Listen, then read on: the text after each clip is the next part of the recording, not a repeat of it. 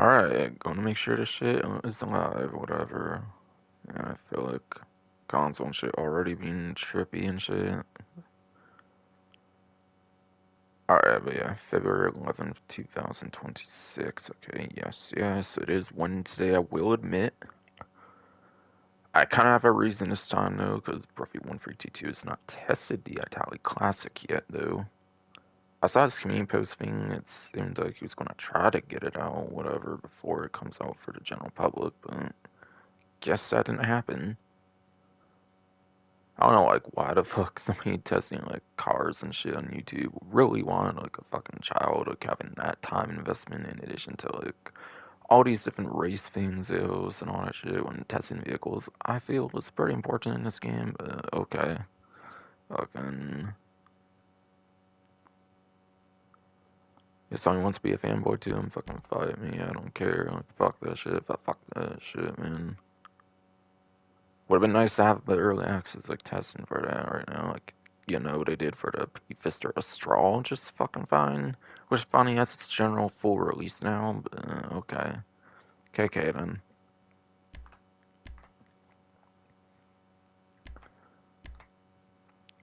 But yeah, going to the title of the stream, it's week 9 editions, as I called it, because the last week's was week 8 editions. I had the 3 different odd jobs. One of the main additions is the Deadline Duet Adversary mode, given that's on the top of this thing all here. Basically, yet another spin of Deadline, I suppose. But it looks like this one's going on for 2 weeks. Since today's obviously the 11th and it's Wednesday, and there should be one more event week that seems like it even has triple rewards. Okay. But I find it interesting they did another variation of Deadline, given it has like the most maps of any adversary mode in the game, like already.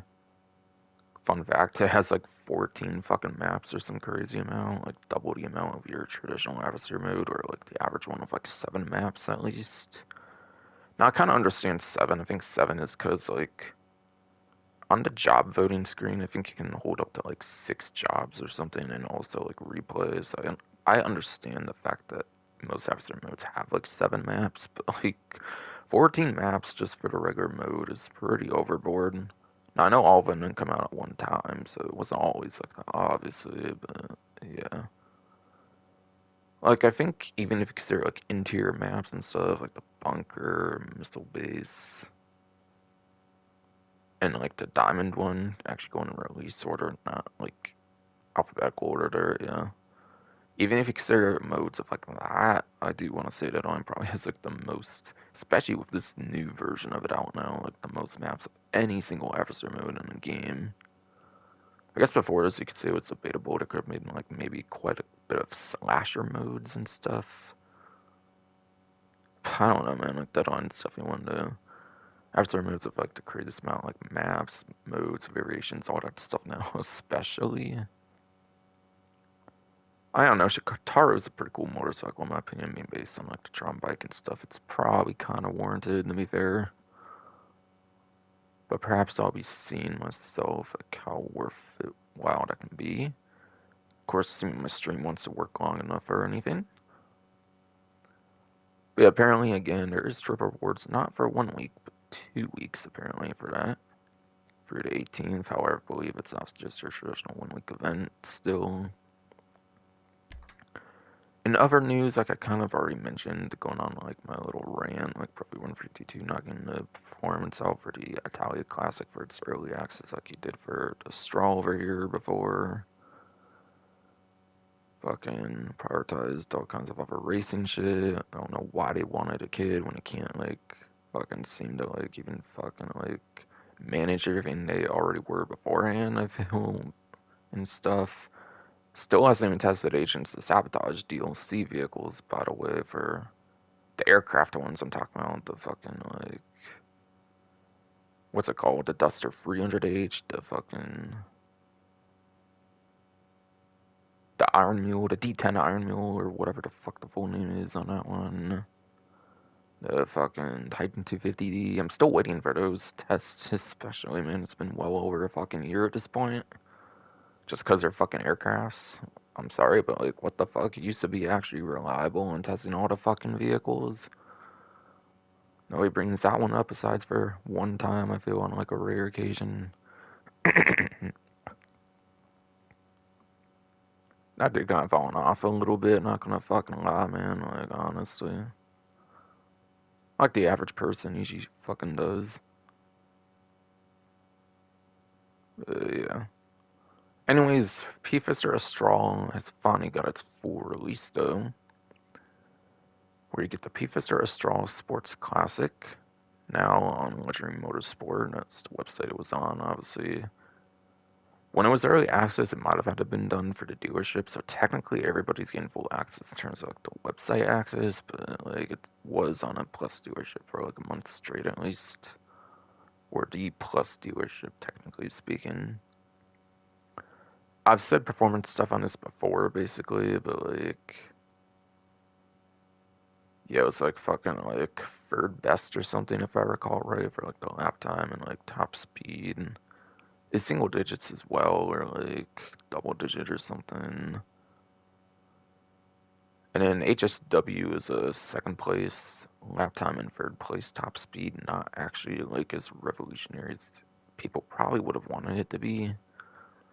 So it's actually worse than the Turismo Classic HSW in a lap time, and it's worse than both the Turismo Classic and especially the Sterling GT, which was and still is the number one top speed sports classics HSW.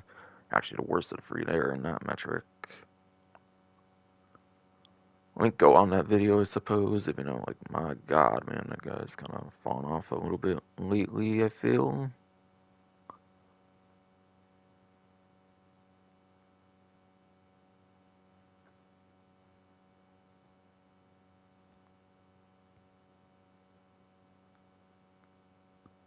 Honestly, as a huge aircraft person, it's just graceful those three vehicles have not even been tested after like a fucking year, bro. Like, what the fuck, bro?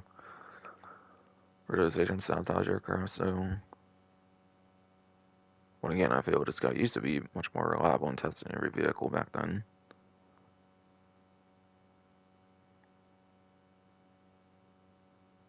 So, yeah, it's like a month ago or something for the video, yeah. I'm getting on that one right now. But as for the Italic Classic, I'll have to make some predictions on that one.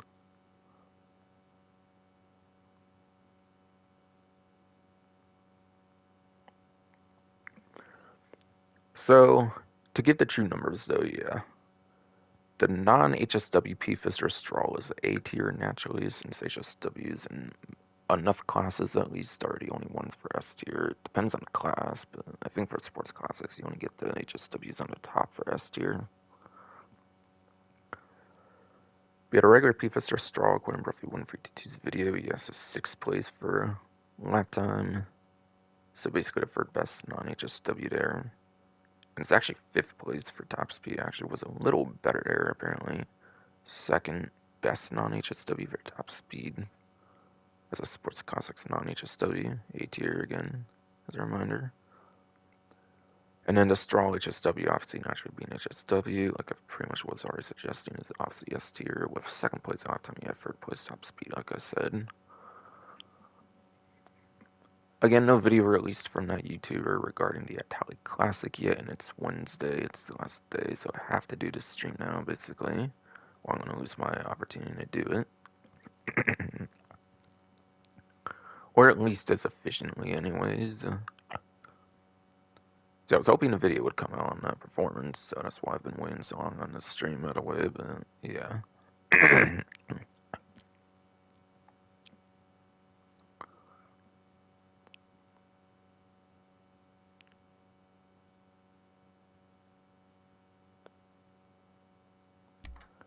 Yeah, Bruffy1322, by the way, is a racing YouTuber for GT Online. It's not clear, like, I pretty much mentioned every single one, because that's where I mention any performances I talk about on these different vehicles in the game, obviously.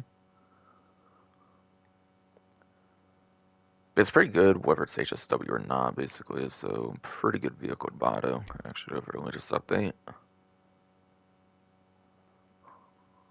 And then, yeah, claim for free, the Valentine's onesie. Actually, before that, even. Doing this one is select to join the adversary series on the top left, or bottom left, excuse me. Bottom left, yes, excuse me, no.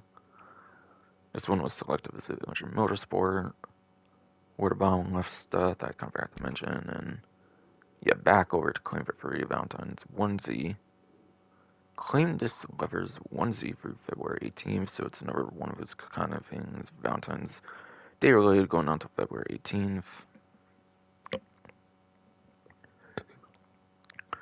Naturally, it makes sense, obviously, because, like, obviously it's next event that it will kind of coincide with more so than this current event.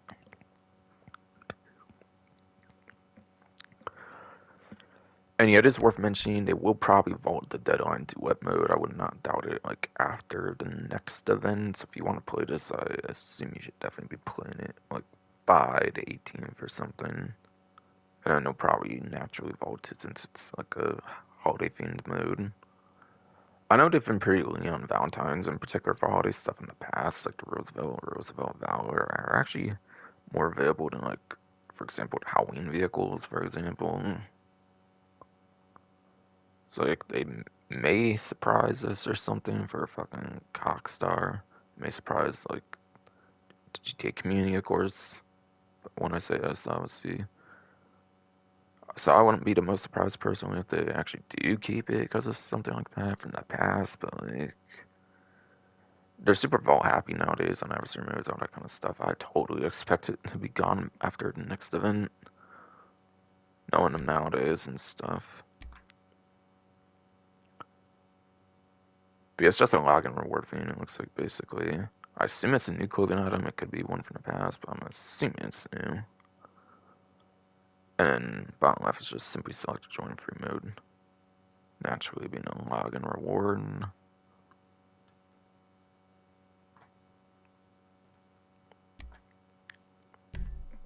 And basics of GTA Online. What's new to go over the remaining stuff they want to kind of go over early. So yes, they have actually refreshed the GTA Plus benefits for this event.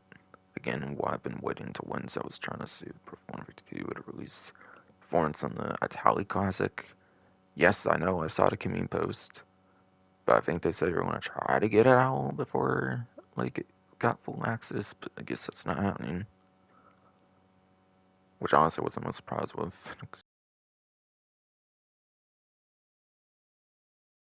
Want to have a fucking kid or something when you already cannot seem to juggle everything he wants to kind of do for fucking, like, GTA and stuff, I feel as it is currently. It's like he was too fucking sex happy or some shit. Maybe baby didn't intend to make or something initially. I have no fucking idea, man. I don't know, man. Probably not, honestly. It's just a fun thing to think about or something. Fucking.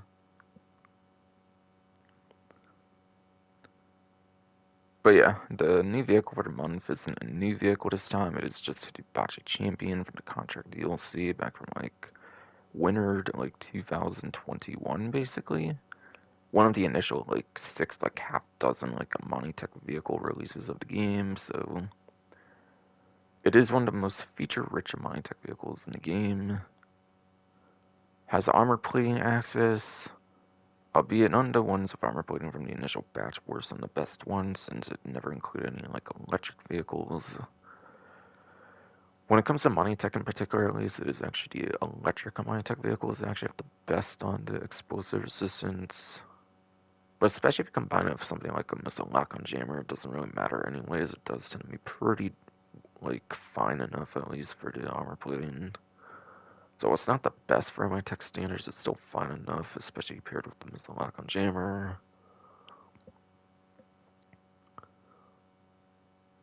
Has fluorescent glass, naturally being one of the most feature-rich ones from the initial contract DLC.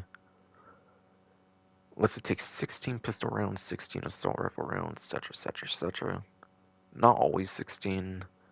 Like, I think, for example, any traditional sniper rifle can probably break a, like, burst glass in, like, less bullets than 16 for sure, for at least one example.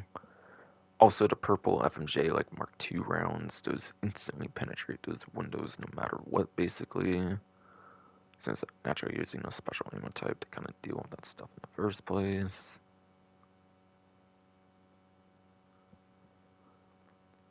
Also, one of the features for sure that's highly exclusive to the initial contract DLC batches from mounted machine guns, since after the initial contract DLC batch, it pretty much went away with the front mounted machine guns pretty much as a whole for Amani Tech at least. Which, yeah, front mounted machine guns are usually like pea shooter kind of guns, but I mean, there's something at least, so you don't have to use like a drive-by weapon, especially good when you have the bruising glass if you think it will get shot in your like driver window or something, for example, especially.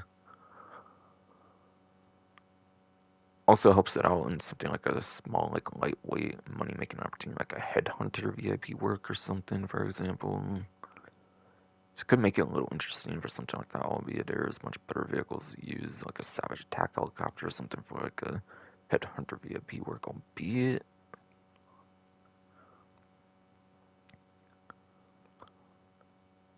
But I mean, it's something at least newer Minetech vehicles pretty much ditched, so it's something more unique for the champion, is my point though, for Minetech at least. And then there is silk mines available on it. It is the only mine type ever that's really been available for a mine attack as a whole. Silk mines just simply spin vehicles out, all that kind of stuff. Nothing too crazy. But at least it's something.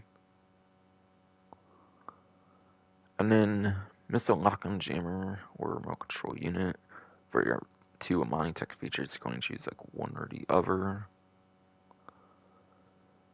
Yeah, missile lock-on jammers. Pretty much self-explanatory. Pretty much is good on pretty much any vehicle you're choosing. Not going to get locked onto by missiles, especially ones that actually have armor plating like the champion here. Especially useful. In a way, it kind of can double up the armor, like some of the electric kind of ones do. Having that like patrol tank mechanic on those electric ones, or like the RPGs and homing launchers do the exact same damage. Where yes, I think the RPGs and homing launchers on those electric ones, yeah, do the same damage with a patrol tank mechanic. Yes, I repeat myself there, but my chair made like a noise or something for some reason. And then the remote control unit.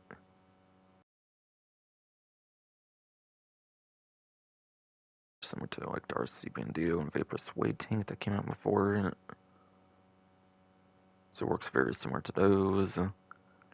On the plus side as well, this is one of the initial contract DLC batches. One of the unique aspects in that regard is that the front mounted machine guns actually can be used to be used as a remote control unit vehicle. That is something that the older ones actually have a benefit of with those front mounted machine guns, is when you use them as remote control, you get to use the guns on them as well, making it one of the more useful remote control vehicles if you want to set up that way. Albeit, on this vehicle, personally, I don't think I've said yet, I would actually run the missile lock-on jammer. Why exactly? It is a supercar. Supercars, yeah, are usually pretty quick. Champion, on the other hand, is actually one of the worst lap times, if I recall right, for a supercar. So, yeah. Literally in the same update, Buffalo STX was considered pretty much the best Amani Tech vehicle of the initial batch at like 6 or something when it comes to like performance standpoint anyways. So surprisingly, you would actually probably want the missile lock-on jammer on this one versus a remote control unit if you wanted to use something like the front mounted machine guns on one of your remote control unit vehicles.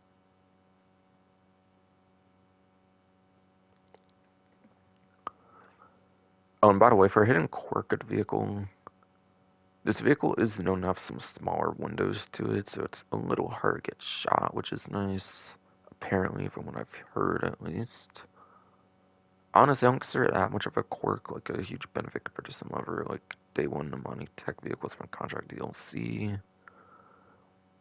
Or like any of the 6 Amani Tech vehicles in the Contract DLC, just definitely ones that have better quirks than that, but it's something at least. So all around, this GT Plus vehicle is a pretty decent vehicle, I would say. all things considered, with all the huge mind tech features it has. Given it already has all the mind tech stuff, I don't think I would go too much into performance on this one though, since it is plus stuff here, and I'm not really a big fan of talking on the plus stuff since I do not buy that subscription. I don't really see too much purpose of doing that per se.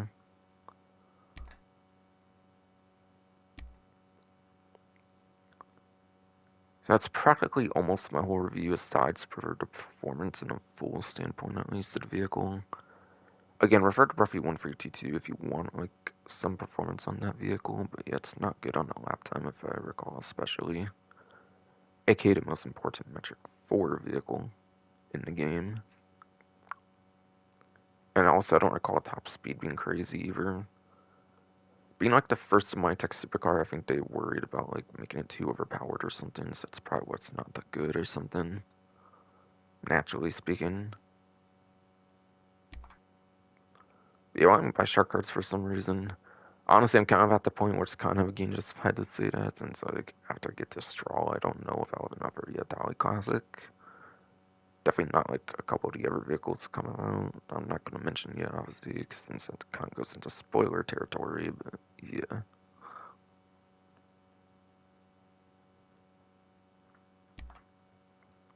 Alright, so finally onto GTA 9, need Dead on Duet mode for triple rewards. A little more here. I don't know if I would care too much to mention much more.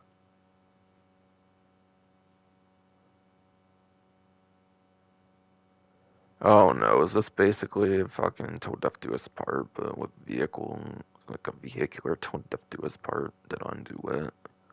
I mean, to be fair, it sounds like it would be something like that. Like, oh god, man, did they really just make a, like, 2.0, 2.0, 2.0 kind of version of Total Death Do Us part? Dude, I am not a big fan of that fucking mode. Oh my god, what were they making here? Fucking for real, dude. But yeah, like, in a way, I could even see it being worse than that too, because you have to like dodge like a huge fucking like trail of like light and shit, which already in the basic Dead On mode was kind of a little annoying to do if somebody played it correctly, and it being a team version of it, yeah, that could be even worse in some ways too. Albeit it could also maybe be better in some ways, I guess, as well with that gimmick. Oof. Oof, oof. I don't know like how good that sounds, honestly.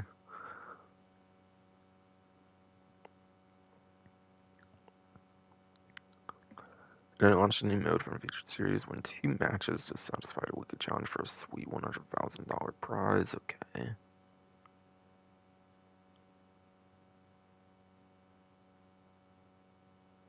So it is naturally a featured series, being a new adversary mode that's released for the event.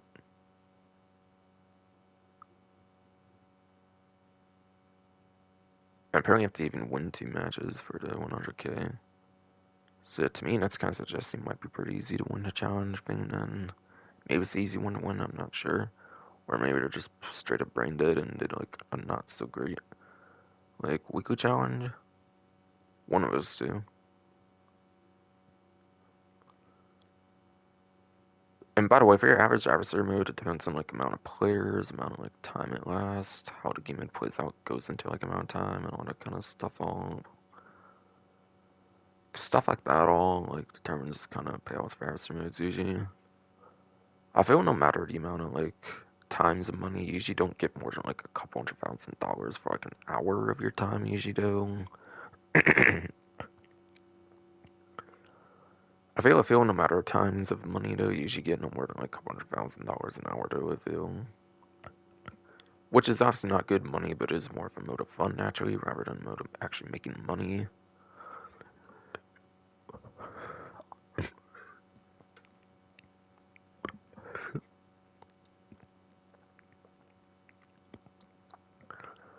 Yes, so just definitely more of a mode of fun rather than actually like a mode of making money though, it's just to clear it up though. Alright, and that's basically it, okay, so until I get into more of the plus benefits for the month, obviously, and not menu.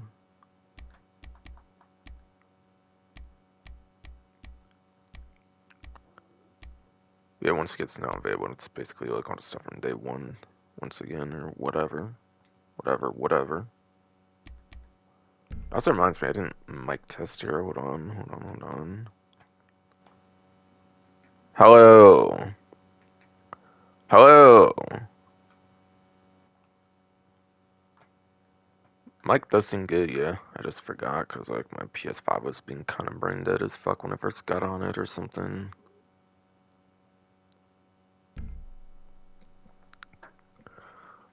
And yeah, I should definitely check my live stream, make sure it's going fine, I think.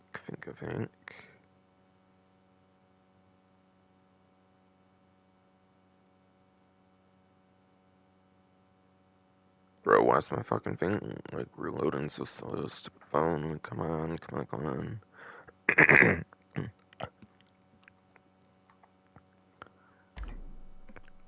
But yeah, going to plus benefits here, okay, they're not really showing much. But yeah, going to plus, they're not really showing much new here. Besides for what I literally just talked about, and like the persistent benefits. Weird. Obviously, you have that usual 500k. Literally, okay. I'll go into plus newswire, see if there's anything else I want to mention before I go in game for any of the stuff I feel would be better mentioned now rather than later as a non-member myself.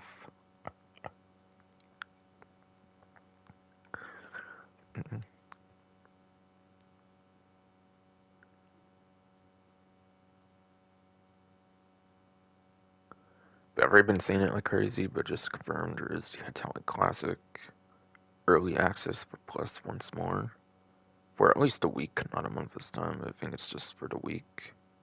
Yeah, it's apparently just for a week. I'm looking right now, and then Newswire, yeah. Okay. Because obviously not the featured, like, vehicle for the month, obviously like the champion is right now. Unlike last time with the straw.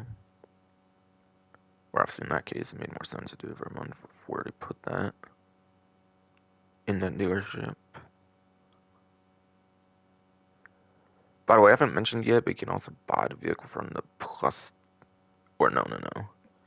If you are a non-member yourself, you can actually buy the Italia Classic early as long as somebody else is a plus member and got it or something. So anybody that has plus that bought it early access, if they take it to the car meet, you can actually buy it from them is what I'm basically saying. I haven't said that yet, but that's a thing you can actually do in the game. Apparently.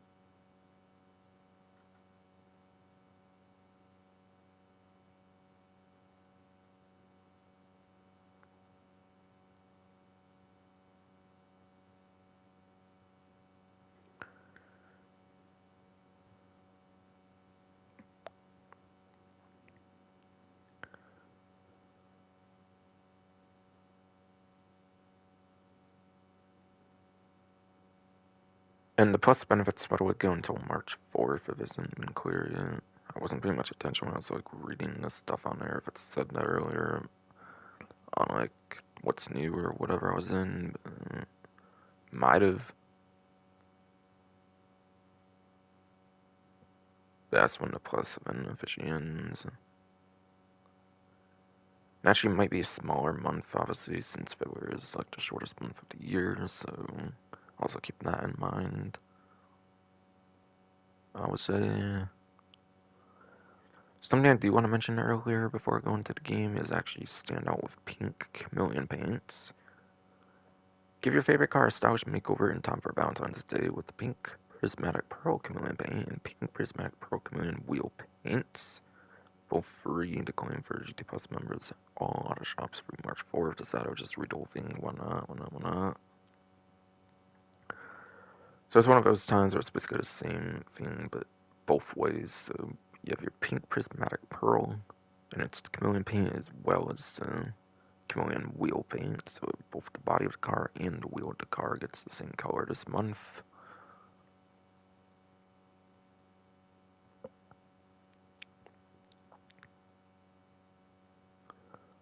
Then get the LS Golf Club Varsity.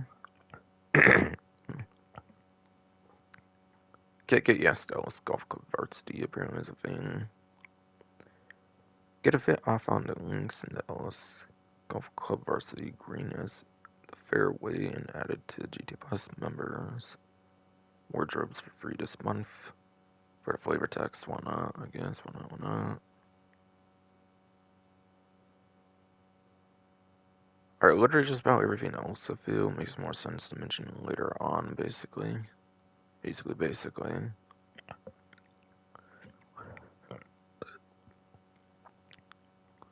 It looks like everything else is kind of like a money opportunity discount or something. Makes sense to mention just later on.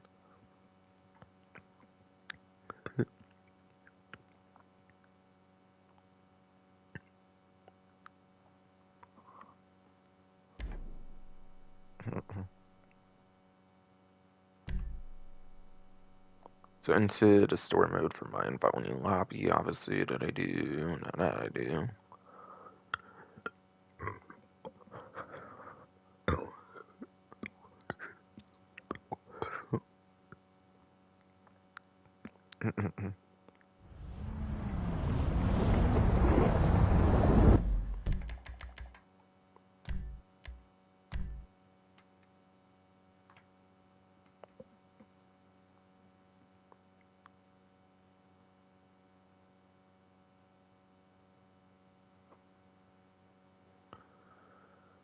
I swear my phone's going a slight bit slower failed than usual, like a non.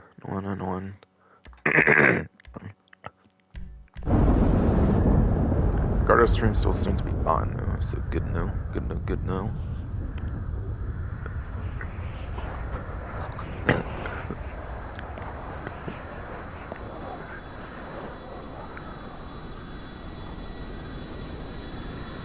Okay, what are you thinking about, game? Come on, work.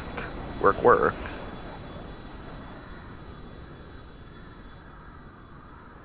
Okay, what the fuck is it just an orange circle? Let's go, come on.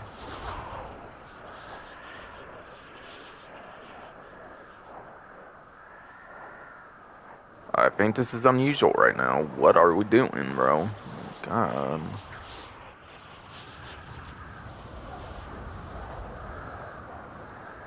Oh my god, is this thing even fucking working right? Like, what the hell? Is this game fucking brain dead? Or my internet or something right now? What the fuck, bro? Like, I don't get it. I don't fucking get it, man.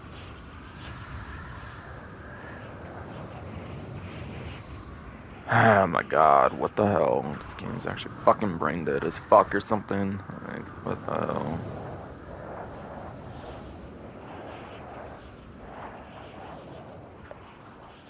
Dude, like, what the hell?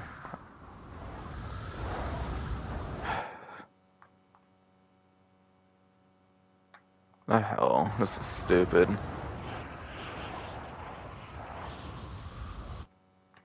The hell? I'm gonna see if I can, like... I had something I could join briefly. PS fucking 5 fucking work. God, like, what the hell, man? God, oh my god, man, my phone's like AIDS as well. What the fucking hell?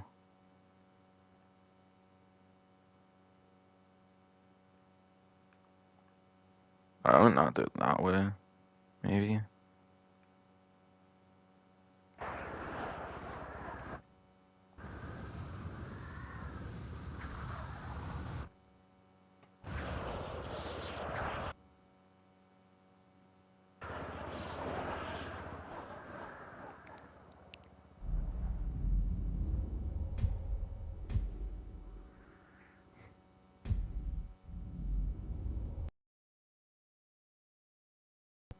Is it a red flag that I watch you sleep? I don't know. Oh, Golly. Okay. Okay.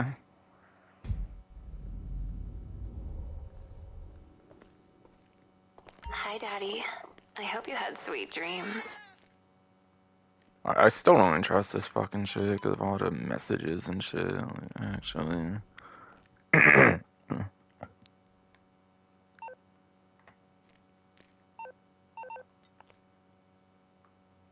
Okay, maybe that's my last time.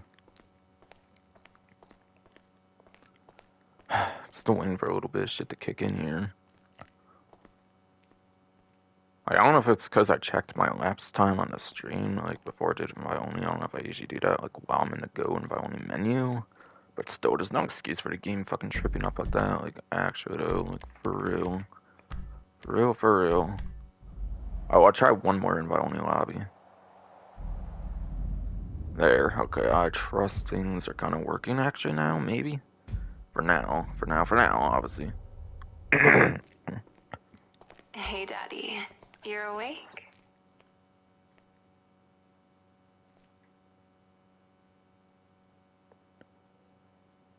Oh my god, bro.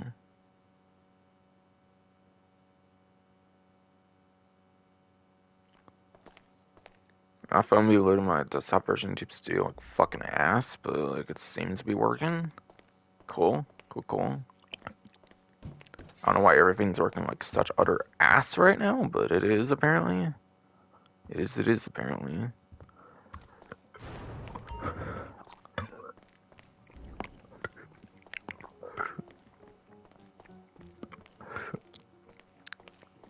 I do not fuck ass know why the fuck all my shit be working like utter fucking ass lately, but it is apparently. You mentioned a hella fur ass fuck ass time thing, see stupid fuck ass body for its stomach hernia shit. Come on, no, come on, no. Wow, my desktop version used to my phone actually loaded decent for fucking once, surprisingly. Surprisingly. Fucking, fucking, what's I trying to say anyways, though, like, before all this kind of ridiculous bullshit? Oh yeah, thank God somebody else was playing GTA 5 on my friend list, Stevie never was. I would have, like, if I didn't have somebody on my friend list playing it actively right now, I probably wouldn't have actually been able to keep this attempt going. I would have probably had to redo the whole fucking stream.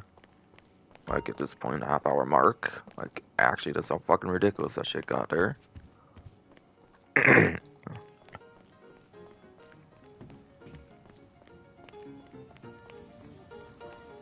I kind of learned it's better to just do the mansion service menu I found. That's right. Rather than actually go to the helipad lately. What do you need, Daddy? Wait. Oh, yes. Call me daddy. Yes. Okay, Daddy. Ooh. I feel I've noticed it's been like a guarantee she says that word when you're on the panel.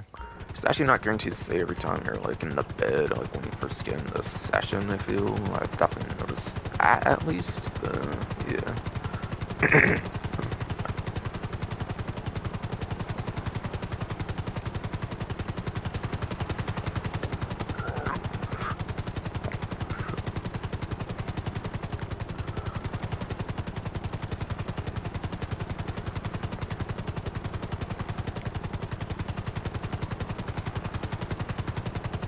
So like usual, pretty much want to start the casino.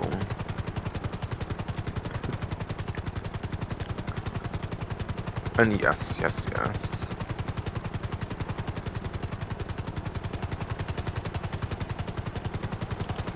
While I am starting at the casino, whatever this time, I do want to go over to Plus Showroom first, through the Plus app or whatever on the phone. I will do that first, even though I'm going over to the casino like usual, and then time trial, sprint race, and then I'll get to the actual casino itself. If my stream hopefully work by then, hopefully.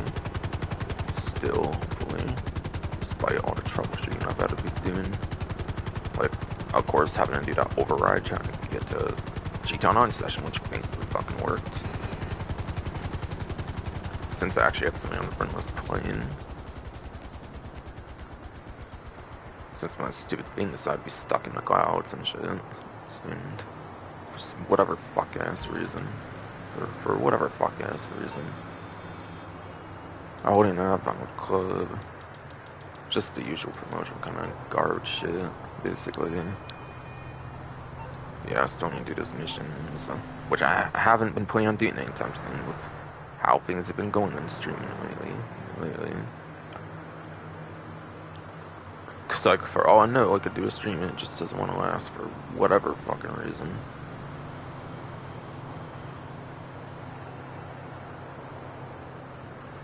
Bro, can we stop loading like we're fucking dial up, you stupid phone? Like, come on, no. Come on, no.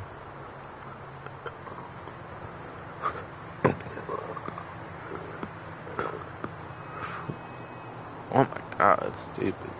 Fuck ass body though. But yes, no. Body for the stomach hernia, no. Come on, no.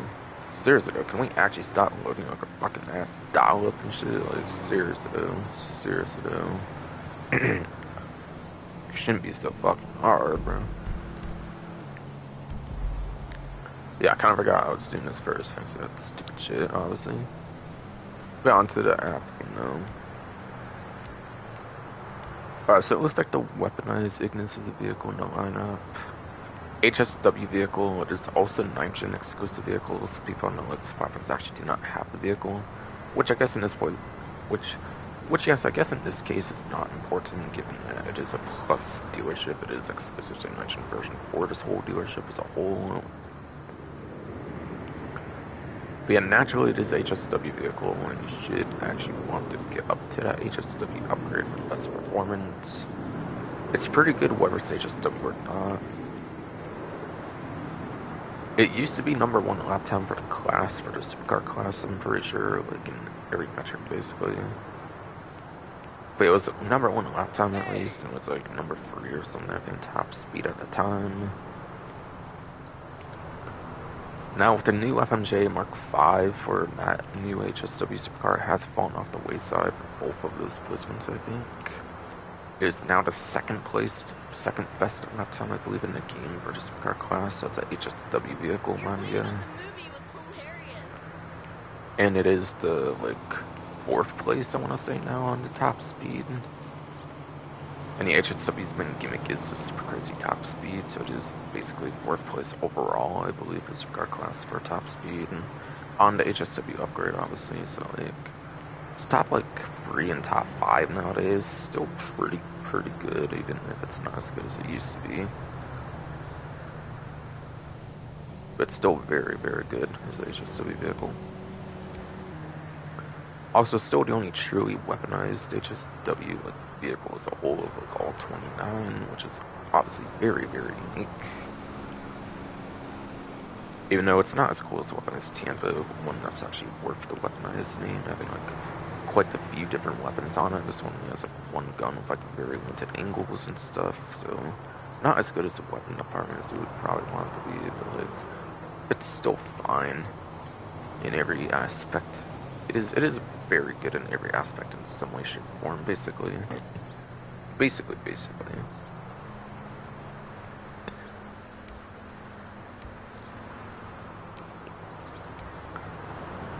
After that is the Scramjet. I believe it's the only vehicle in the game that has jump boost and a rocket boost at the same time. Which does give it some kind of unique play when it comes to point A to point B, like travel, basically, like going from point A to point B. It's a little unique in that regard. I mean, being the only vehicle, I think, in the game with both the jump boost and the rocket boost at the same time. Contrary to that, though, there is definitely much better point A to point B options to use regardless, like helicopters, planes, even the Deluxo, which fully flies as like a land vehicle, for example, etc.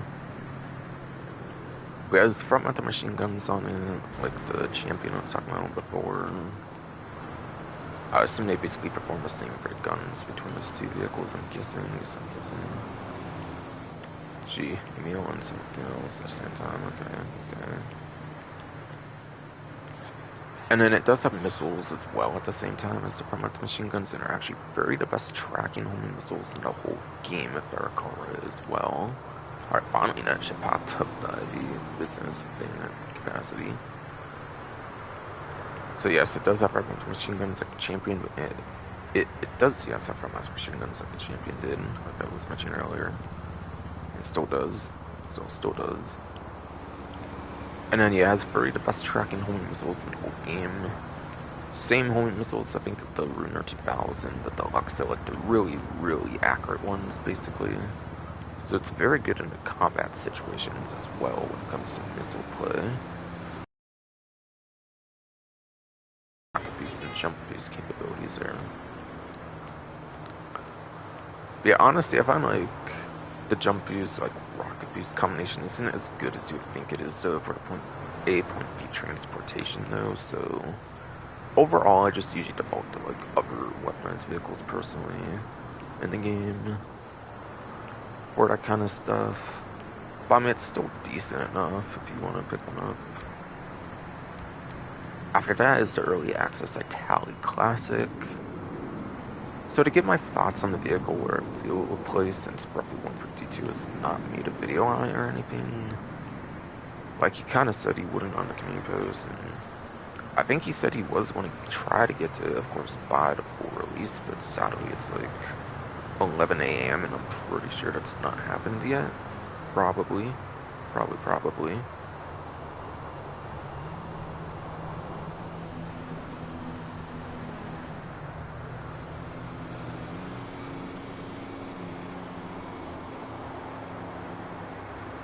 Yeah, no. So I might make some predictions instead. In replacement to that, obviously. Now, obviously, I don't have all the vehicle know-hows that Roughly 152 has, as like the big GTA racing YouTuber he is. But to give some kind of realistic predictions, comparing it to other Italics and stuff, there's at least one, like two Italics or so in the supercar class, I believe, but they're not really that good in the supercar class, I believe. I don't know, Italic GTB or something, like custom or something, might have been like top 10 or something for a bit in like supercar class for a top speed. But yes, I says though, I do think that Italic... I do. Yeah, I do think that Italic GTB was actually like top 10 top speed or something like that, but a custom variation of it on Benny's or whatever, like one of all of the like customization. I think for some time, I want to say. But yeah, again, supercar class, they don't really tend to be good for the lap time in the supercar class for those Italics. Again, the GTB and the GTB custom I'm talking about specifically. However, the sports class I think is where you can make like the best comparison, where I think it would probably likely place for sports classics. Now, initially, I'll go out of order here, kind of, just because, like, I kind of changed the name on it. It used to be known as the Italic GTO Stinger TT or something like that, like some really complicated name. Now, I think it's, nowadays, in the last couple updates, I think it's been renamed to the Stinger TT instead, kind of losing the Italic GTO aspect of its name, but since it used to be named like that, I'll still compare it to that. That one does have HSW to be fair, so I'm not really going to compare it to that being a non-HSW, but the Italic Classic. But yeah. The non-HSW one I think was still probably likely pretty good for the top speed in the sports class. But yeah, probably not as good in the laptop of the non-HSW version of the Italic GTO Stinger TT, formerly now known as the Stinger TT nowadays. Now known as Stinger TT nowadays, so no. Alright, and then other Italics in the sports class is the RSX and the GTO, at least, that I can think of. I'll kind of go over the RSX even though it released later, simply just because it wasn't the 2D universe of GT games of like GTA 1 or like the 2D universe. I feel like Italic Classic could go more along that line, as I'll kind of maybe explain. But yeah, the RSX isn't that like really good as well on the top speed, like the HSW version at least of the Stinger TT, I believe it is, if I remember right. And maybe not as good in the lap time, but might still be pretty fun there too. The one main comparison I do want to bring up, though, and I think it's kind of the most likely to where I would probably compare the Itali Classic in a way, is the Itali GTO. Itali GTO, like the GTB, was one of the couple original Italis that was out in the 2D universe of GTA, with GTA 1 basically back in like 1997 or whenever the franchise first started, basically.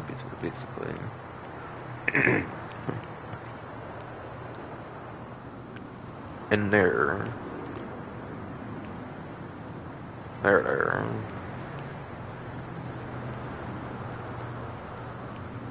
yeah, the GTO. I'm gonna look on the spreadsheet since that was the most important, I would say, to bring up here, and where I feel the Italian Classic could place. So going on Bruffy 152's vehicle spreadsheet. I forget. Okay. Why the fuck did my spreadsheet reload? What the fuck, bro? God, I swear everything's just trippy, like right now, it seems, right now.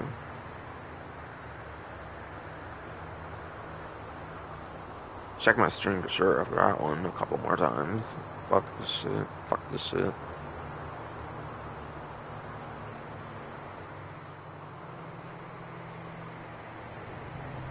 Looks like my stream's still working good though. Okay, good. Good though.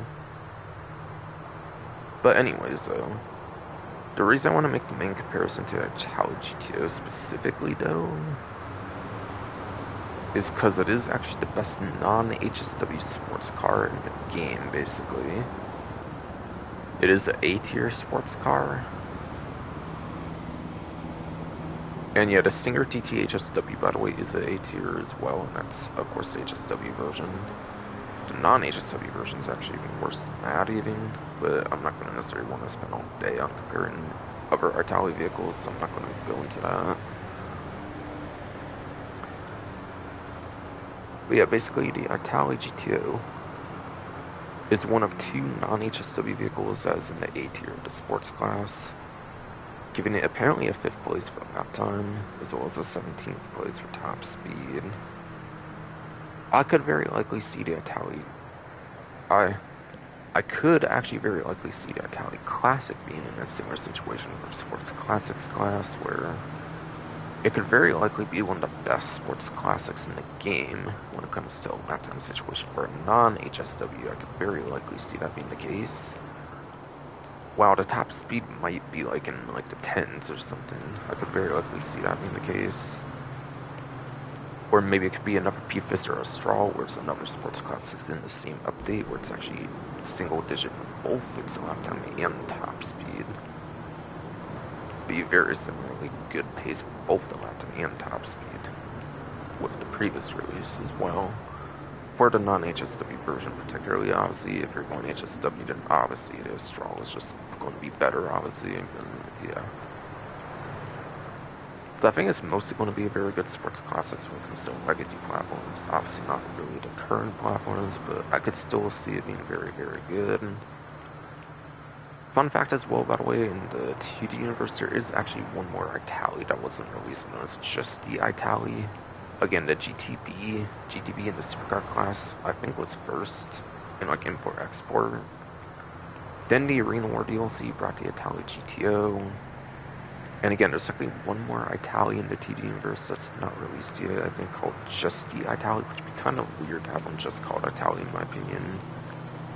So maybe that's why this one's called Itali Classic, and maybe this is basically the HD universe version of the Itali, but for the name Itali Classic one, it's like more of a fancy name, like the other Italis instead, or something. That's kind of my theory. That is a possibility, I feel personally. And in that case, it would actually make it a perfect fit for the Sports Classics class as well. And also at the same time, it's kind of a retro nostalgic vehicle as well, in a way.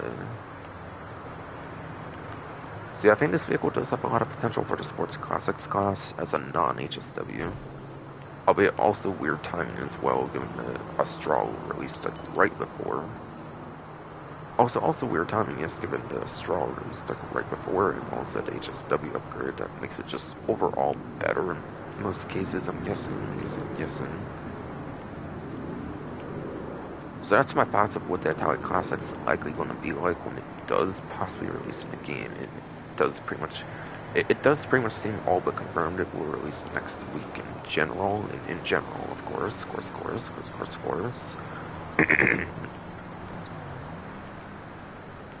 If they were going to do it for a whole month again, it would have been as the main vehicle for the subscription, obviously, not the champion. And instead of that, obviously.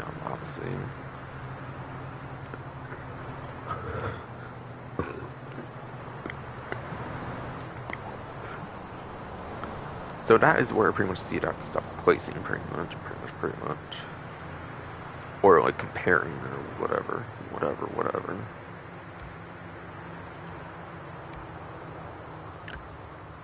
Alright, after that is the P-Fister Extreme. Recent vehicle release, I've covered it kind of like in one of my last couple streams. I was finally customizing it, going over like the performance of it, all that kind of stuff. So check that out there, I suppose.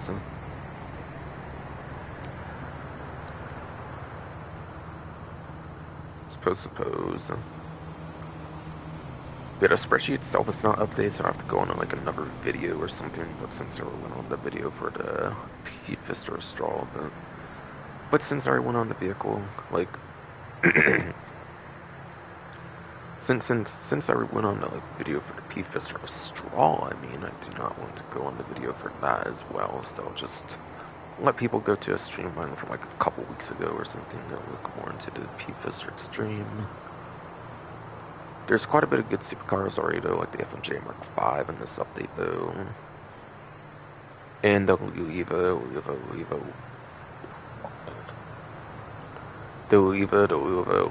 whatever the fuck, for like top speed, for top speed, of course. Course.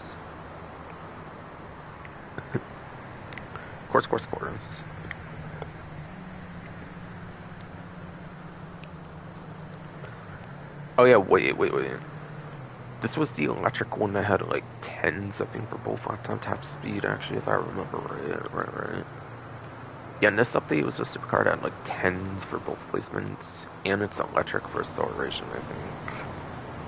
So I guess for the acceleration, it's good for this update, but besides for that, not really, if I remember right, actually. Average anywhere, I would say. It's pretty much just like average, I would say, pretty much. Aside for the acceleration, which is where it wins out of the other supercars in this update. Alright, and then onto the Nobi. This one's actually the other A tier since I was just on the spreadsheet for the sports class. For non-HSW, that's not the Italic GTO. So you have two HSW A tier vehicles, I believe, and then you have like two non-HSW ones for A tier sports class. How's it going? Niobe with the HSW, I think it's definitely an S tier. But with not HSW, it is an A tier, apparently. So it actually is very, very good. It has HSW as well on the newer platform, so it is obviously a good option to pick up. X80 Proto, back when it released, like, what was it, like 2016 or something, with like, what was it? Finance and like felony or something. Like, I think when it first came out, like 2016, it was known as like the most expensive supercar. Nowadays, this vehicle's price is like a complete joke compared to like other actual more expensive supercars of like HSW upgrades, like the new FMJ Mark V, obviously, for example. So it's probably pretty dated in terms of like performance and all that kind of stuff. Like, honestly, I think this thing is very much eclipsed in terms of like its popularity, in terms of like the newer, like more expensive vehicles actually have like better performance nowadays, especially with HSW being a thing nowadays. So like, honestly, you might be better off getting like the Extreme even over the X80 Proto. Obviously, you might be better off with like the new Extreme versus X80 Proto. So I definitely wouldn't suggest this one too highly nowadays.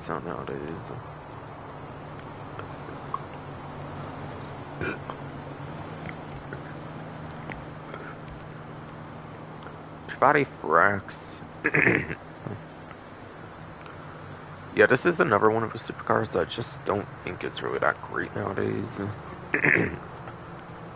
Maybe when it initially released, it might have been like top 10, like top speed or something like that, but like nowadays it's definitely like in the double digits for its performances for both lap and top speed. 100%, 100%.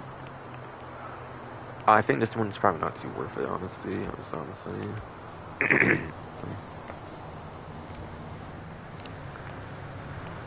LCM Cheetah Classic Wide Body looks to be next on the like Plus dealership.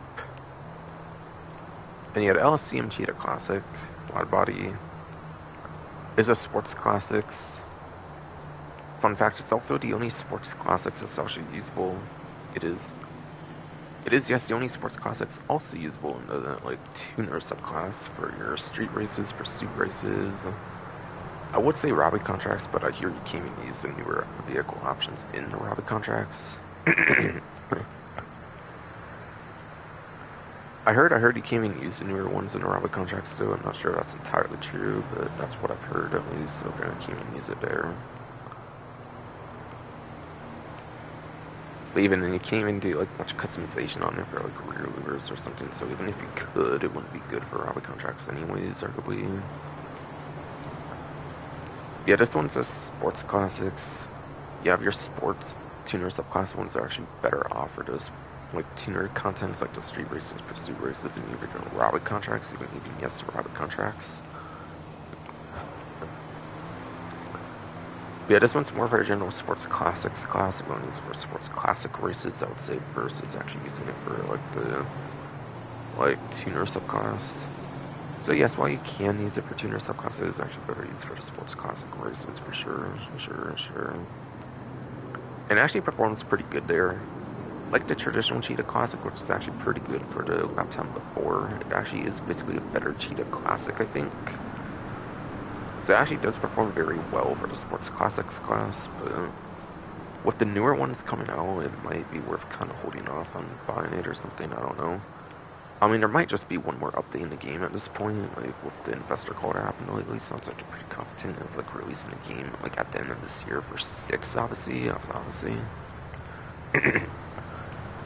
I think it would still be good to buy the vehicle. I think it would actually hold up by the end of the game, honestly. But yeah, it's pretty good. It is pretty good. Alright, after that is the Tesseract, which is what I think like an electric-y supercar or something.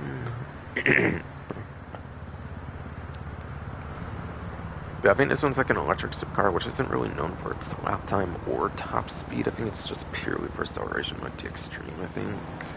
More so than anything. Extreme being a more modern, like electric-y supercar would just be better. PFAS Extreme being like an electric-y supercar, like for the latest update would just overall be better though, I would say. Better though. I feel there's almost no reason to get the Tesseract nowadays. To be fair, it does feature in like a Rockstar Create Transform race, which it recently brought back like 10 of them, but like they don't really keep them in the games. That's kind of a moot point nowadays.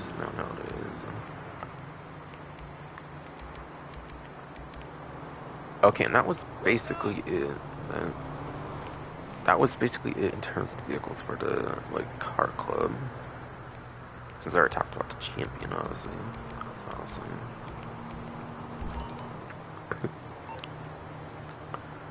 Simeon, the vehicle list, whatever. LGT, the Document Portrait, stuff like that. Cocaine as well, apparently. Oh yeah, I was towards board for the day of Wednesday here. Looks to be deer, rabbit, and chicken hawk. Deer, you find like a lot of the like areas of the game, same with rabbit. Yeah, like Bonwood Hill kind of areas, like obviously like Mount Chiliad kind of areas, like the Chilean Mountain State Wilderness, found like a lot of like that kind of stuff there. Mount Chiliad itself, such. Rabbits, I think you pretty much find in all the same locations for rabbits. So yeah, rabbits, you pretty much just find all those same locations. The dreaded chicken hawk, on the other hand, though. Yeah, I don't really know, honestly, on the chicken hawk on top of my head. I don't really remember where that would usually be, honestly, so I'm not going to say much there. If you want it for some reason, then obviously look up some video guide out there, but like, I don't really know much of anything on top of my head on it, so I'm just not going to say much more. Alright, so I'll check my stream one more time. At least right now.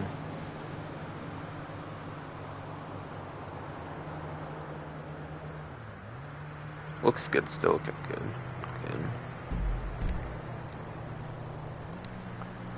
Okay, so on to the time travels here for regular time travel for at least the day of Wednesday, as I kind of explain. Is Cypress Flats. So yeah, Cypress Flats.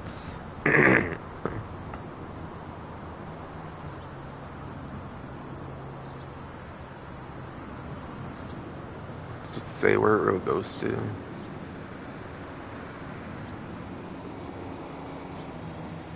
Turbine covered hills, which sounds like that would go to the Ron Orton's wind farm. Ron Orton's wind farm, yes.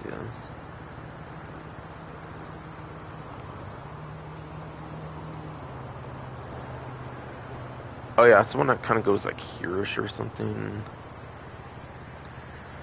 I think it goes on the highways a good bit, so you might actually be pretty good for top speed on this one. I think with a good highway access, it likely uses the like highways pretty well. So like top speed probably works pretty good on that one. That one. So I'd probably prioritize top speed over lap time actually for once then. For once then.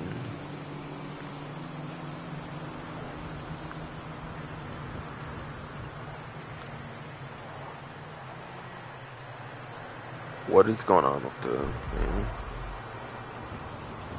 Alright, that circle might have been tied to those. I'm not actually that sure.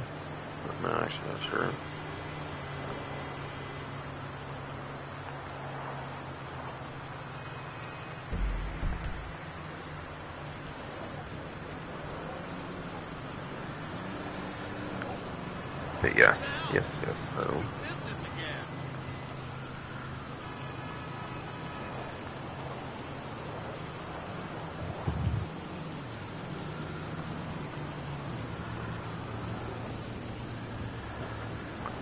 So usually I recommend like your best, usually yes, I recommend my best like lap time. Or usually I recommend the best lap time, like motorcycles especially, if not then like sport cars, supercars, or supercar sport cars, and supercar sport cars, I guess. As I'll explain more later. But yeah, this time around I definitely suggest top speed, so I'd look into the best top speed, like motorcycles especially, if not in supercar sport cars. As I'll basically get into later. So going roughly 1322 racing YouTuber yesterday has some GT on. I'd go under spreadsheet, look into the best top speed, like motorcycles, cars, or sports cars. Pretty much.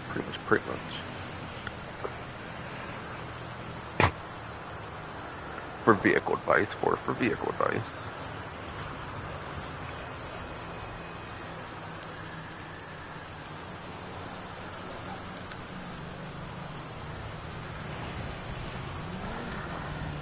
And yeah, I set at least for the day of Wednesday. I set at least for day Wednesday.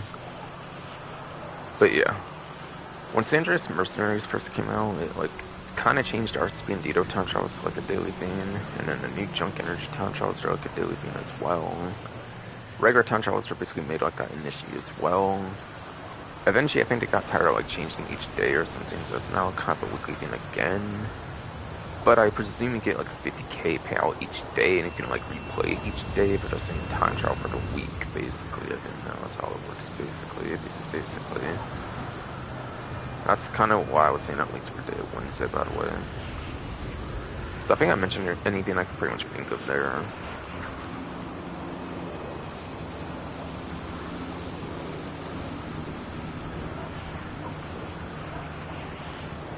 Okay, there.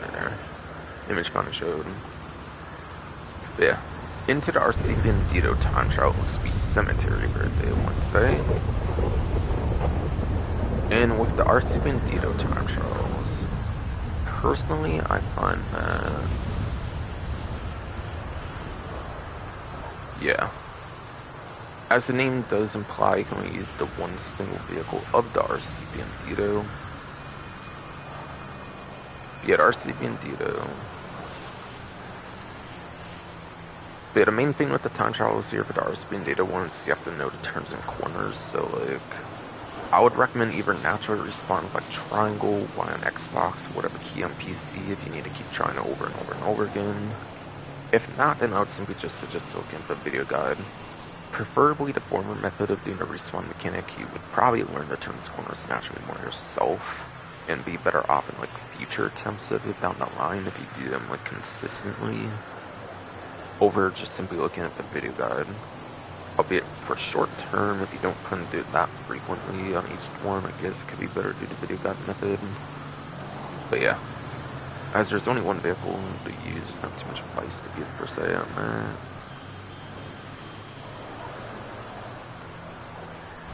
And then onto the weekly HSW time trial, the third one, I think it's Sandy Shores one. Yes. Didn't even get to leave the office for 2 minutes today. And this one goes over to like basically the most expensive one of like the salvage yard that I own, that I go to pretty frequently on my event week streams, since I go over the weekly lineup of the like podium vehicle, not podium vehicles, but the salvage yard robberies. Obviously, I mean salvage yard robberies. Yeah, I do mean. But yeah, there's 29 HSW vehicles in the game, as I'll show later, basically. But yes. All now available finally for every single player for all 29, with the full release number considered strong. So it's only available on newer platforms for HSW as a whole, and then this whole gimmick here for HSW Control is obviously for PlayStation 5, as well as Series X, S, PC enhanced. Not available on the PlayStation 4 as well as or PC Legacy, again, just PlayStation 5 as well as S, PC enhanced.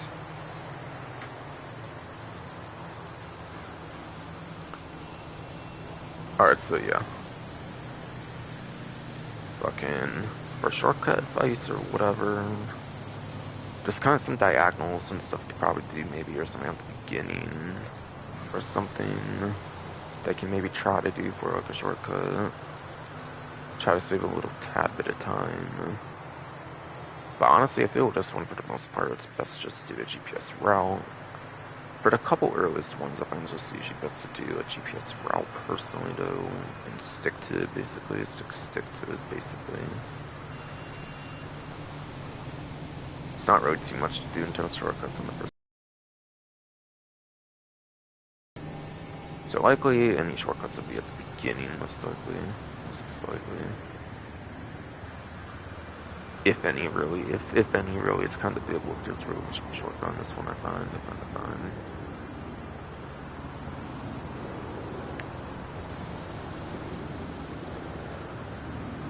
But yeah. In terms of HSW subclass, it gets even further divided into subclasses, though. With Class C, Class B, Class A. Class C, ironically, is actually ones that only start with, like, classes that start with C. There's the one single compact HSW, the Brosa RA HSW, and then for the two coupees, there is the Sentinel XS, as well as the Euros X32 HSWs. For those three. After that, there's Class B, Class A, there's like 10 plus of those, so I'll just go into the classes, and it's also not like particular names of vehicles from there. So Class B, you have muscle cars, SUVs, sports classics, and off-road guide later on, apparently. With the HSW Monstrosity initiated with the Dangerous Mercenaries DLC. I think Off-Road's been the only one that's been added later on, not in day one of the 19 version of the game for like HSW Race Class Battle Wave, but Battle Wave. And then like last winter's update with Agent Sabotage at the like HSW Fireball ESP. So that's an example one I got added later on for a class, but like pretty much all the other ones have been pretty established like literally early 2020 with the launch of like that gen. And then finally Class A is what I was mentioning basically for the regular town trials, and why I mentioned this class is specifically there, being some of the best classes of the whole game. That is sport cars, supercars, and motorcycles. So those three classes make up your Class A. And then in terms of the two newest ones, there's obviously the HSW Vapid FMJ Mark V, which is #1 lap time and top speed for super class now, with it coming out as HSW finally dethroning the weaponized Ignis for #1 spot on lap time, and basically being the #1 top speed apparently as well. Pretty much the best HSW vehicle for like one of the newer two that released at least in the game. And then again, Peach's Straw, I mentioned earlier, second place lap time, first place top speed, since it finally got its general release in this event. Not very revolutionary for the Sports Classics class. It's actually kind of not necessarily that good. So it's like a new option at least. So if you're going to use a new option, I'd say the Vapid and like FMJ Mark V. But if anything,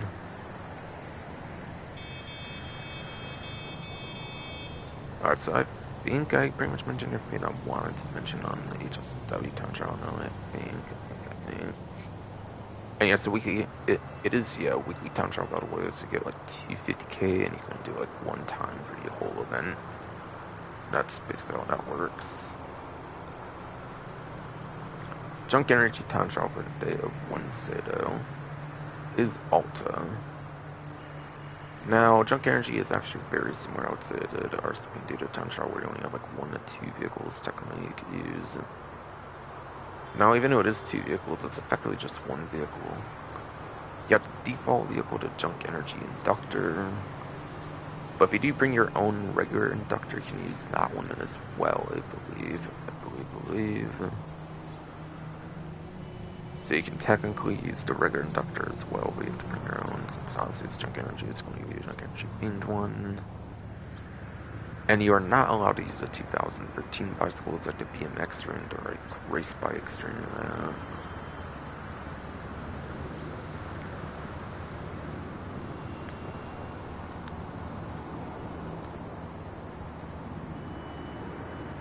So it's more limited in the vehicles again, so like the device would be similar to the RCP Time Trials. In this case, I would say as long as you don't fall off the bicycle, go where you need to go, maximize on your curves boost, since the inductor bikes do contain a curves boost, and you have to use those 2 bikes, like I said. You always have access to a curves boost, as long as you don't fall off, obviously. So again, as long as you don't fall off the bicycle, go where you need to go, go where you do, yes, you need to go, and maximize on the curves boost, you should then have no problem being it. If for some reason that advice does not suffice, then just look up a video guide, I would say.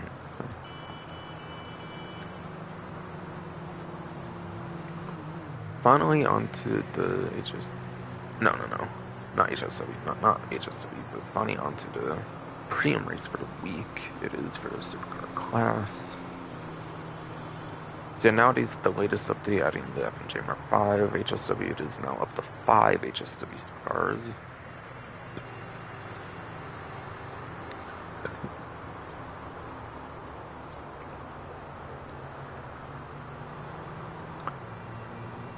So to not pick favorites too much for the 5 HSWs, I'll go in release order. But yeah, there was the Cyclone 2 HSW, I believe, that got released on the launch, I believe I mentioned, for HSW, which basically is, I believe it's the worst one for lap time. I believe it's like the 5th place of the HSWs for lap time. Or no, I have that backwards, actually, my bad. It's actually pretty good for a lap time. Actually, it's third place in lap time. Excuse me, my bad. I'm sorry for discounting it so bad. Yeah, I wasn't thinking it was straight. So again, between the 5 HSWs, it's definitely a third place in lap time. I'm definitely remembering for sure. With the new adjustment with the latest update now. And it's actually 5th place, actually the worst for top speed. That's the main weakness of electric vehicles, by the way, is the top speed.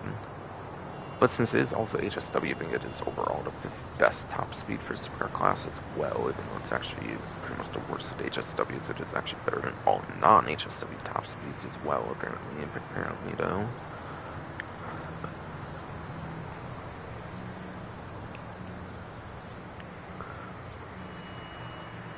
So overall, it's pretty fine. It's a fine option for the second two. When you have the other 2 better ones for lap time now, honestly, I feel it's kind of like not too worth using it.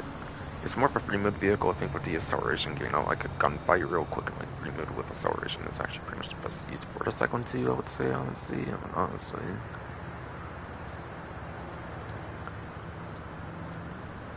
After that, you have the weaponized Ignis HSW, which is actually the second best for lap time, being right above the second two.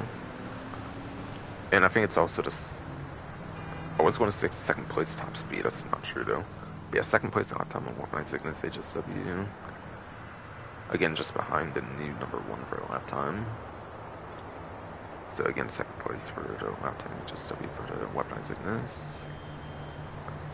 And I think it's, what, like 4th place now for top speed, I want to say, just above the second two, I want to say now.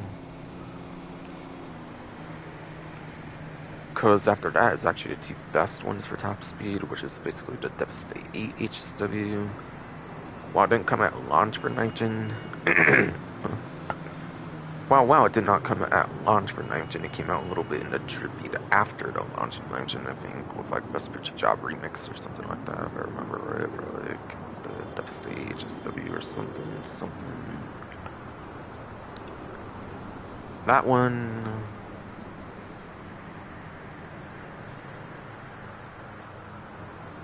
I think it's like the 4th place one in terms of HSWs, at least. It's not actually 4th place. I think there's some non-HSWs even better for a lap time for the Devastate HSW. But yeah. In terms of HSW only, it is the 4th place, I'm pretty sure, for the lap time. And then for top speed, it's basically like the second best one for top speed. Or, actually, no, it's the 3rd best one now, isn't it, for top speed, since there's the new FMJ Mark V, which is the first of both metrics, like I was saying, right? Pass speed for best top speed, then, yeah. Because after that one is the NTMT HSW, which is actually the worst of all 5 HSWs for a lap time. I mean, it's in like the 20s or something when it comes to like even including like non-HSWs, so like between the 5 HSWs, it's definitely the worst one for a lap time. But it is also the second best for top speed now, I think, with the FMJ Mark V. So I actually got the front as the best, I think, for top speed now, in terms of the supercar HSWs. So honestly, just back to like no reason to use the NTMT nowadays. I think it actually like fully fallen off now with the latest update. Honestly.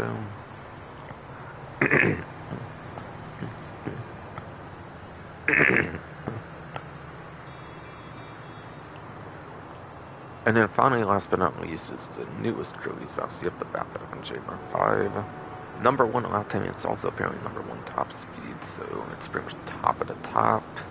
You should pretty much always be using a Vapid FMJ Mark V, but you can also probably run things like the weaponized Ignis in Segment 2, and still be pretty fun, basically. I would say Devastate 8 and TMT might not be too worth using nowadays, though, with the Vapid FMJ Mark V, though, on the other hand, though. Since their main gimmick was top speed, but I think even the Mark V has better top speed nowadays.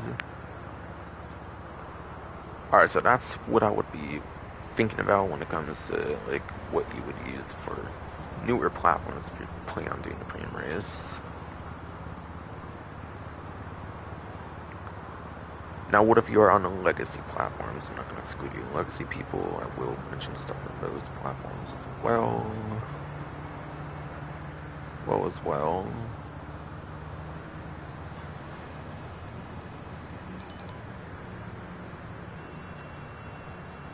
So going to spreadsheet for supercars class for first supercar class. Now it's not entirely up to date actually, since it's not updated for the spreadsheet yet, but at least with Money Front's DLC before, and it was the Emirates, the Turismo Mago, and like the Weaponized Cygnus. Again, the FMJ Mark V I think is basically better, so probably for sure use that one over. Or wait, no. Hold on. Again, Weaponized Cygnus, like I said, is 9gen exclusive, my bad. Don't use that, you can't even use that on 8gen, my bad. Again, the Emirates, the Turismo Mago, probably FMJ Mark V is better than the Weaponized Cygnus, is my point I was trying to mention though. Krieger might have fallen off a bit, but you might still be able to use the Krieger though, which is the other one I was going to mention though for the legacy platforms that you want to use, and the ones without the HSW support.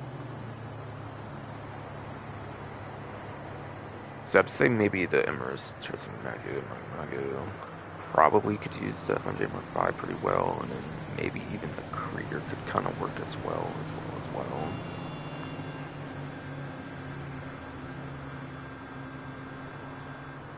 So those are like 4 options at most, I would say, maybe for the legacy platforms. I'd probably just stick to the top 3 though, and probably including that new weapon. And maybe, I mean, including that new Vapid FMJ Mark V. I mean, maybe yes, including that new Vapid FMJ Mark V. Alright, but yeah. Yes. Now, that's pretty much going over the vehicle advice, so what is lap time, what is top speed for those not as aware for some reason? Lap time is basically turns corners in the city. Most races will have some huge level of lap time, most likely. Hence why it's the more important metric to worry about. Top speed is a lot more niche, and it's pretty much what it would be in real life, which is your highways, airport runways, as well as your airstrips, which includes like the newer top of hills, like airstrip and last winter's update. Not that I see any Rockstar created like races being on there since it's newer, and like any Rockstar created land races are like pretty old stuff. But just in case, just in case. Racing North Desert and then Grapeseed. So yeah, not a lot of space where there would be time.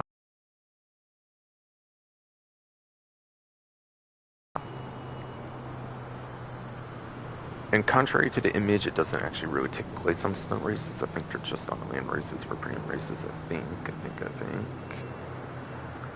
But yeah, contrary to the image, I think they're pretty much always land races, not stunt races.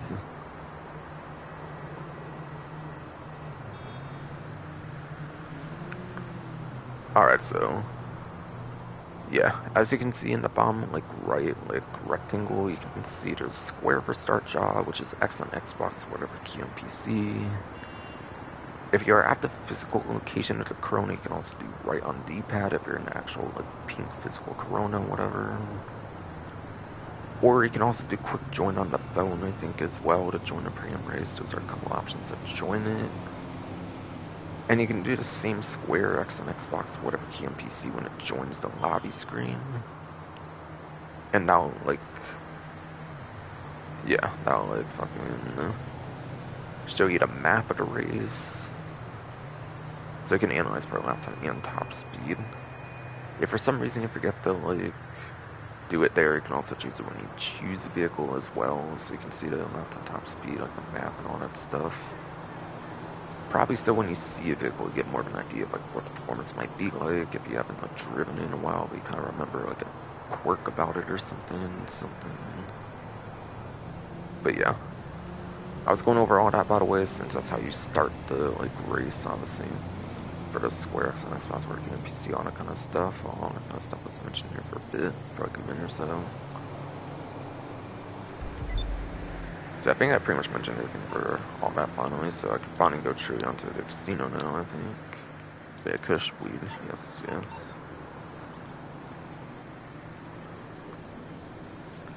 And yeah, by the way, sorry I've been like super tongue twisty or something available, but like, yeah. If I don't get some gigs, I'll be taking classes at nightlights. I don't know. It's been kind of stressful doing the stream for Wednesday, obviously, because I was hoping for some Metallic Classic performance to go over, but it didn't happen, sadly.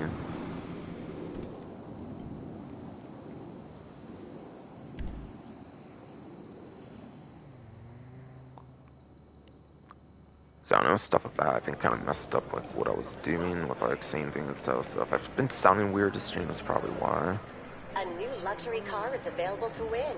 I feel like I'm more all over the Have a place on try this one at the versus Lucky like more recent Wheel. ones. Just let me know. Okay, 1,000 chip visitor bonus. Of course. I'll take that. Spin on Lucky Wheel for the one time for the week. That's all I usually care to do. I didn't go over to podium vehicle. I might usually do it even before do the wheel spin, but like whatever. I guess. 5,000 RP. Of course, to get RP. Luxury valet and concierge services are available to VIP members. Indulge. You But yeah, deserve it. with the visitor chip bonus, I got to 1,650,939 chips. Apparently, cool. I believe this is the Inverto Coquet D1, I want to say. That came out like $5 bounties or like last summer's update, I thought, if I remember right. And by last summer, I mean like 2024, I believe. Since obviously 2025. Or... yeah. Like this update came out in 2025 for Safehouse, and it was obviously at the tail end of 2025, obviously for a winter update. So when I say last summer, I mean summer 2024, by the way. Thanks to Coquet from that update, the D like I think it was a D1, right? Basically like the modern day version of the Coquet Blackfin that was released in like the Gotham Games like part 1 or something, like a more modern version of it, basically like a more modern version of like the 2015 one version when it came out, like Gotham Games part 1, basically.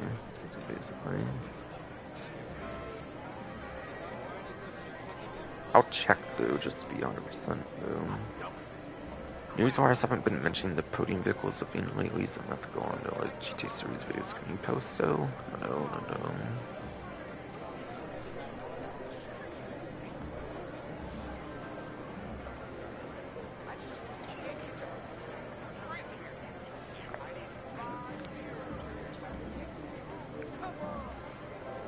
Yeah, I don't think I'm seeing mention of the podium vehicle or any of that, so I think I'll have to go on GTA series videos screen post just to be clear if it is the vehicle I'm thinking it is.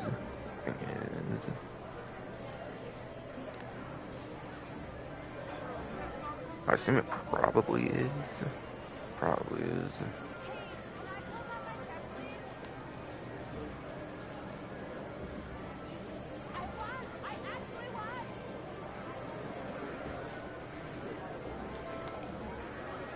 Okay, is my YouTube app going absolutely berserk right now? What the fuck, bro? Like, what are we doing? What are we fucking doing, man? Jeez. Like, things are not loading gross right now. What the fuck, man? Come on.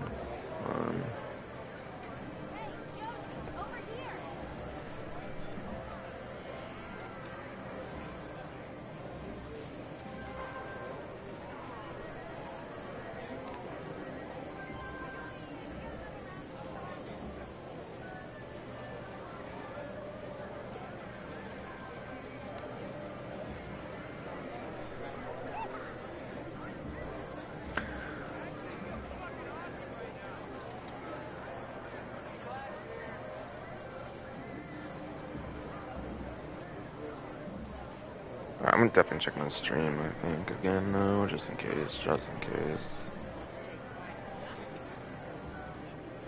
It's still going fine, seems like good.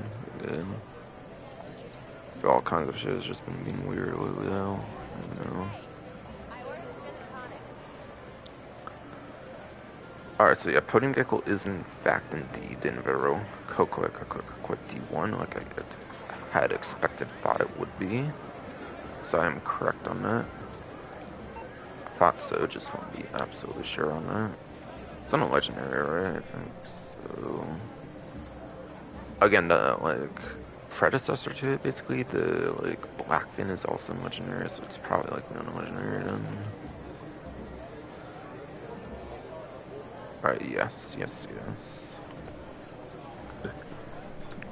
Again, I was talking from last summer's update. Again, I'm talking like 2025 compared to 2024 technically, so yeah, that's what I mean with last summer's update. Vehicle click, the 1 mil. Apparently it's $1,500,000. If you get this vehicle, you'll save that much basically. No trade price, I think that's pretty much savings no matter what. Plus with delivery on the vehicle, it pretty much save like 20-30K I think at most. For like $1,525,000-$1,530,000 or something. Which basically lets you save like an hour and a half, which basically lets you save like an hour and a half of grinding if you get the vehicle, which is pretty nice, pretty nice. Also, it is in the sports classics class, and I'm happy to say it's actually pretty good.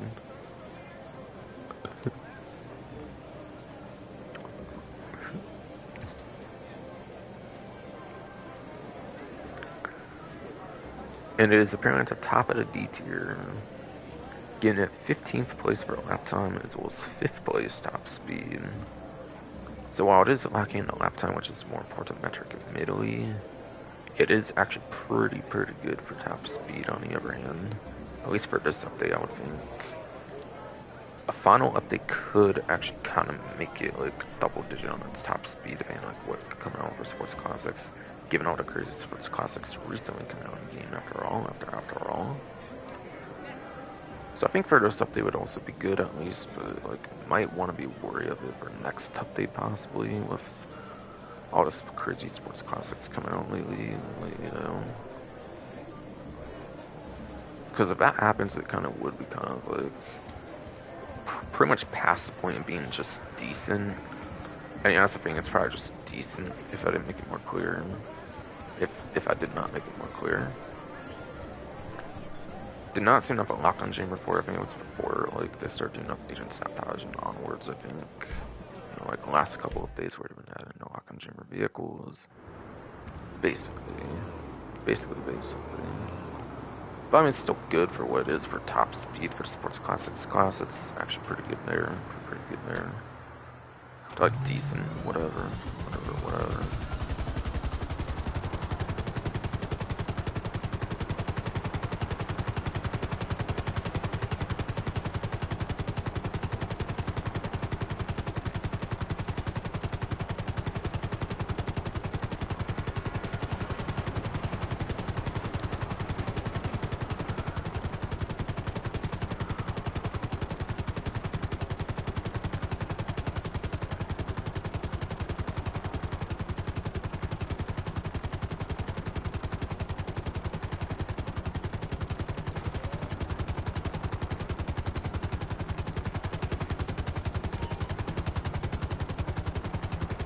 Drops a hit.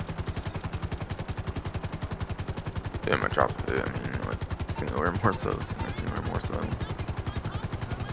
Yeah, I don't know Caraditos nowadays. Not that they're bad, like, they're easy to do. I just, like, don't care to. I know it's easy to do, you just lock on to, like, a character and it'll just, like, pop up with them. Once you lock on to them with, like, a vehicle or something, you easily just, like, use weapon choice. It's easy. I just don't care to do it.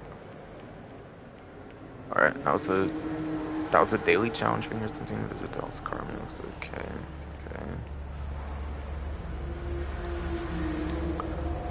Yeah, I saw links apparently as well as stuff about it earlier in the Lampadati Gale. Alright, so the links came out in Cunning Stunts, I believe, which is like 2016, like one of the earliest online exclusive updates, I think, alongside of earlier, also being like Finance and Bounty. I think these are some of the earliest like online exclusive like vehicle updates, I think.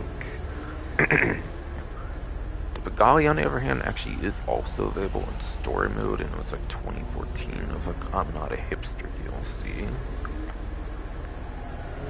So this one's definitely also available in the story mode. Might be even more relatively available in story mode nowadays with the vaulting vehicles that Rockstar has done as Dangerous Mercenaries DLC.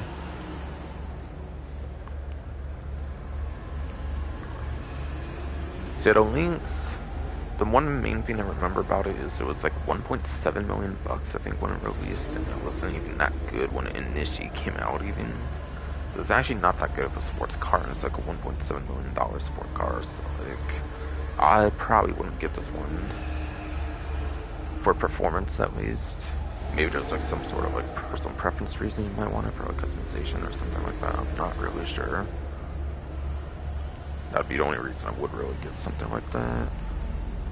Really, at least wasn't that crazy expensive and bad performance, so I'd say even the really would actually probably be the best vehicle of the bunch to get, just being on exclusive and also being like not as disappointing as the Lynx, I suppose. Pigali actually might be surprisingly good for the Sports Classics top speed if I remember correctly or something. So it could maybe work actually for online, surprisingly, but again, with all the Sports Classics releasing lately, it might actually be fun and kind of falling off. It might have held a spot for surprisingly long.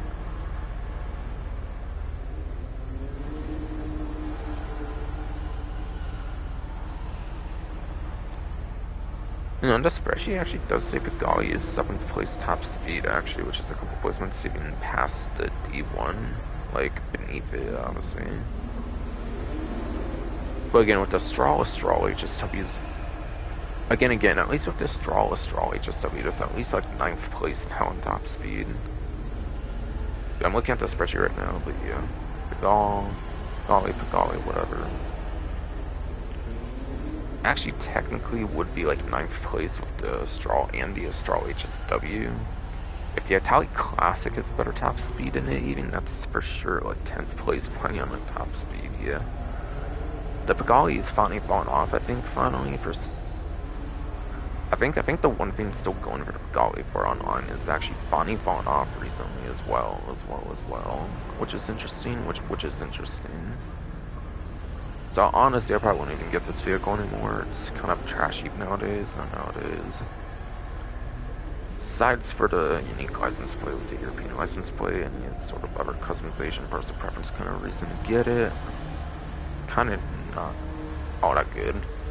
I mean, performance-wise, it technically performs best of all three, but again, the earlier is at least on non-exclusive, and it's probably the best of the two of those. So I probably pretty much go earlier, if anything even.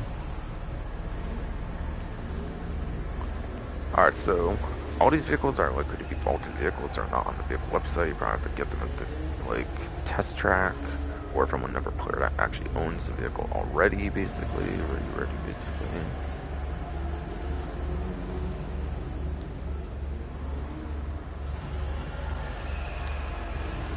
So go on the spreadsheet for the removed vehicles date section for for the removed vehicles date section of the spreadsheet.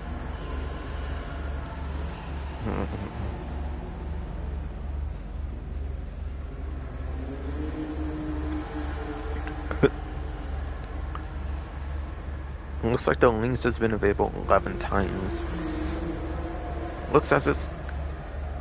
talk to us expert, what the fuck we doing some body for some current... Oh, come on. Yes, so.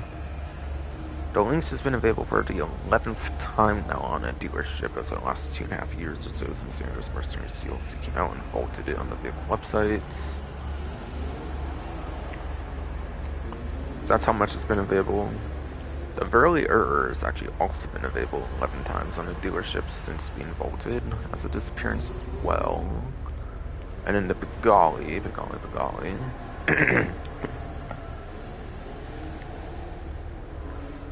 has actually appeared for the 9th time, apparently, by comparison, so a couple times less. The Pigali has appeared a couple times less than the other two on the dealership. For those that want the, like, appearance rate, for those that kind of want the appearance rate of how frequent they've appeared on the dealership since being vaulted, that's how frequent they've been, like, available, basically.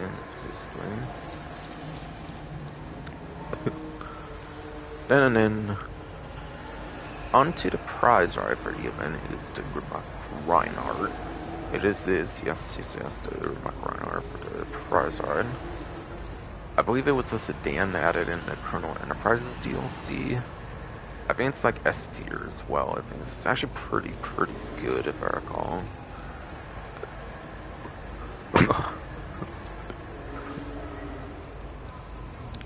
Gee, fuck ass Badio. Road stump current, no, come on, no.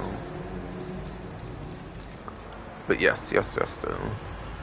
Ermac Reinhardt again was sedan and Chrono Enterprise DLC. I think it's S tier as well, so I think it's pretty good in that class. Sedan, not to mention, is also a class without HSW access whatsoever. There's not a single HSW sedan in the game, so there's not a single HSW sedan in the game, so it will be the same performance for all platforms as well. Alright, so the prize ride challenge.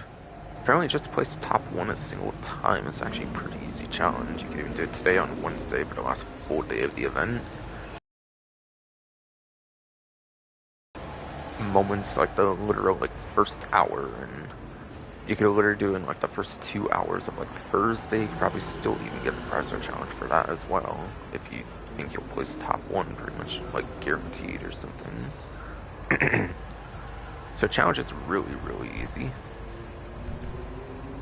And then yeah, in terms of like race types you can do, it's pretty much just street races, pursuit races for sure. Solo you cannot do the like drag and drift races. Even with other players, I assume you cannot do drag and drift races just simply because they came out in 2023 versus 2021, like the street pursuit races with the initial release of Tuners DLC as a whole Enterprise Ride Challenge system. I assume they didn't bother like 2 years later to include those as part of the prize ride stuff. I'm not sure if you could do the sprint races, like the pretty much sprint races or not in the game or whatever though.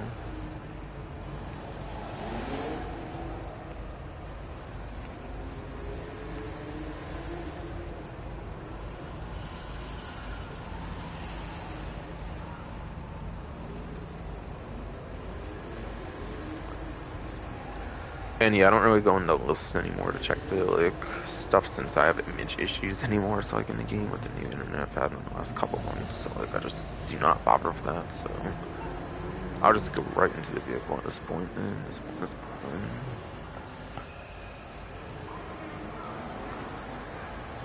And apparently, yeah, it should be 4-door, right, for the sedan. Definitely in someone same for Serado's website for sure. Thinking Chrono Enterprises, getting close there. Yes, here it is.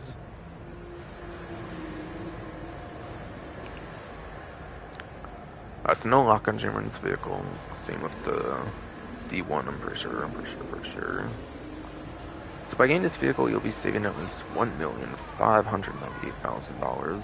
Plus, if there's delivery on or something, another like 20-30K. On top of that would probably bring it to like early-ish, like 1.6 million, which is a little better savings actually than even the D1. And again, it's in the sedans class, which is a class without HSW, so it will perform exactly the same regardless of your platform.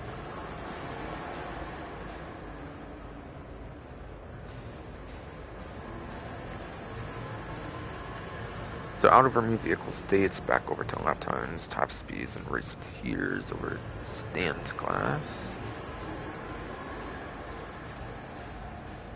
Yeah, the Reinhardt is in fact S tier, it looks like. And that is the 4th place lap time and 3rd place top speed.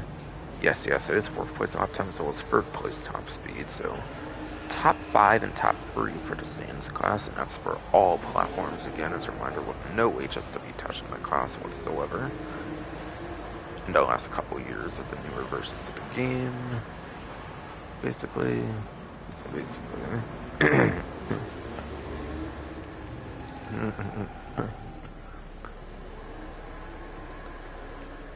It is my Bossy Monstrosity, apparently, for the off-road class. It looks like for the premium test ride, whatever you're, if yes, you are on the newer platforms, your premium test ride is the Bossy Monstrosity for off-road class, which is the lap time option for it. the Firebolt ESP to everyone is more for top speeds. It is an absolutely good pick to pick up for sure. For sure. That's a good one to be getting there.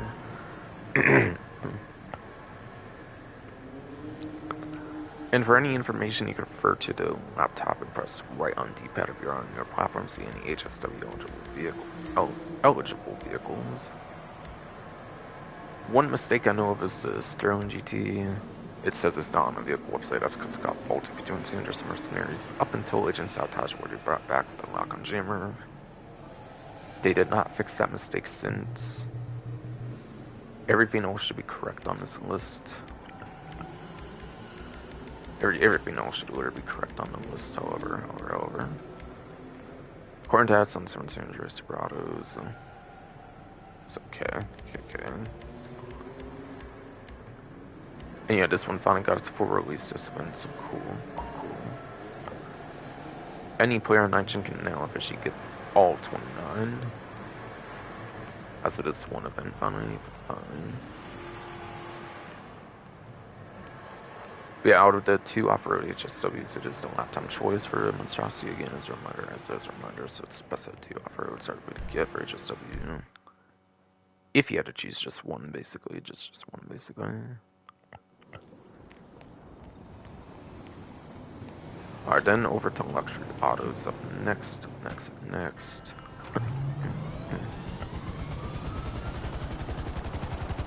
Probably check my stream again just to be 100% sure things are going fine, honestly.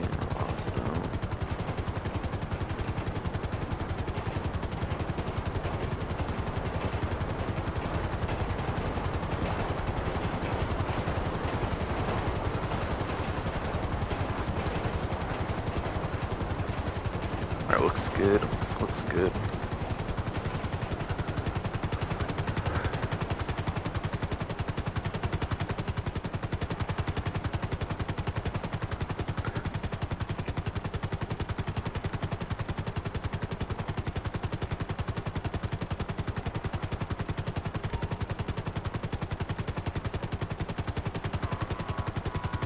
Cash, I don't really care for that one.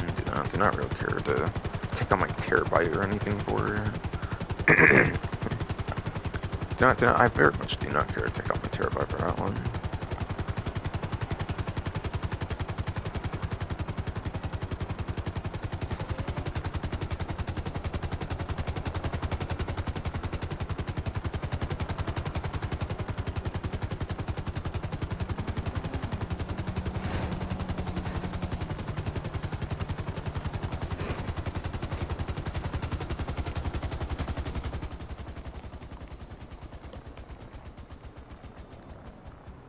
Okay, so it's Benefactor Force Log Hammer apparently on the luxury autos, which actually looks like it was on discount.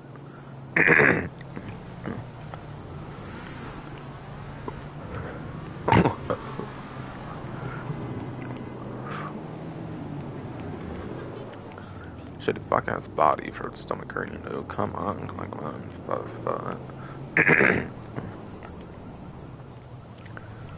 Yes, Benefactor Workshop camera, I believe was from Ballon d'Or Bounties DLC, like the quick, what, D1, whatever. That was at the podium, like, as a podium vehicle for the event.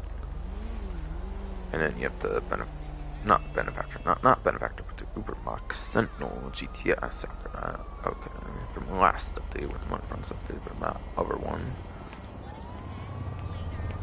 So 2024 summer and 2025 summer updates there, it looks like, represented here. Basically.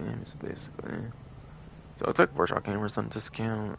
So I guess I can go over the discount details for this one right now then. Right now then.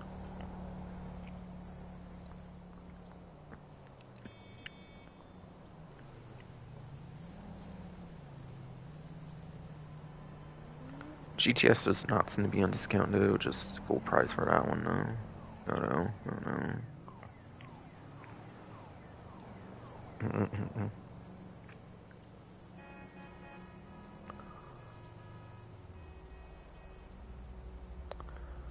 So yeah, 30% off of the Benefactor Borscht Log Hammer.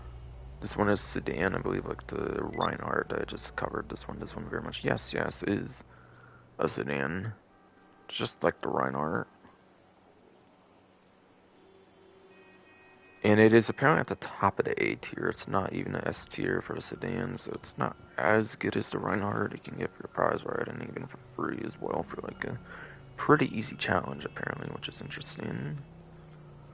Yeah, top of A tier. Gives it 7th place for lap time as well as 4th place top speed, and again it's for all platforms with the lack of HSW on the sedan class, so it will be performance regardless of what platform you're on.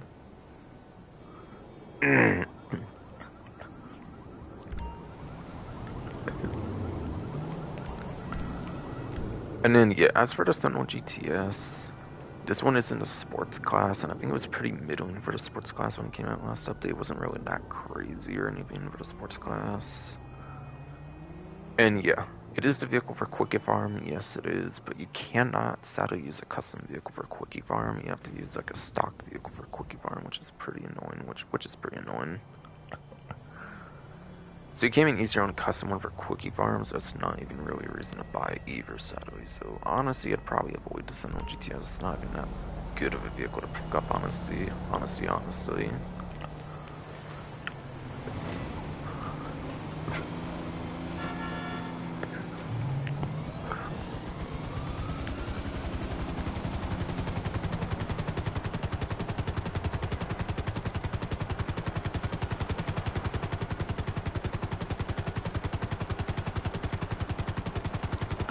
And finally for the last dealership, we're just in it's Premium Deluxe Motorsport.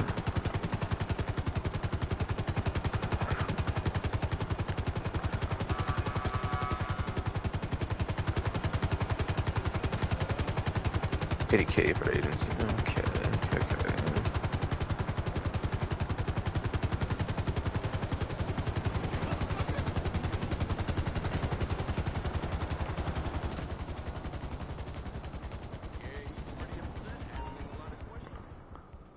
No, pink vehicles also interesting. Kind of like the event week too early for that, but given all the other stuff they're celebrating with it, makes sense. You'd think Enduro, Western Rat Bike, Classic Tornado Rat Rod, Hijack Rustin, and the Lamborghini Magelli GT. Okay. And yeah, by the way, all 5 of these are very much going to be multi-vehicles. So the Enduro was actually in the Heist DLC, 2015 Heists, which actually had Old Gotham Games Update Part 1 and 2, which actually had their vehicles in story mode, but the Heist update is unique. It was actually between, like, updates that had the vehicles in story mode, but Heist DLC in particular actually had the vehicles exclusive to online, which of course is 2016, they would pretty much be all into. Kind of already testing waters with it back in 2015 Heists. Wasn't a Rat Bike with 2016 in the Bikers DLC. I think Syncase for the Tornado Rat Rod. If I remember correctly, the Tornado Rat Rod was actually one of the bare minimum amount of cars in the Bikers update, if I remember right. So I think it was in the same update. Hijack Rustin was early 2017 with the kind of instant special vehicle circuit update, if I remember right. Magelli GT, I think it was 2018, early 2018 with like the Storms Andrews Super Sports Series update, whatever long ass DLC name one. I think. So technically all of these are online exclusives.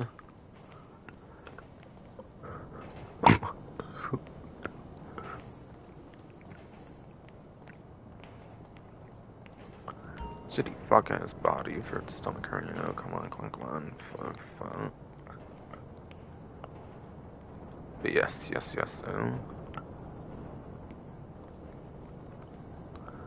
So just barely with the Enduro being an online exclusive in 2015 even. Technically every single like, vehicle is online exclusive in this dealership. So all of them could be kind of worth considering compared to even versus the other dealership where there was one that wasn't even online exclusive. So 7 out of 8 online exclusive vehicles are also vaulted vehicles. So going back out of lap times, top speeds, and race tiers over to the remove vehicles dates. Once again.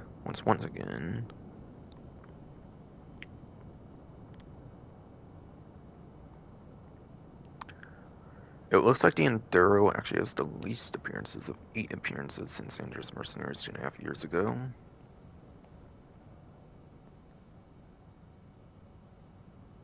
Rat Bike is tied with the Pagani from earlier with 9.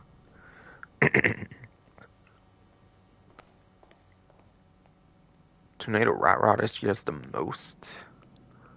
Tornado. Yes.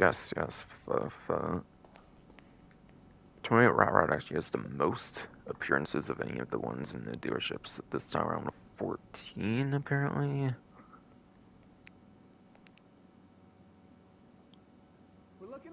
Again, it's even 3 above the Lynx in the Verlier. Speaking of those, the Rustin actually has 11 appearances, just like the Lynx and Verlier from the previous dealership. So again, for 11 appearances. And before I actually do that for the Michelle GT, I forgot to kind of go over performance predictions. They're not likely on discounts. I won't mention exact performance numbers, but I'll go into some predictions where I think they would perform. So Enduro is a dirt bike, but it's probably not as good as like the Manches or like Manches Scout. Like some of the Manches ones tend to be like the best dirt bikes to feel nowadays in the game. So Ding Enduro is probably not going to be that sought after, I'll be honest.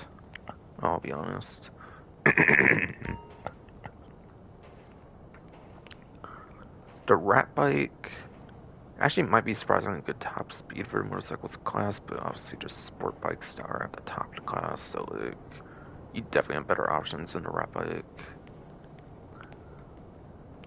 Tornado Rat Rod is usually a Halloween themed vehicle and probably doesn't appear much outside like Halloween time, so like having it available again is kind of nice. Besides for like the theming and stuff, it's not actually that good of a vehicle, of course, for performance or any of that kind of stuff. It's more for the theming of like the Halloween event and all that kind of stuff, obviously.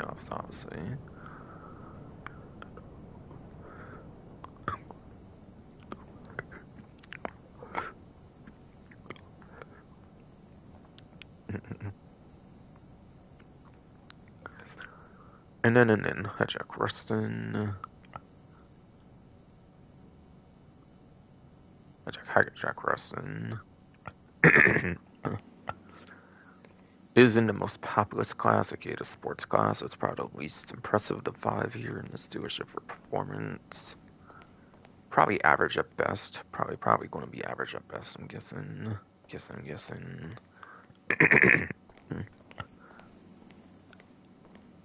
Kind of has like a more unique like roadster kind of design, possibly or something. Which yeah, no, like the Lynx, not the Lynx, but like the Locust. I think also might have something like that too. Maybe SM72s. There are ones like that, but like not a unique design kind of thing for like a sports car. I mean, it's not the most common design. I mean, for a sports car was my point though. Was my point though.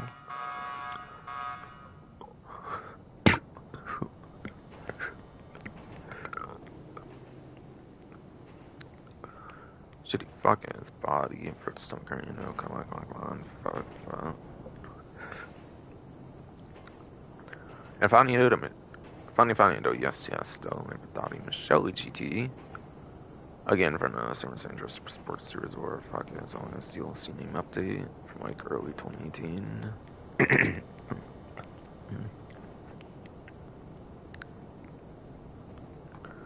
It is in the Sports Classics class for that one. Which, by the way, yeah, motorcycles, sports classics, sports, and sports classics. That's what it is, by the way. I don't think I mentioned all the classes for each of those, but yeah. Whereas the ones and other ones was like sports classics. And again, this one's motorcycles, sports classics, and sports classics. Yeah, Michelle GT is in sports classics, and given that class has like old school supercars and stuff at the top, and also HSW as well, obviously.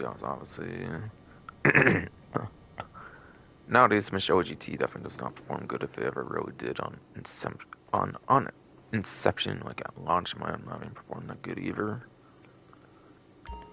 But yeah, it's definitely not like one of those like really good looking sports classic vehicles for performance. I don't really see it perform that good there.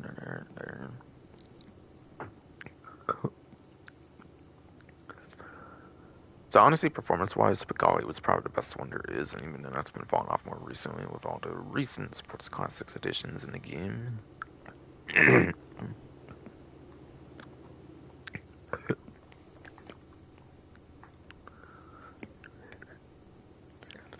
And yeah, as for the appearance rate, as yes for the Michelle GT, the appearance rate for it is 12 appearances now with the latest dealership appearance on dealerships, non dealerships.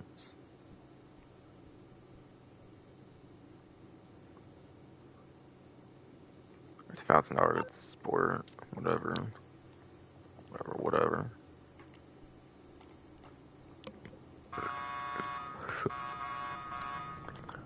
Okay. But yes.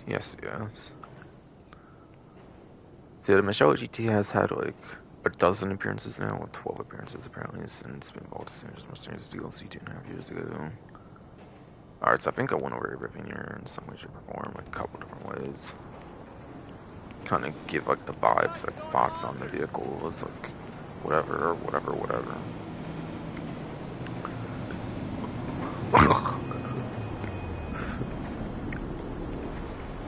J fucking has the body for some kind of, come on, fuck.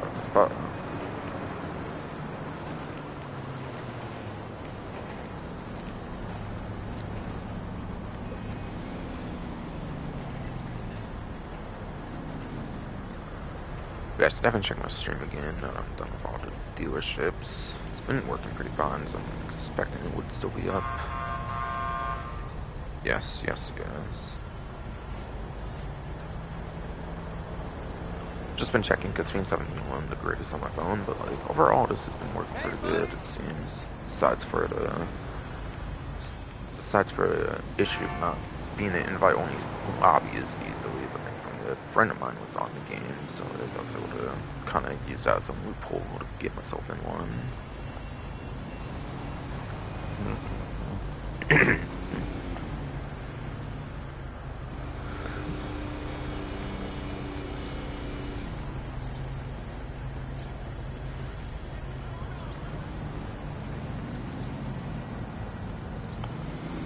So the mode and stuff I'll pretty much play at the end of the stream, so I can try to get all the discounts, all the kind of stuff covered by the way as well. So I won't be playing Duet and customizing like the vehicle probably till like later in the stream, by the way.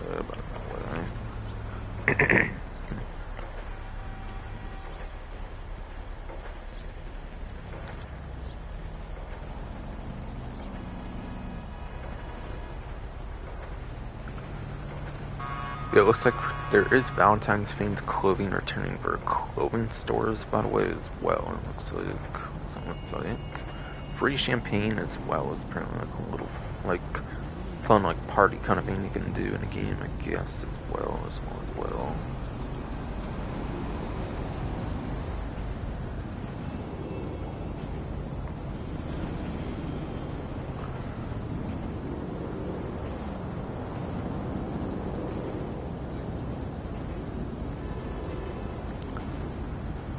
Alright, also, there's 4 times money working as an associate or bodyguard for February 18th, which is a 2-week thing, it looks like, so. There is, yes, quadruple 4 times pay. There is, yes, quadruple 4 times pay for working as an associate or bodyguard. So that pretty much includes, like, the salaries and all that kind of stuff. I feel like they changed it at least like a time or two, so like I'm not really sure what's like nowadays, but I think it used to be like 5K like at the start to like 10K at max or something. I don't know if that part still stayed the same like all the time, and then they only changed like business pay stuff for like helping people sell their businesses or something, or like what, I'm not really 100%. But even at the old amount, I think it would start at like 20K and build up to like 40K, I want to say. Like at least for a starting associate like pay, you probably expect like 20K for like 48 minutes or however long it takes for each time. assuming your CO doesn't get killed by like another player, assuming your CO or something doesn't get killed by like another player, then I think it drops. I think it will drop as well, like when your CO and stuff gets killed and stuff by other players and all that. But yeah, I don't know if it impacts the pay you get when you or not. It might. That's where you get the biggest pay. I think that's where you get your biggest pay when someone is like helping somebody sell, helping somebody sell as like a associate bodyguard. That's where you get your biggest pay, most likely though. If that's been impacted for 4 times, like, if yes, that has been impacted for 4 times, I really do not know. Really has to know.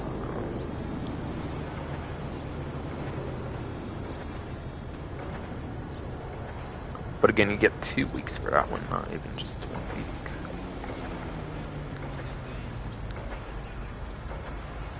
And then apparently they do suggest Rockstar Games Discord server to do a shameless plug for that. They did a shameless plug for Rockstar Games Discord server apparently as well. Apparently.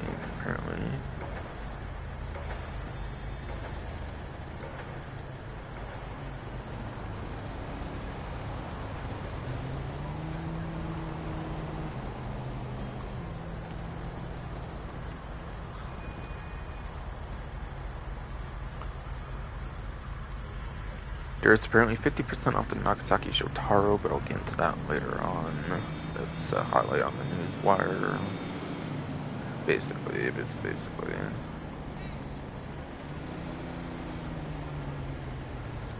Yeah, Professor Straw got released. I'll kind of look into buying it later, though. I think so.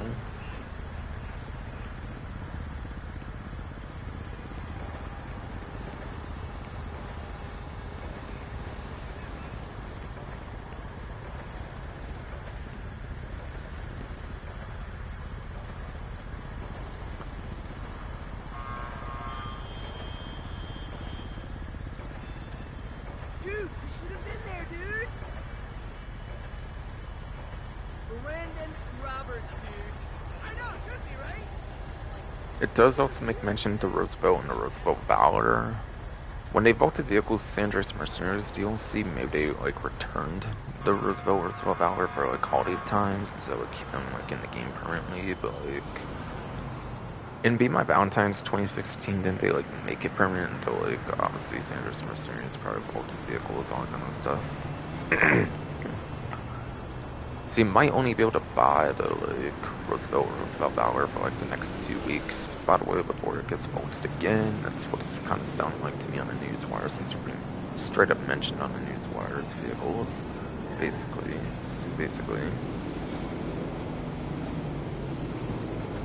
So you might want to buy all the new Roosevelt Valor if you are interested in like a Valentine's themed vehicle, by the way.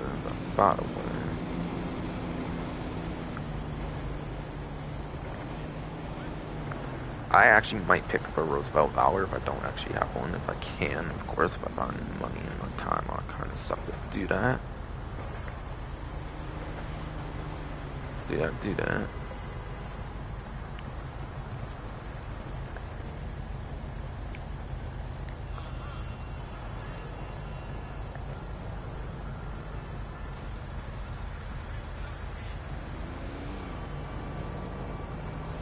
Looks like short trips are also in 2 times money RP, and that would be a good money opportunity going on. For sure. Or kind of, at least.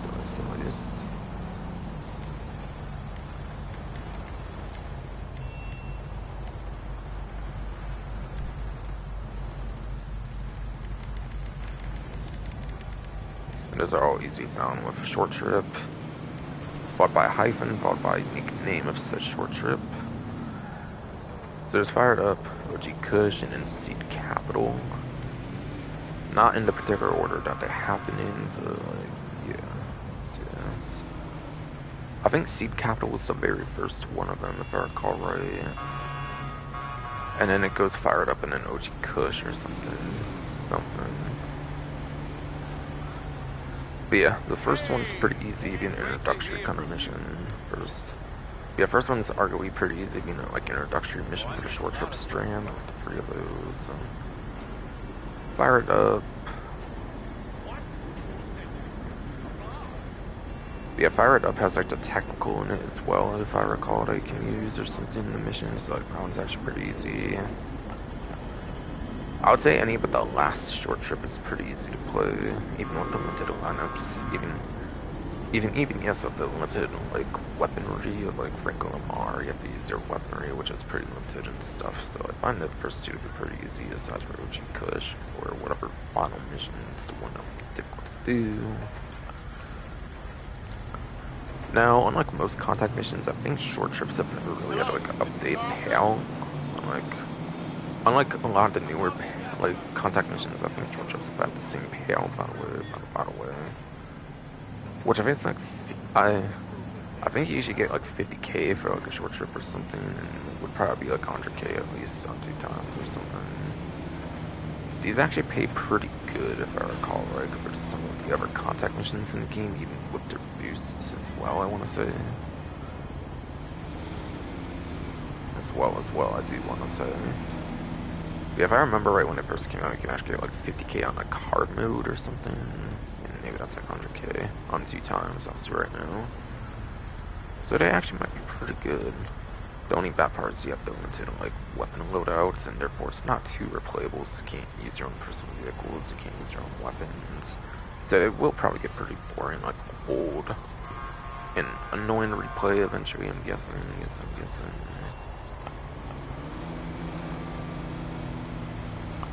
But there are some fun missions. There are definitely some pretty fun missions to replay if you haven't played them sometime.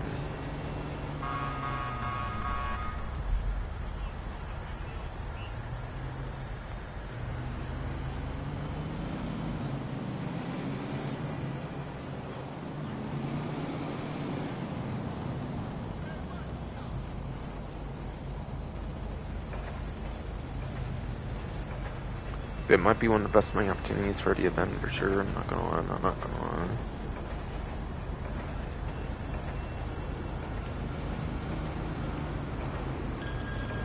Mama, yeah. And then apparently meth labs have double production speed. But yes. Yes, so meth labs do have double production speed right now.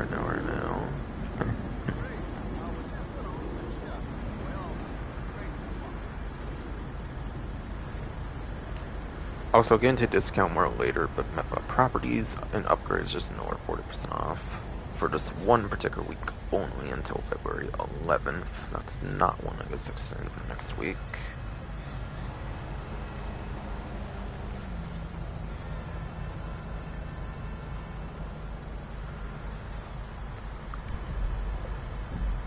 Okay, see if I can see in career progressions. Head to the bunker. Otherwise, I'll call Agent 14 maybe.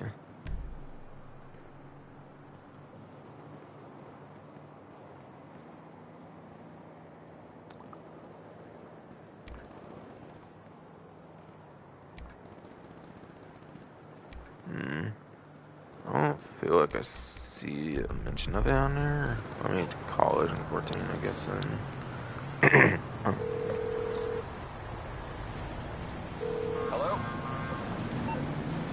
So.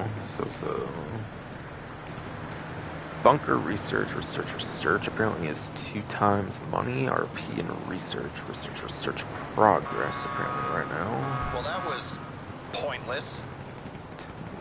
You pointless nowadays, man. Using a bunker much in 2026, Agent 14, fuck yeah. Especially with biker businesses being like 45 minutes, yo shit, like half the time, still even with the 50% boost. Like 20-ish minutes, still isn't enough for some sales, actually. It's kind of fuck your business, Agent 14, honestly. As a solo player, at least. If you're going for, like, max product and everything. And you don't get one to luckier sales, at least, that are actually doable in, like, 20-ish minutes. But yeah, I'm not lying though. Bunker research missions, according to the newswire, are also paying 2 times money RP and research progress. So if you need some research projects, those are pretty good, but if you want just money RP, you can also do it for that as well. If you probably maximize on research like myself. So it's a good opportunity right now to go for some research projects if you've not yet. If you have not done your research projects, it's definitely if my god, Tatsushi has audio come on, like wow, if you have not done your research projects like entirely, it's a good event to do that for the 2 times research progress or whatever. In addition to 2 times minor P, and then yes, in addition to 2 times minor P.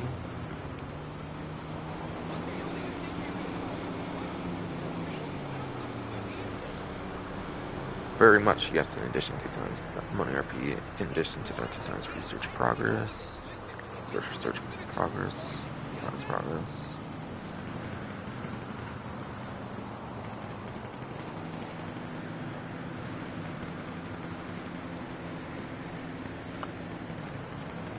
So it also does look like there's actually a community race series going on as well, which is interesting because I think last week had community race series 2, didn't it, or something? I thought. Usually they alternate, but I guess this time they did another race series, maybe go inside like the Shotaro and like the Duet kind of thing. I guess.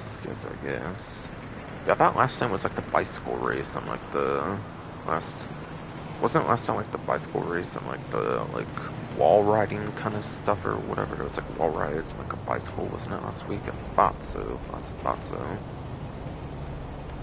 Favorite was community race series this event. Includes the new Shotaro map for that one race. So I'll read it. Community race series. Deadline isn't the only mode. Putting futuristic motorcycle technology to good use. Left bracket, PM, right bracket. Shotaro race by Patod. The Bruce? No. God, that's a Tom Splitsy one. Patod Maria, whatever the fuck all. Spotlights Nagasaki's 2-wheeled wonder in a stunt race with multiple crossovers, creating plenty of opportunities to overtake racers using power-ups and slipstream. This and all other modes in the community race series are paying out 2020 RP this week. Alright. So there's a new Shotaro map apparently. Probably go alongside the new officer mode, obviously.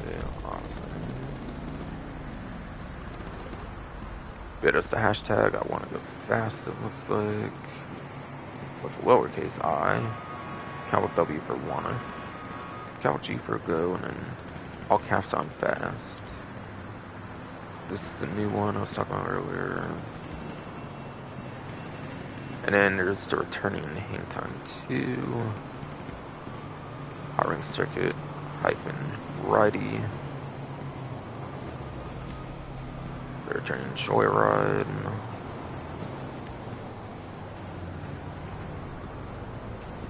Returning neon pipeline. And finally the returning track and tubes. Alright. With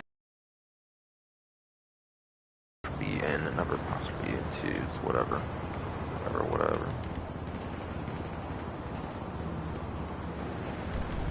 Alright, so onto that then.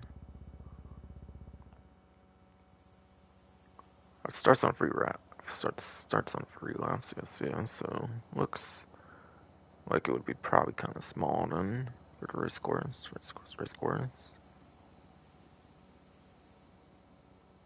Alright, stream's still going good.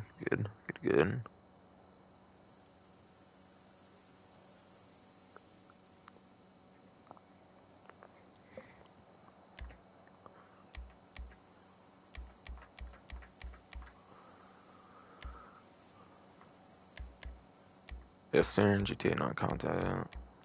Are different types of them to do. Not rally, obviously. Might be a one-seater only, like motorcycle events that I wouldn't even necessarily be possible. Obviously, I only do one laps. I only do one single lap, technically. It starts at 3 laps is what they expect you to have it on. Apparently. Yeah, class selected motorcycles being a Shotaro event one naturally would just be locked to that one class. And probably locked to the one single vehicle. Traffic is forced off. Additional options. One level off at the fall. Custom vehicle rules. Off restricted. Catch up defaults a classic but can be changed. Slipstream is on at the fall, but it can be changed to off.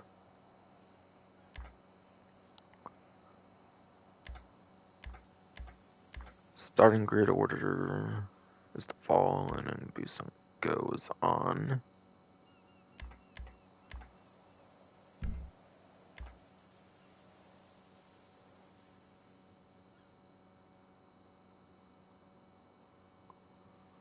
And then the map race looks like that, apparently. Doesn't really matter what it looks like too much, though, and then to check that, though, if it's only locked to one single vehicle option, though, to be fair. Be fair.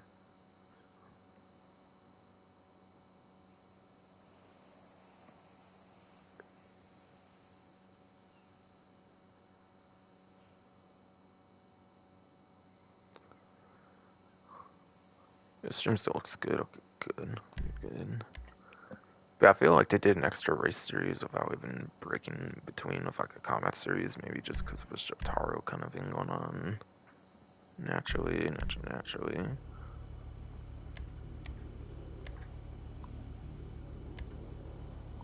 Yeah, switch free mode, why not.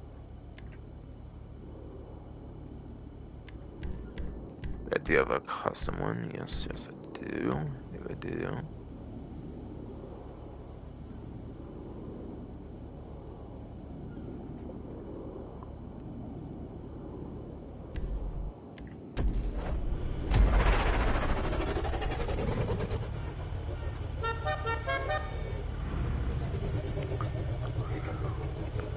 Yeah, Shotaro back then was a really high motorcycle, no doubt. When initially released, so naturally I do have one. I do very much have one. Don't necessarily get the most use out of it nowadays, compared to just like how much I drag, obviously. It's a good vehicle still, nevertheless. Oh, and by the way, I didn't save. I think you can do 4-4 backwards just on the Shotaro for the best possible speed. Sometimes it can vary depending on your motorcycle, and I crashed somehow an hour. Oh my god, that was crazy.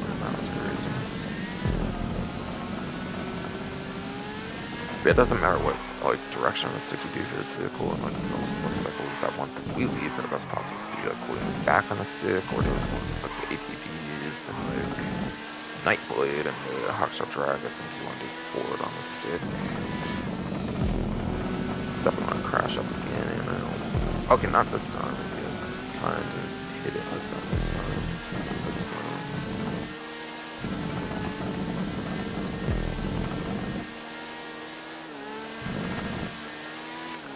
But I never get to like forward on the stick for the most part, so that's definitely the direction it shows, so. Okay, wow, I didn't have enough time. I guess I got lucky on the first one then, or something.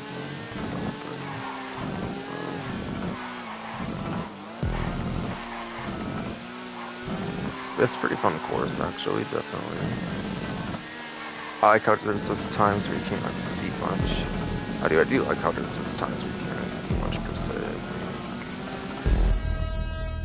Minute and a half, okay, it lasted an alright amount of time for just one lap. Looks like a 5-6 minute thing if you're doing it 3 laps at the fall. Okay. Not quite max payout, I think, but close enough if you do it that way. Your race stuff, I didn't go into that much. I'll kind of mention it, I guess, since I'll be done here anyways on the race. Course though.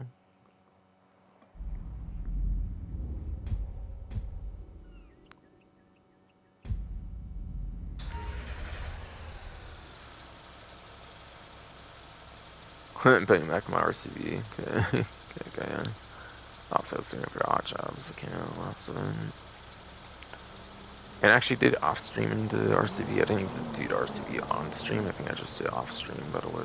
But yeah, I did actually play a little bit off stream. Not as much as I wanted to with lack of time and stuff. So yeah, I did very much play off stream. Like some more Firefire odd jobs, maybe Paperboy one other time.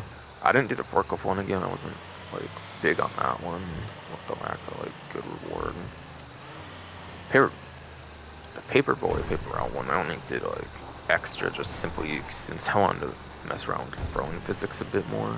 Tried to get like some sick throws, which I didn't get one as sick as the mass regardless, unfortunately. But yeah. That's the only reason I really did that one again, I think. So unless I did firefighter Attention, again. Elboro 15. No. We have an emergency situation. No. Are you I didn't available? even do R3, motherfucker. No. No.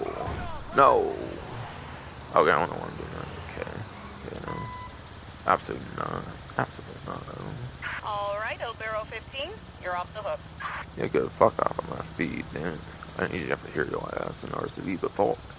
Do not usually have to hear your ass on RCV 4, though. You know, it's really turns into a crappy vehicle and I'm your fuck bitches.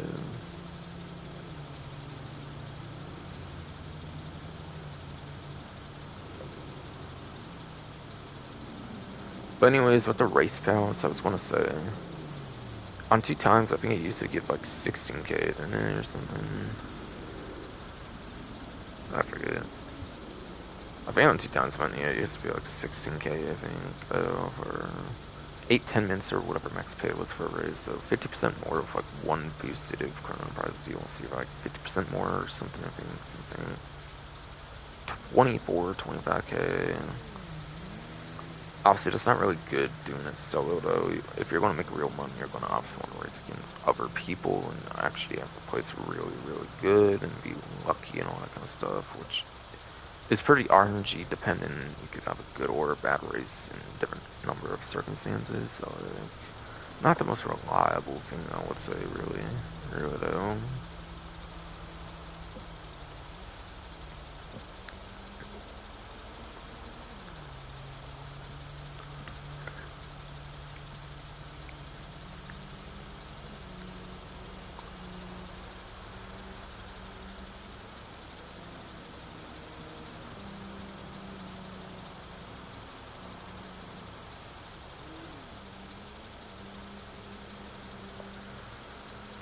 Alright, then I made to get. Then yes, I made to discounting gun ban on the news wire, basically, finally.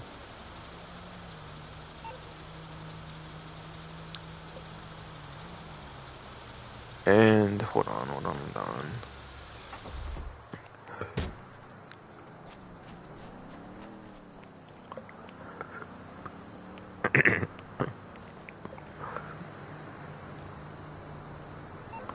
I wanted to show a couple more things at least. So yeah, the FIB priority file for the event is the fine art file. So fine art file is a really good one if you only plan on doing the priority file the one time and you don't plan to play any more of these. But if you were planning on play like multiples of these for some reason, it kind of does ruin the back-to-back grind between fine art and Project Breakaways, and it's going to do fine art one single time this whole event for the double pay of 306,000. So if you are grinding these consistently, you might want to like swap between Project Breakaway and either the Brute Force or the Black Box, whatever one you like better, I guess. If for whatever reason you choose as your like main money maker in the game or something.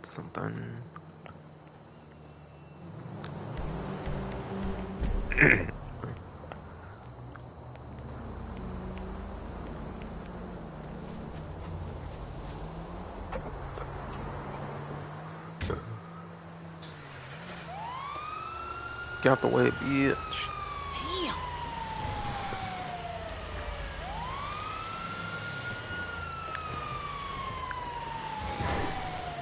So I do think I want to go to at least salvage yard next as well.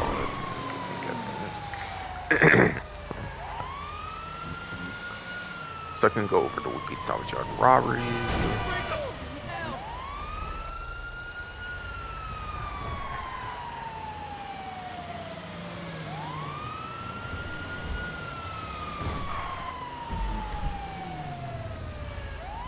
sports vehicle, I'll do that. I'll do that.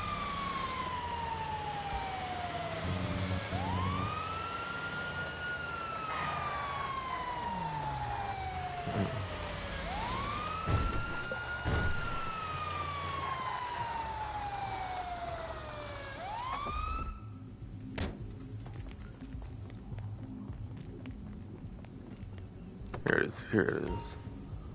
Batch of my stock or a sports car from the highlights update, I think back in like 2014.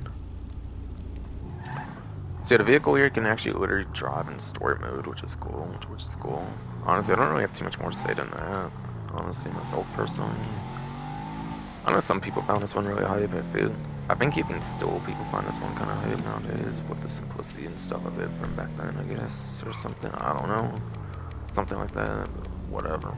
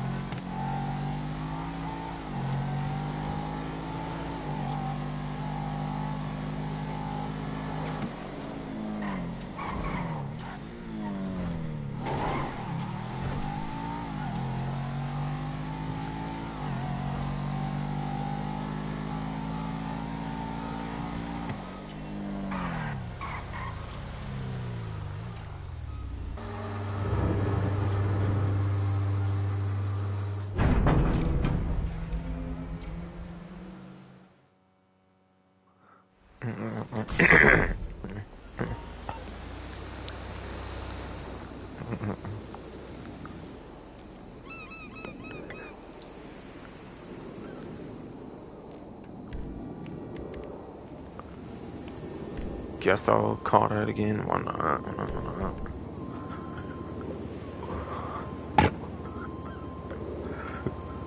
Fuck, that's body. Or stomach. Hurting and shit. Come on. Fuck. Haven't used this meme in like so fucking long, obviously, until it's obviously been made real relevant again lately. Yes.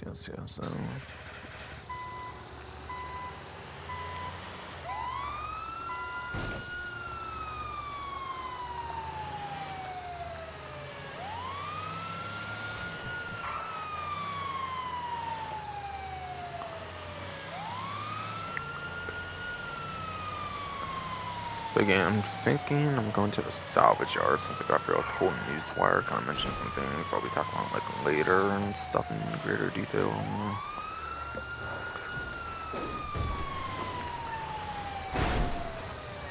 Just includes stuff I haven't talked much detail yet on the gun bandit discounts and then like other discounts, vehicle discounts, more prominent discounts are leaving,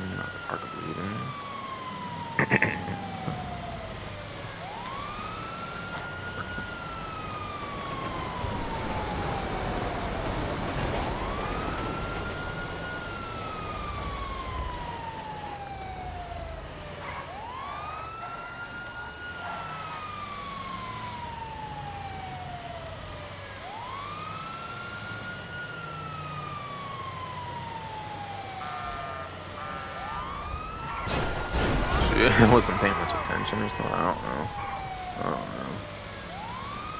Or maybe still falling fucking ass body for stomach hurting and shit though. Come on.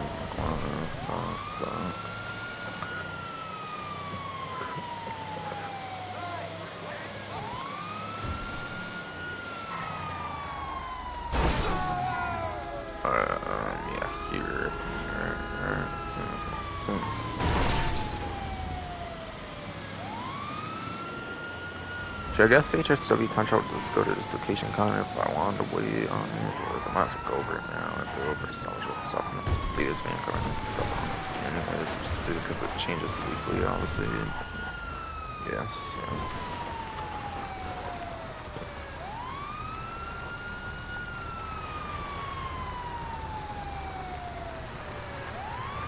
I mean, I don't know, if I actually played the game very actively, I probably would be a huge fan of salvageable stuff and still just because it changes each week makes it very interesting, but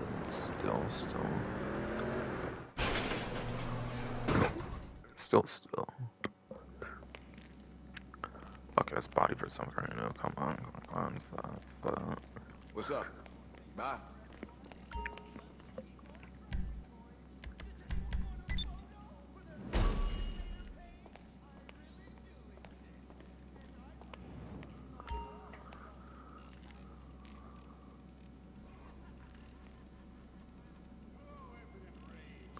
Alright, so there is the Bravado Greenwood, Classicy Broadway, and the Grotty Furia. Starting off at Bravado Greenwood, it is a mine tag, but sadly it's not one of the ones with the like porcelain glass, which you don't even modify on the vehicles, it actually comes stock on it, so that's why I'm seeing it. So if it had that, you would actually have bullet protection with the vehicle, but you actually do not, sadly, since it's not one that had that. Released in the Chrono Enterprises DLC, it's obviously pretty much the same vehicle as Sweet's Greenwood Offset back in Grand Theft Auto San Andreas. It's basically the same thing, just HG Universe Reincarnation or something.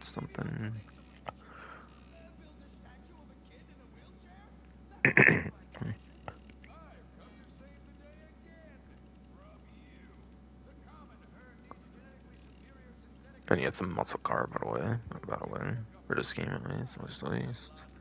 And it's a standard range vehicle, by the way, to clear it up. I kind of go off the import-export rarities. I think it's not a standard rarity for the basic one. Or a standard range, more so. Standard range, more so. Guessing go on GT Series, give me a post once more, so I can go over, like, what the particular robbery is, for those wondering. If you're, like, not a fan of, like, certain ones or something. Guess I might as well check my stream. Screw it.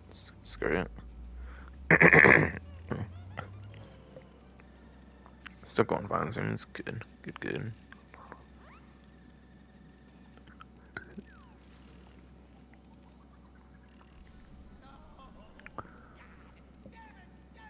But yeah, apparently,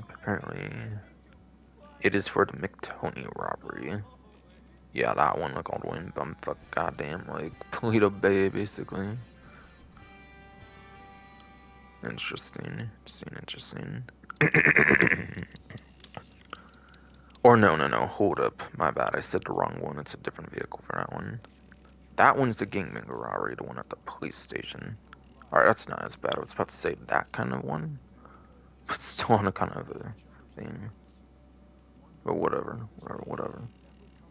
Max sell value of $252,000 and salvage value of $201,600. KK.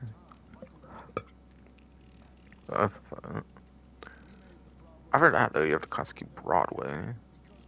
Another retro nostalgic vehicle actually from Grand Theft Auto San Andreas. This one is actually used for the pimping side missions versus the other one being Sweet's vehicle, basically.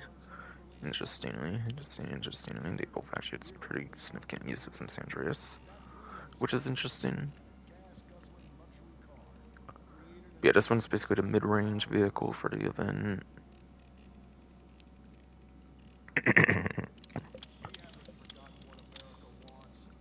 And this is the one for the McTony robbery, by the way.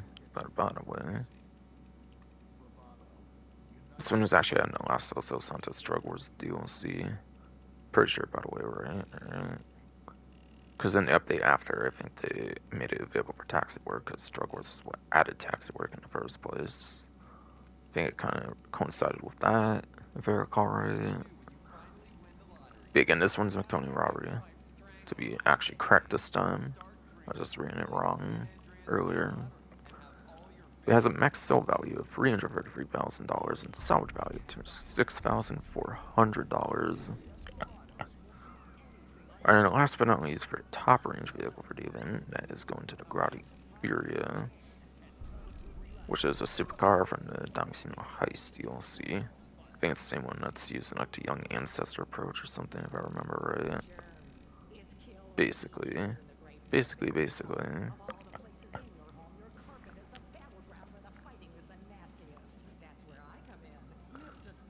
The robbery for this one. By the way, I don't know the plates of them, and it's not too important. It's not claimable anyways, by the way. For like manny plates. But yeah, this one's for the cargo ship robbery, apparently. With a max sell value of $385,000 and then salvage value of $308,000. But yes, $385,000 max sell value and then salvage value, yes, of $308,000.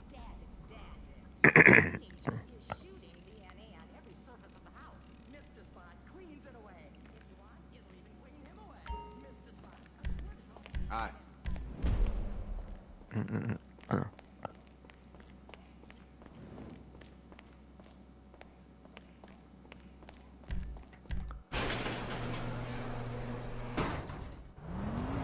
That was the salvage yard one, basically.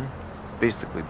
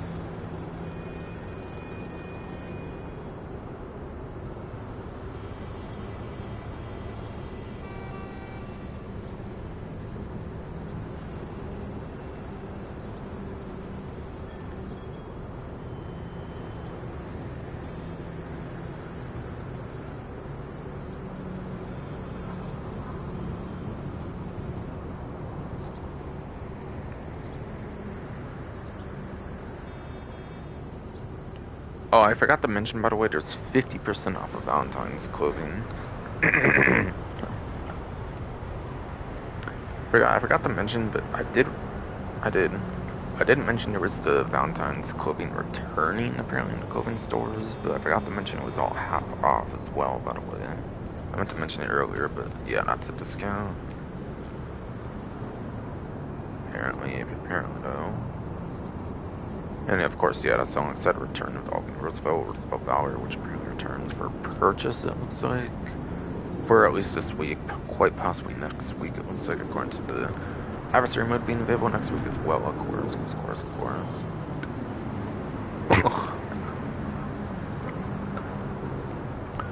Look, as body for the stomach current, come on.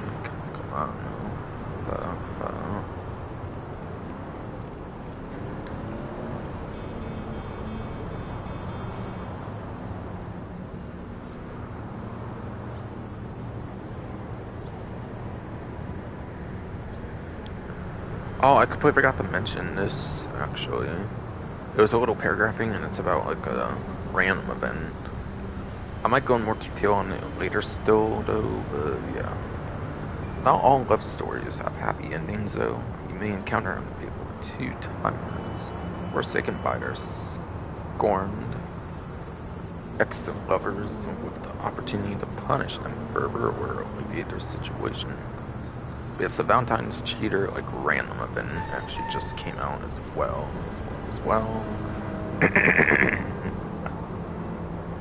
Sadly, I've not seen it yet, but I haven't actually went into it much yet either. So I might still be able to see it later then.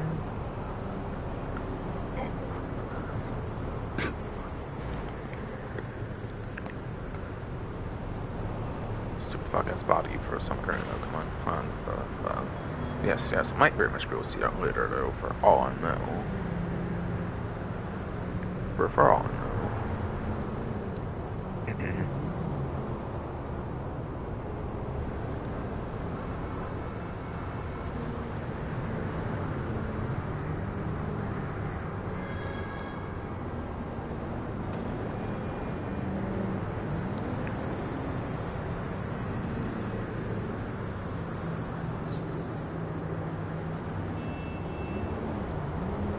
Alright, so yeah, now I think they're on discounts finally. I think.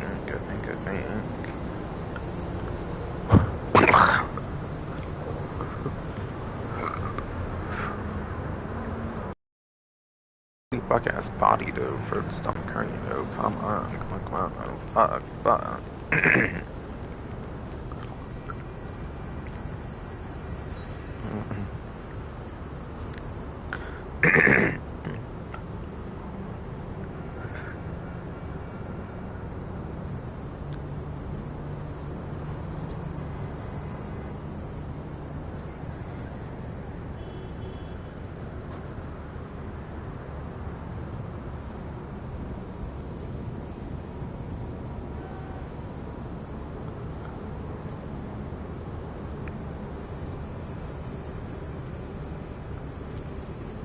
I think I'll go in more details on the meth lab, like, discount I kind of mentioned earlier. I'll go in more details there, basically.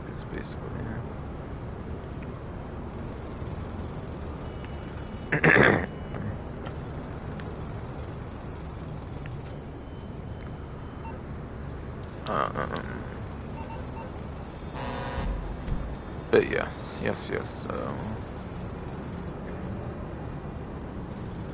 So again, I kind of mentioned earlier, I believe, with the production speed being doubled, of course, for the meth lab. There is also apparently a discount for the property and stuff as well. Meth lab properties and upgrades all are 40% off for just one event until the 11th.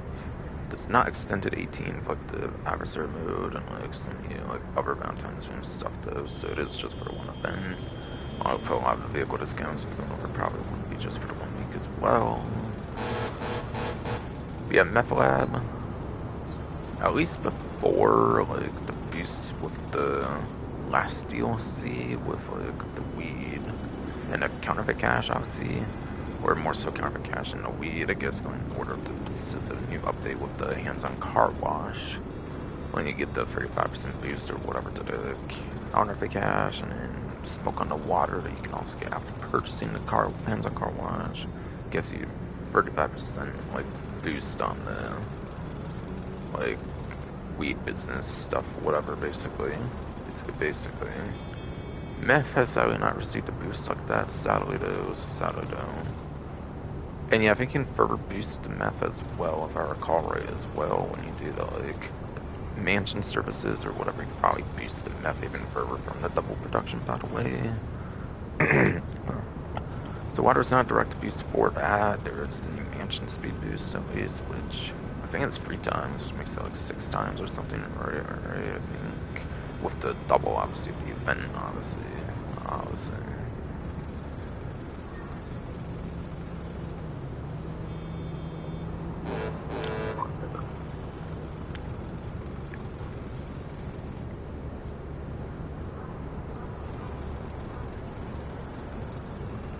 And yeah, so having a base property itself obviously is nice for the business, but yeah, before those changes or whatever with the last update when it runs DLC, having like certain boosts for a couple of those businesses, meth was arguably like the second best one. I'm not sure how it pairs nowadays. If it's like pretty much both, if it's pretty much just above like the counterfeit cash or not, I don't know. I don't know if it's like second worst nowadays or it's like second best like it used to be, arguably. But it's still decent enough. It's not as bad as stock and forgery. It's 100%. So I still think it's very much worth it. It also is one of the better things you can actually use for production for the... Yeah, even with the buffs, I think, for the other 2 businesses, it's still very good for your nightclub business as well, for one of the, like, 5 things for... Yeah, the meth lab definitely is one of the 5 things you should be getting from like the nightclub as well, I would say. So even if it's kind of falling behind in like the biker business department, it's still good for the nightclub department, I'm pretty sure as well. So 100% I do recommend getting the meth lab still in 2026. And also, yeah, the upgrades are the staff equipment security upgrades. It used to be where staff and equipment obviously would be the best ones to get, obviously, for the money boosts, obviously, like better production speeds, all that kind of stuff. Like, before the latest update here for Safehouse and Hills, Now, even with Safehouse in the Hills, though, there is something that actually makes the security upgrade actually worth getting as well. Yeah, security upgrade was always kind of worth getting, so you would reduce the business rates when you played the business. However, if you'd only turn MC just to sell to businesses, like I would kind of do anyways, and so even with security, I would tend to have like rares and stuff as well. Especially when I was starting to do the stash houses, I was finally having issues with that. Nowadays, you don't have to worry too much about it as long as you, one, own the like business security upgrade for your meth lab, for example. And on a new trick selector real estate, is I'll be able to show off if you go and renovate security.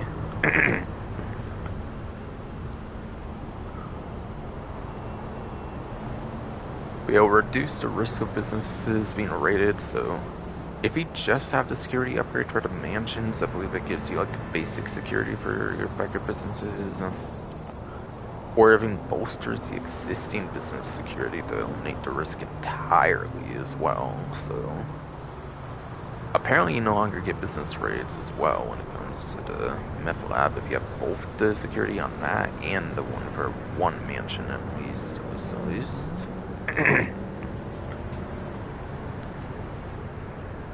So yeah, this update's huge for the security business stuff on like different businesses, so when you get them both, it actually ends up basically making it where you don't get any business rates whatsoever. Actually nice. So even the security upgrade is very, very worth getting in 2026, especially for the meth lab business, even, or any business for that matter, even.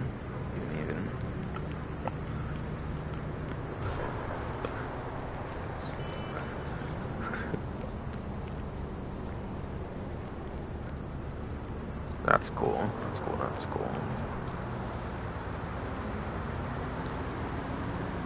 It's only really recently in the latest update that the security upgrade actually become 100% worth it now. So that talks about those discounts.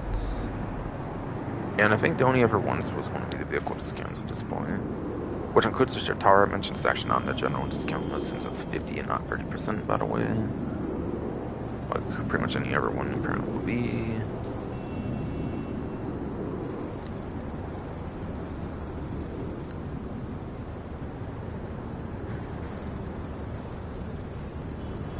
Check my stream again since I'm in the discount section here, one of my favorite sections basically. Alright, streaming's going fine, it seems awesome.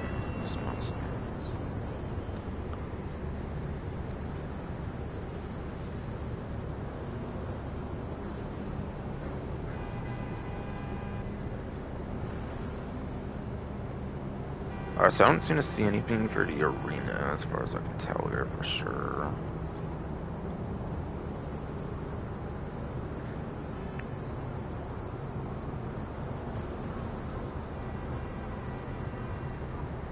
There does actually seem to be one for Benny's though on the other hand, so I guess that's where I get to start then. Just guessing.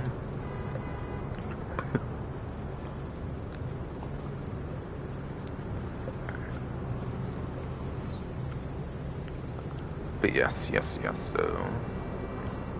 it is apparently Dutch body Nero here.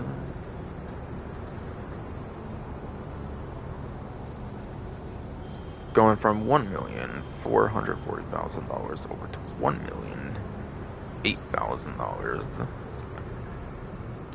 which is a $432,000 discount for its 30% off apparently for the Nero here. And yet it's only the stock vehicle on discount, it's not including the discount to the customized example of the Nero Custom. I may still go over performance on this one though, since obviously you can upgrade it though to that. And it might have much better performance than this one. However though, so finally after a long time, back over from out of the vehicle state section for 152 recently for GT Online's recent racing tour, yes, of GT Online, vehicle spreadsheet, whatever. Over to lap times, top speeds, and race steers. This is a supercar. Possibly going over two supercars here, of course, with customized example.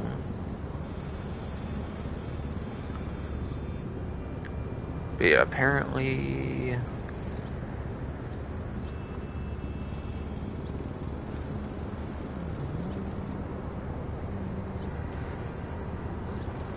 It looks like Nero's in the middle of the F tier versus our class getting it a 40th place lap time as well as a 21st place top speed. Albeit it has some money front, it's not the latest update, this spreadsheet hasn't been updated for the latest update just yet, sadly though. So sadly though.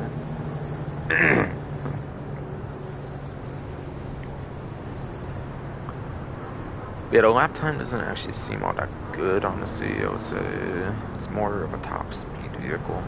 At least for the regular Nero, at least. However, if you go over to Nero Custom, actually,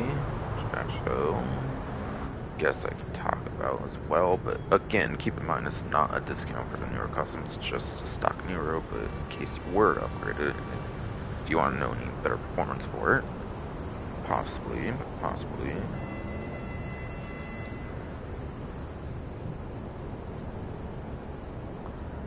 It apparently goes up from the middle of F tier to like into E tier, and that gives it a 33rd place lap time, and even a 16th place top speed, which is only 5 HSWs, even as the last update was actually very much out of top 10. Apparently, with the money runs update.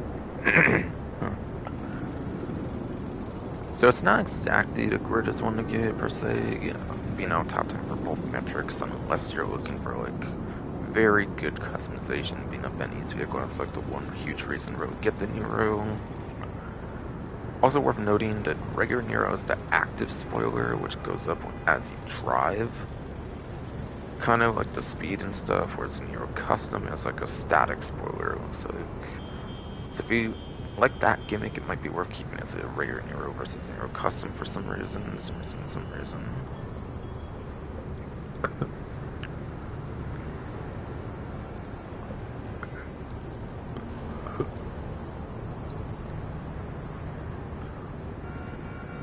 Yeah, yes, so it's very much doing a discount there. There.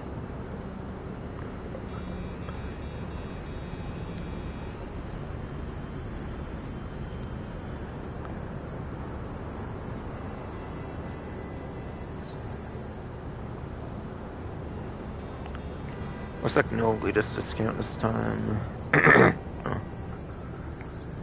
Yes, very much looks like no latest discount this time. It's over to Legend Motorsport, surely. Next.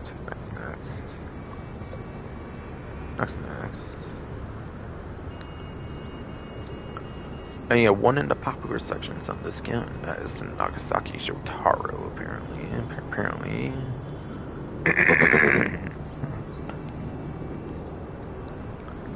Which again, like I kind of mentioned earlier, is actually half off. Again, the only vehicle that's not a 30% discount apparently. So then, going from $2,225,000 to $1,112,500, which means the savings is basically the $1,112,500. So you're basically, instead of having to grind like 2 hours, or a little over 2 hours for the vehicle, you have to only grind it for 1 hour, which is nice.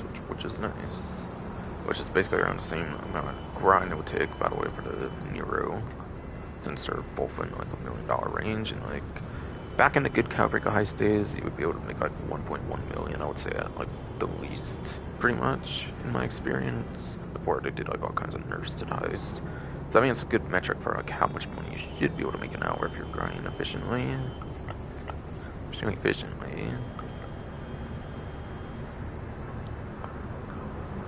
Yeah, apparently this vehicle also got Mr. Lock-on Jammer available. I don't think the Nero had it. It looked like it did not.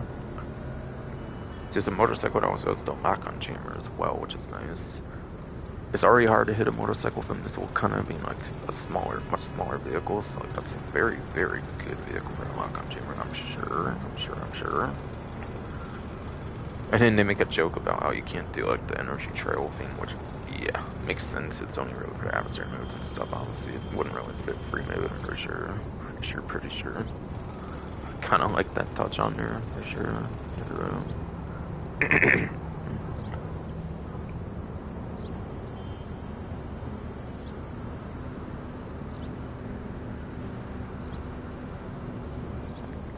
But yeah, moving from lap times, top speeds, and race tiers, and says motorcycles and extra classes. It does not get a letter to yours. There's no letter. I'll just go right into one's numbers on that one. And it's actually a real good motorcycle. It is the 4th place lap time on the current top speed. However, there's only one HSW, so it only goes up to 3rd and like 13th basically, even without HSW. So it's top 3 to like top 5 depending on like what platform you're on basically, but either way top speed is like out of top 10. It's a very solid lap time option to use though. It is very much a solid lap time option to use, regardless of what version you're playing on, or the motorcycles class. Apparently motorcycles are very known for their grip in this game as well, so like, yeah, usually motorcycles can be pretty good for lap time. Not all that surprised there, of course. And it's even in the motorcycles class, are the best ones of that class, so like the 50-ish of them in the whole game as well.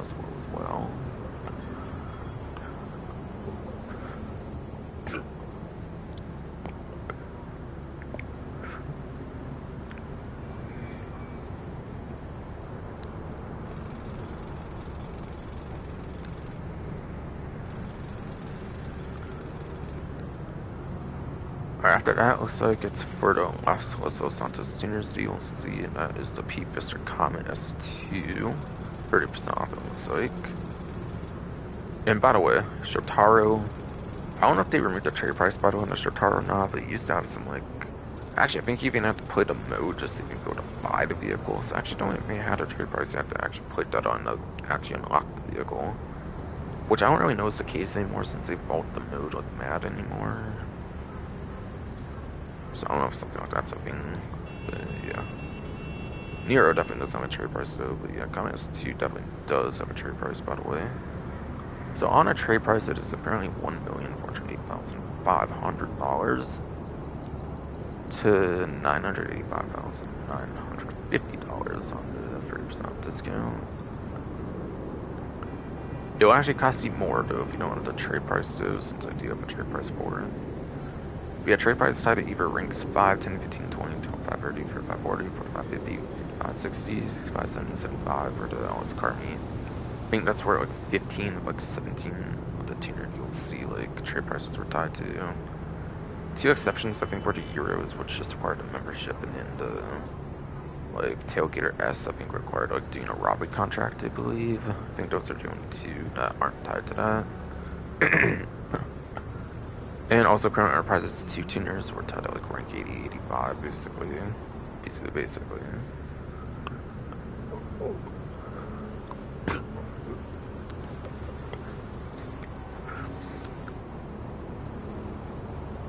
So it's definitely between like ranks 5 and 75, like each 5 ranks basically, if there was 15 ranks of Ellis current reputation for trying to get the trade price for the Comet S2. Vehicle apparently got the missile lock on jammer added to it at some point as well, so albeit the S2 Cabrio I think is more known for good performance for the sports class. It's probably just alright on it, probably doesn't make it too revolutionary for the lock on jammer, honestly though, compared to what it was already doing for the tuner subclass.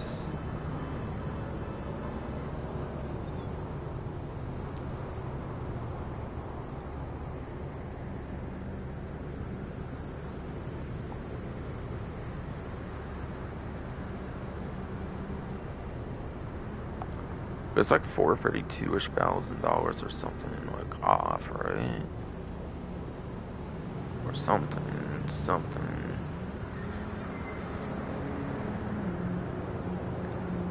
Or $422,000. I said $432. It might have been like 22,000-ish or so around there. I think off on the 30% by the way. It's a little under a million. Puts in a 1 hour grind, so like more like 1.5 hour grind, I would say for sure on that. Entree price again, money. So back out of extra classes or again to lap times, top speeds, and race tiers, being a sports car. And also keep in mind, sport cars do not tend to be all that good for like its general performance when they're in a tuner subclass. When they're in tuner subclass, they're pretty much mostly for the tuner subclass rather than like the main sports class. So it's not going to perform that good there, by the way. Bigger house weed, I guess. Okay.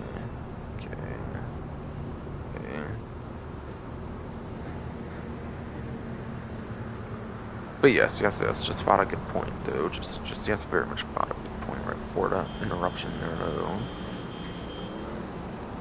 But yeah, sport tuners are more for the tuner subclass versus the actual sports class. So it's not gonna be that good to just know that already before I go into the numbers.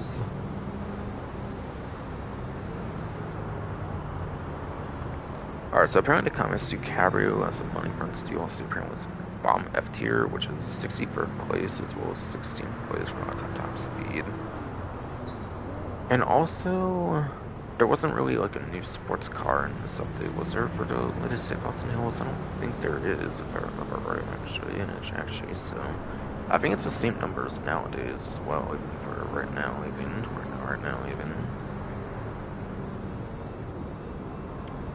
Yeah, it's apparently about F tier, 64th place lap time as well as 16th place top speed. There is technically 6 HSW vehicles in the game, so I guess technically it gets 10th place top speed, I suppose, for a regular. Oh, fuck, right, that's the Cabrio. I'm looking at the wrong one. Okay, my bad. Yeah, I was about to say, I don't remember this one being that good in top speed. Yeah, my bad, I said the Cabrio, not the regular comments too. I have to find it still. So I might have to better lap time versus the other one, though. Or something. See, my bad, I was looking at the wrong model since it's a Cabrio version as well.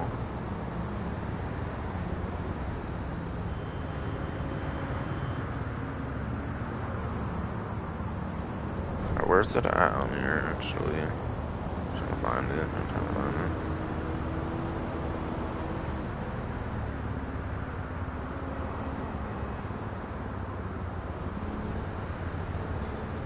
Hello, where's the regular S2 on this shit? I'm trying to find it, man.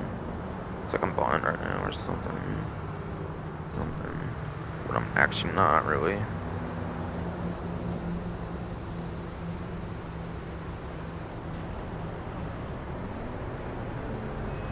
Alright, finally, I found it, okay.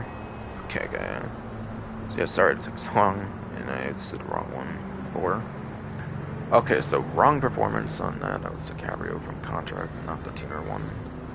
The regular Comet S2 is apparently the G tier. G tier. Yes. Where it is 70th place for lap time as well as 37th place top speed. So yeah, for the sports class, it is below average for the class. At best, like 64th, and there's like 100 to like 17 or something on sports cars now. Even without HSW, it's below average for a class.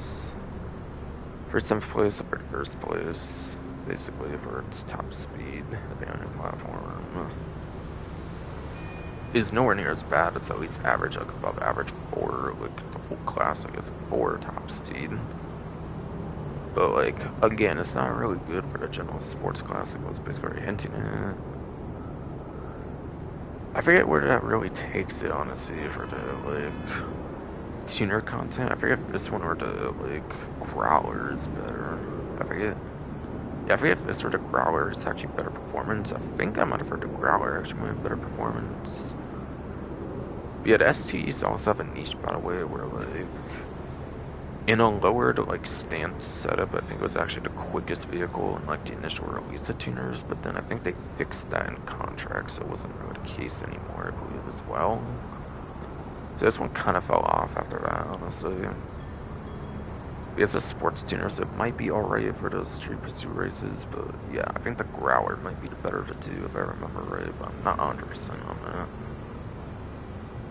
that. Not 100% on that, though.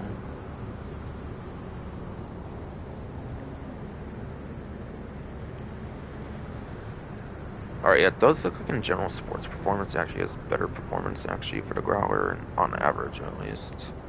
See, I think I am correct when I say the Growler is better than the Comet too, because it's better for sports classes than it would be for tuners as well. Surely. So honestly, Comet too, I don't think it's not worth it nowadays. Besides for just the lack of chamber customization for some preference reasons. Alright, so that's that taken care of.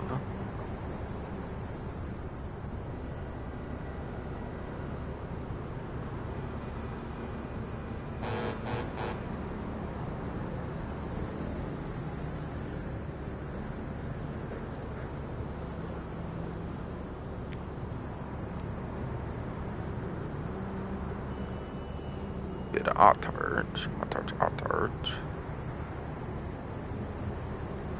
Redeems the Heist DLC.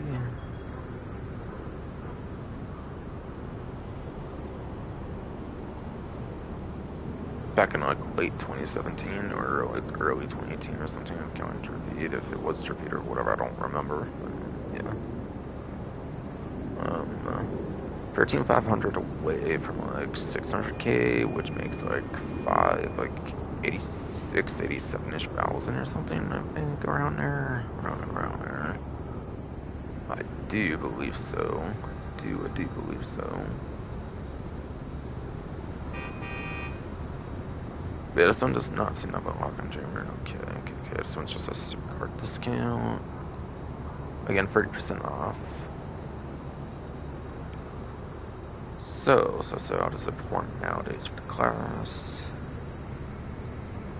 It is apparently at the bottom of the C tier, but again, keep in mind the spreadsheet's not fully updated right now. It's just on some money fronts, not including the FMJ Mark 5 even. For either of its two versions, such, etc. But yeah, on this spreadsheet it's like 21st, but it's probably went down to like 24th or something, even like that for home lap time. He went down to like D tier, even for all I know.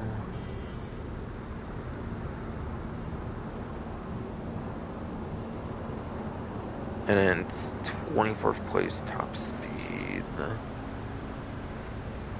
which isn't much worse than the lap time there at least. But again, that might have fallen off a good bit as well, and that might even be like something like 28th place even there for top speed nowadays, including like ones from the Safehouse Hills update. Which I guess technically is still above average since it's like 60-ish cars in the games. I mean, in the 20s is still not that bad, I suppose, but it's also not like in single-digit performance either. So honestly, I'd pretty much just get this one for customization for some preference reasons, if anything. It's not that big of a deal to buy this vehicle, quite frankly, in 2026.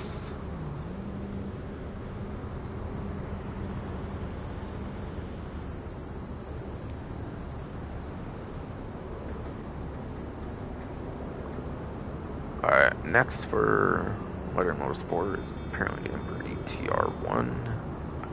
Also, the Ottard shouldn't have a trade price, I'm pretty 100%. Same with ETR1, I'm pretty sure those don't have trade prices. Back in instances before import-export, which was pretty much the first big DLC, or any DLC that even brought trade prices. So I know this one for sure definitely does not.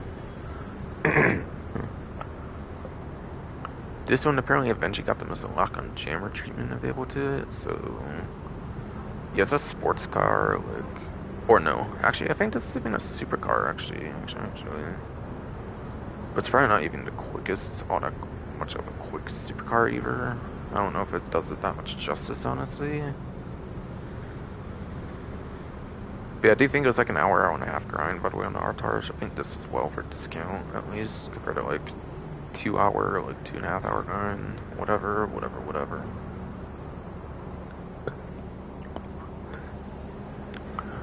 By the way, on that 30% discount. But yes, going from $1,995,000 to $1,396,500. 1,500 away from 600k. 598,500, I think that would be then. Yes.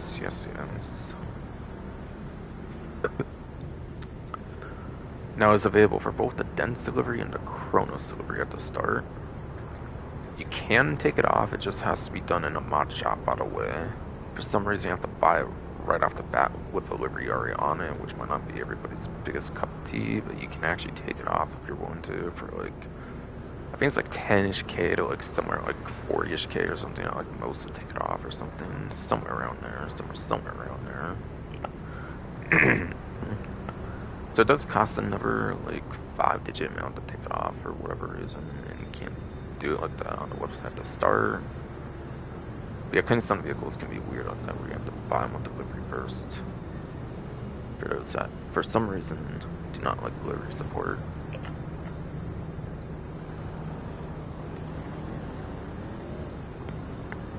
But again, I said initially it was a sports car, but it's actually a supercar, I'm pretty sure. Yes, it is in fact the supercar class. Interestingly, with the Autarch being bound with C tier, and of course, without including ones from the latest Safehouse and News update, that includes just money fronts. And before Autarch is bound with C tier, apparently ETR1 is bound to D tier. Apparently, yes, while the Autarch was the bound to C tier, the ETR1 was the bound to D tier, apparently.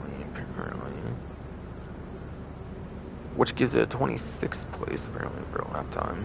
Of course, again, this was before the latest update, so might be like 29th place or something like that at least now. And then it's 51st place top speed, which again probably decreases by like 4 to like 55 or something. Or if it's, I might mean increase instead of decrease actually, from 51st to like 55. So it definitely has a below average on the top speed for the class. However, I think it's still above average for the class since there's like 60-ish. There's still like 60-ish supercars in the game, yes. So it technically is above average still, I guess, or just average at least for the lap time. Which again, I said is more important metric earlier. But honestly, it's after a lock-on jammer customization for preference, I probably wouldn't get this one too much.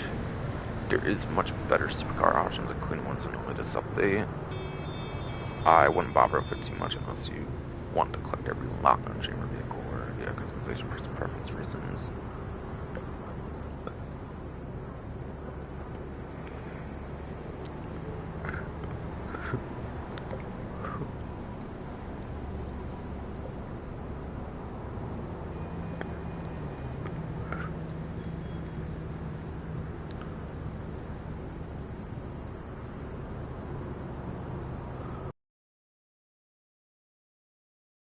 I thought that was it for 2 doors at least.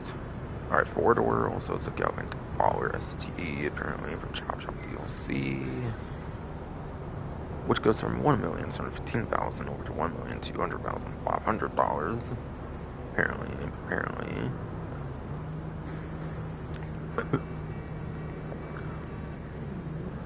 That is a $514,500 discount. Looks like, since it's like $500 short of like exactly $515,000 after all, 90% discount. So yeah, this is that one baller from Chop Shop DLC that has the Amani Tech upgrades. Ironically, actually doesn't have the like armor plating, I believe, unfortunately, if I remember right.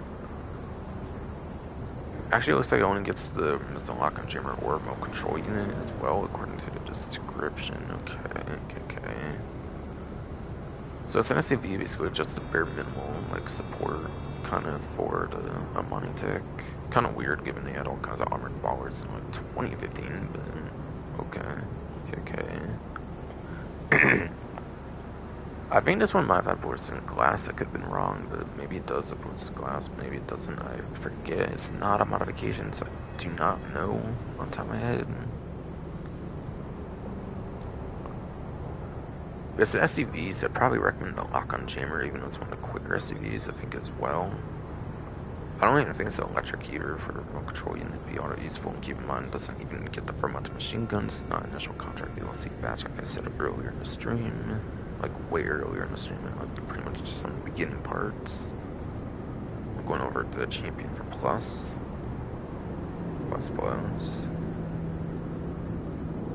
But yes. The Ball STD though is apparently an S tier SUV. It is apparently, yes, very much S tier SUV in the game. Which gives it 6th place for lap time as well as a 12th place for top speed. And it definitely does get a single digit top speed, it looks like, as well. If you take out HSW, it definitely will be a single digit as well for top speed.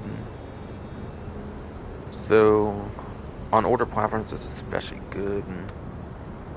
It is still pretty decent, though, on the newer platforms, at least for lap time. Not so much on the top speed, on the other hand, though.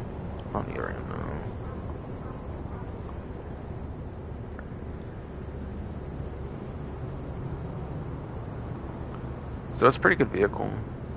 I don't think it's electric, so I don't think there's too much purpose for remote control units up in the lock-on jammer. And plus it's SUV, so even if it's a quicker SUV, it might still be better if the lock-on jammer, just because it's an SUV, which makes it kind of a bulkier vehicle in a way.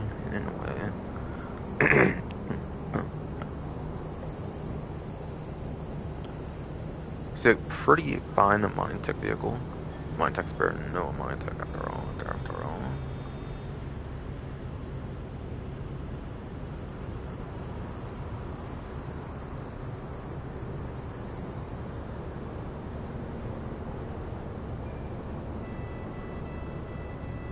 But again, apparently these are limited time vehicles here for the Roosevelt Valor and the Roosevelt. So if you want these vehicles, I would definitely suggest picking them up this week or possibly next week. They didn't confirm if it would be available next week, but next week is actually when the Valentine's event. Valentine's Day is actually in the next event week, technically speaking, so I assume it would be available next week as well. So it seems this next event are probably your only chances of getting these vehicles before they quite possibly get vaulted again, it sounds like.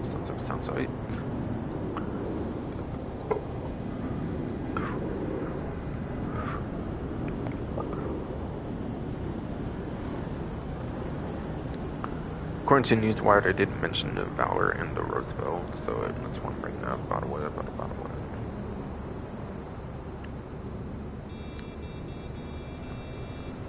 And then for motorcycles, there's apparently the Western Power Surge on discount as well. Another really good motorcycle actually over here. Does not have the option for a lock-on jammer like the Chitara does, unfortunately, but like honestly it's the only electric motorcycle in the game, so like that might be pretty broken if they put on like a motorcycle with electric like acceleration. That'd probably be pretty broken honestly on that one. Might be like the craziest vehicle for a lock-on jammer, so that's probably why they haven't done it yet, I'm guessing.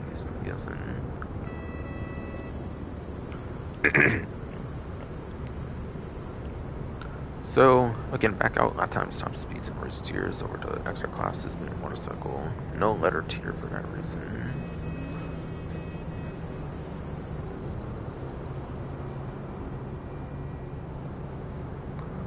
But yeah. It goes from $1,605,000 to $1,123,500.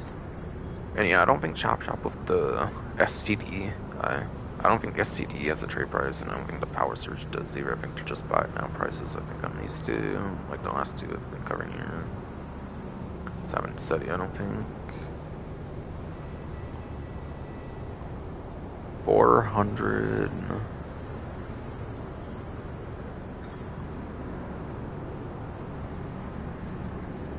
Yeah, 400, like, 80,000, 81,500, right? I think, yeah, 41,500 sounds correct to me, though, actually, though.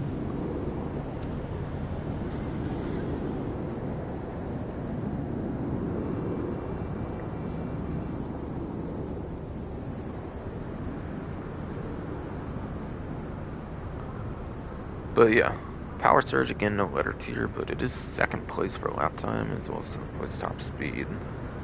And the best part of all, if you're on legacy platforms where there's no HSW outjump drag, it's actually the #1 option for lap time as well. It's actually the best one in a metric as well for its classing, so it's really insane.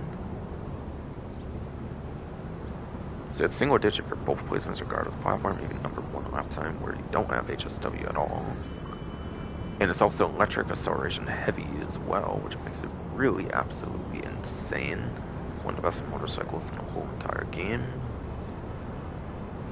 And then I already mentioned half off on the Shotaro was in the popular section. It was in the popular section, so I already covered this discount. Covered that one already. And I think that's it for the Electric Motorsport website finally though. I don't think there's any open wheelers on discount. Yeah, no. Warstock Cash and Carry definitely had something that makes us at least two things if you think as well. Maybe even a couple, like maybe even like 3 if I forget. Yeah.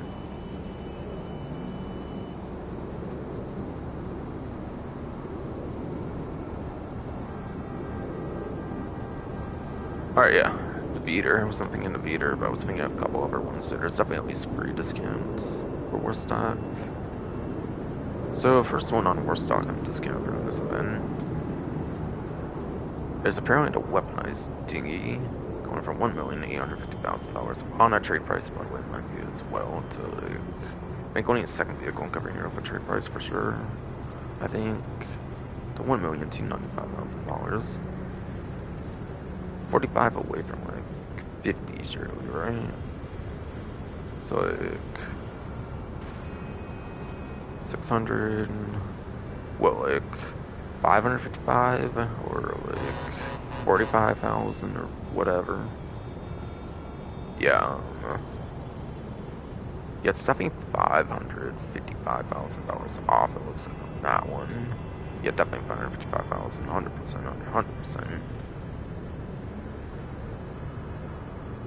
On the trade price, on the trade price. Yeah, the weaponized dinghy, you'll probably talk more on capabilities since it's weaponized. It might not even cover performance since it's weaponized. And nobody's pretty much going to use it in a race, pretty much, honestly, in betting. So yeah, basically it's just a dinghy, but it has like a gun in the front, basically. It's basically an attack assault version of the dinghy.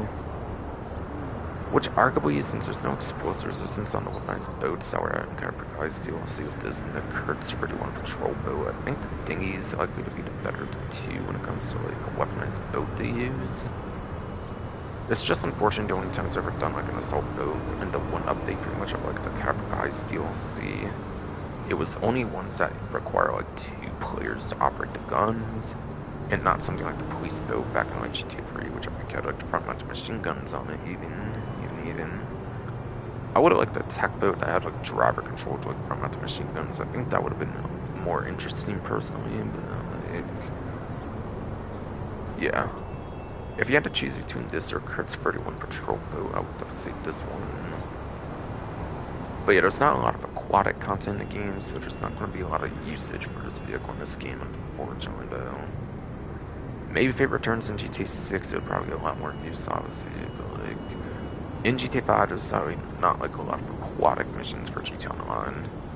Obviously, there are those aquatic missions that could be useful for, but even you have like the Sea Sparrow, that's just going to be better anyways, and you can use it as like a driver entirely for like the rockets on it. That's like a billion times better use for your aquatic content.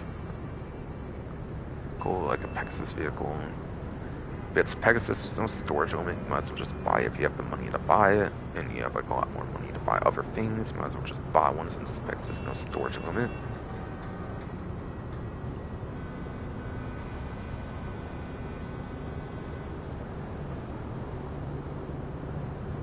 Another Enterprise vehicle here with the Veeder. Trade price, and I actually don't have that one yet. Okay.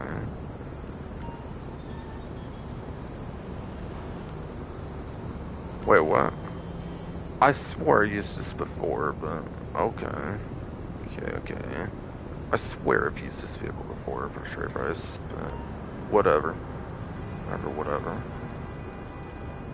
Right now it's like 1.6 million though to $1,141,000.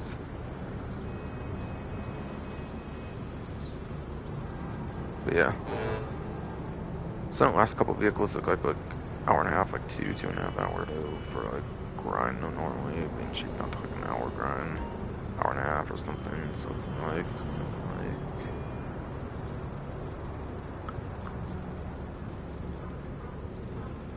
Yeah, $459,000 off on this one. It looks like though. Yeah, trade price then $1,220,500. The $855,750. Again, I swore I had this trade price before. I don't know if it's just a glitch in the game or like what the fuck. But I swore I've used the meter before this one. Uncategorized.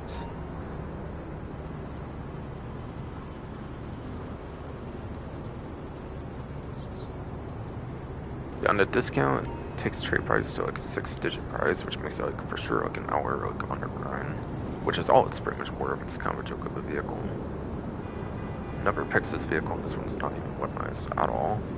So I will actually go over performance on this one, unlike the last one as well.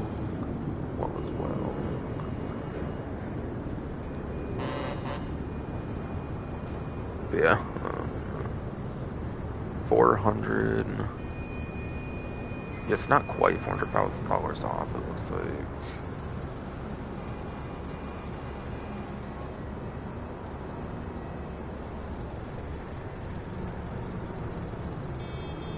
For you, like 6,000, 366 or 367,000, 366, 367,000 ish off. It looks like I'm 30% off on that though. It's looking like. And again, specs is there's no storage limit. Again, yes, it is Pegasus, no storage limit on Pegasus. You might as well buy it if you have like a ton of money to spend and have like a lot of money left over for anything else. You can run like a lot more than it.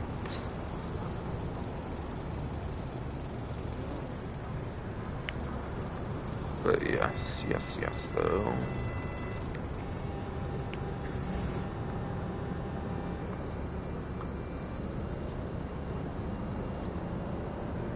So out of extra costs over the lap times, top speeds, and race tiers, it's in military class, which might not have like. It is, yes, in military class, which might not have like a letter tier, so it's not a raceable class, I think. But still go over it. Yes, no letter tier, but the beater. 10th place for lap time as well as 9th place top speed. Technically top 10, I guess, for both metrics of the 13 military vehicles in the whole game. So it's interesting, I guess, but also not like above average for the class at all. It's like below average for the whole military class as a whole. The 13 vehicles there, when it's 10th and 9th, obviously, honestly.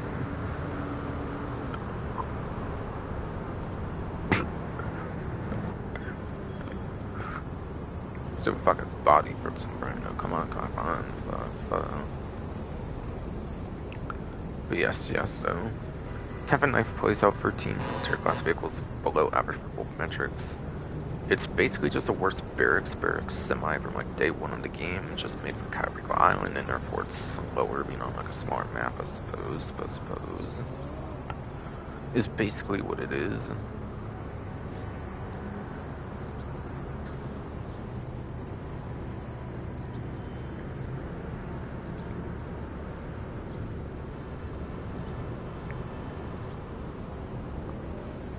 And then it looks like the Rogue is on a discount.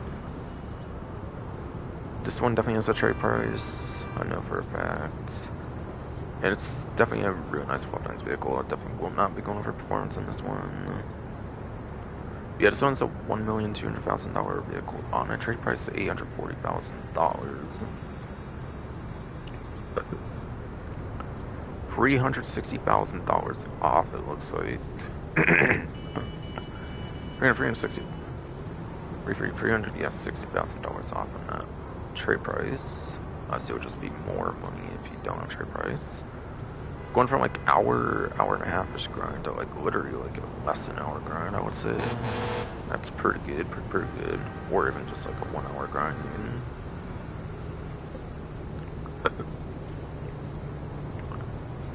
But yes. He has machine guns, which you can also upgrade, by the way, to explosive cannons, which is the better option to use, basically. Missiles, and then countermeasures, and then bomb bay, so it's pretty feature-rich on this vehicle, even though it's like really cheap, which is cool. Very good budget aircraft, for sure. Even for that price, it even seems to have 2 seats to it as well, which is actually pretty cool. Pretty cool. We had machine guns, basic machine guns, one on each side per plane. It's not really the greatest for machine guns. You kind of usually want them on like the center of the plane, I think. So the fact that it at least has explosive cannons kind of helps it out a good bit there, since if you are going to have 2 on like each side, having them explosive makes it not kind of matter too much, which is nice. Which is nice if you're especially good at using them.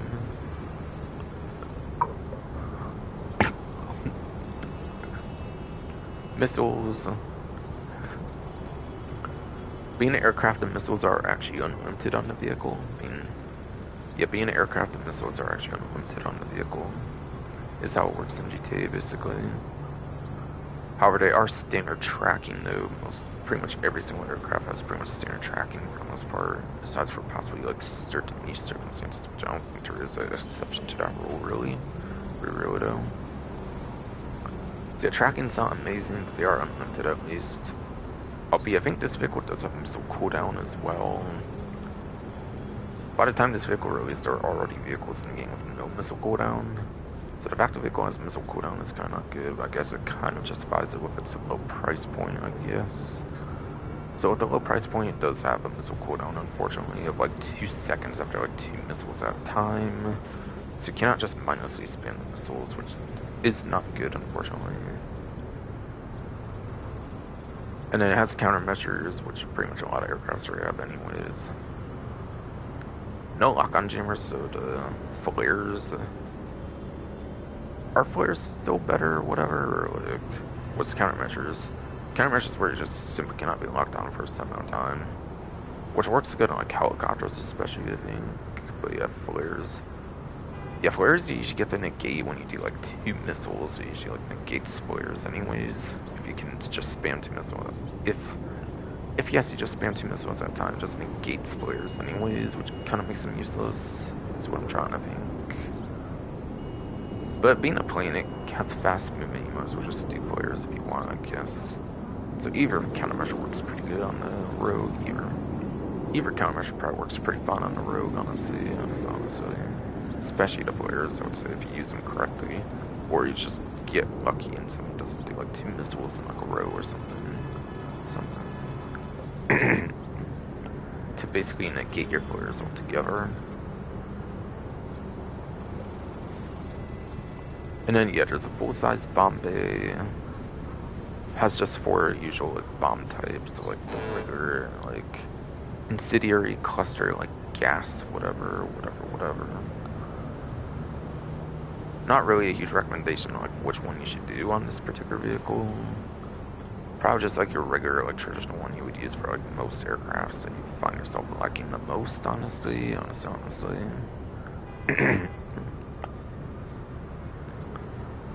We had a huge weapon on it. It's definitely the explosive cannons. Not many vehicles have explosive cannons in the games.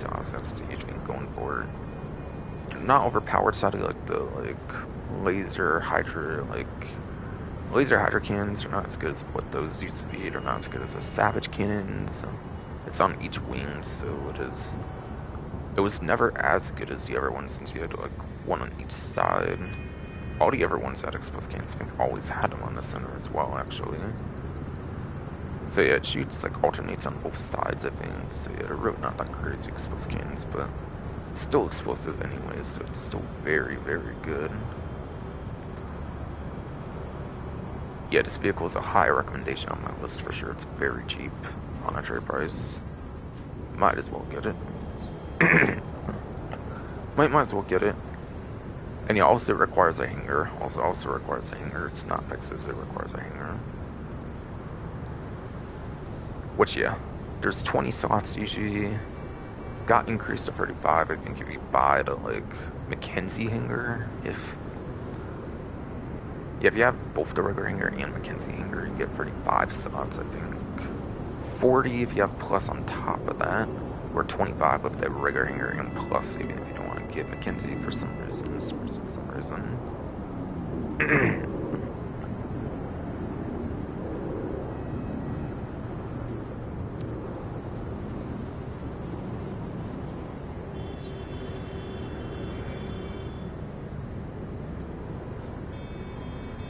Certain pickup I don't think it's actually on discount, just glitched up at the moment from like the holiday gift I was able to claim since I already owned it, and certain pickup prior, whatever.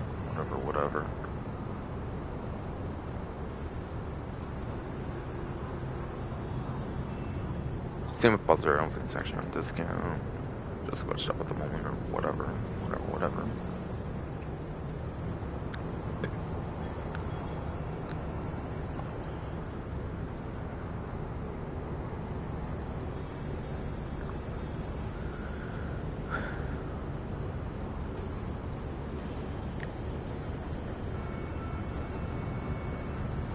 So I think the only boat on discount was the weaponized one on worst stocks. I don't think Dock Tees has a discount for that reason. So then it looks like it's just Southern San Andreas, since obviously it's not going to be a cycle discount. It's that'd be like a meme-worthy discount and costs like nothing in the game anyways.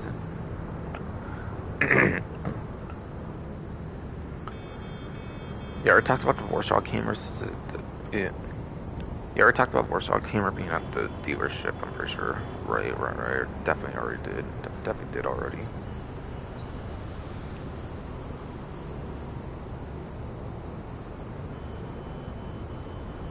I think there's 2 other discounts on this website, those sides for that though.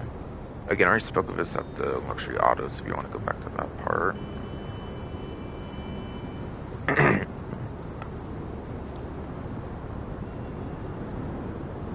So did it get a lock on Jimmer? I forget. I don't feel like it has one. Oh yeah, it has drifting. I forgot to mention that. Or it has drifting. Drifting, you don't get engine upgrades for those. It's not too useful. And apparently priced at 1,790,000 to 1,253,000. Over 500k in like savings. I don't want to spend too much more time. Like 37,000. Yeah, 37,000. Definitely.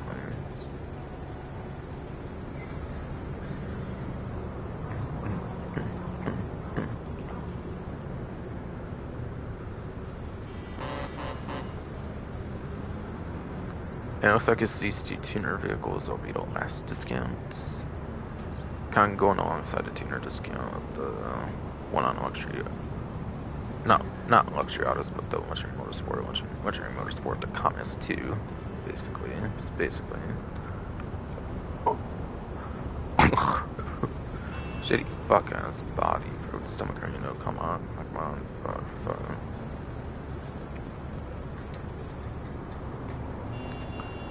But yeah, these 2 have the same kind of trade price I said for the Comet SG, by the way, where it's like 5, 10, 50, 20, 25, 30, 45, 40, 45, 50, 45, 50, 55, 60, 65, 70, 75.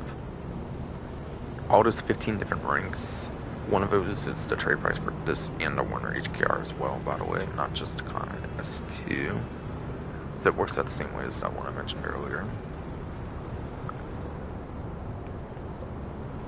So on trade price, it's usually 1,192,500, but it will be discounted to $834,000, which is like 359,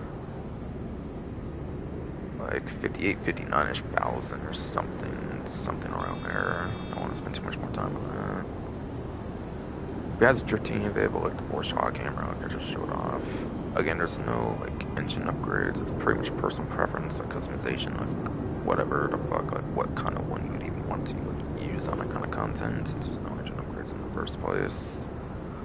So you don't even need a custom for those drift races. You could just use like a botted one as well, and it's basically going to perform exactly the same on those drift races. And then exclusive liveries available with drift tuning as well for all its customs. That's kind of a nice benefit, so you can get some extra interesting looks at least. Makes the drifting kind of worth it, I guess. Kind of, I guess.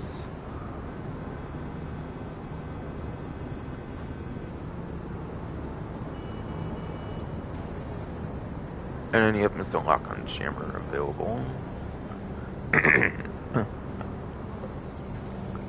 I think the regular Futo used to be known for top speed back in its day, so I don't know if this one's really good for top speed. It could be interesting for the lock on jammer, I suppose, but yeah. Yes.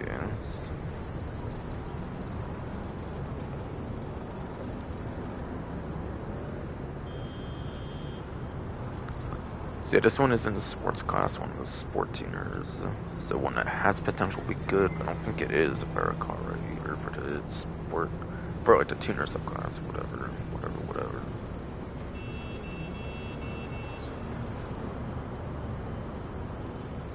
But yeah, 52 GTX is apparently all the way at the top of the M tier for the sports class, apparently. Apparently.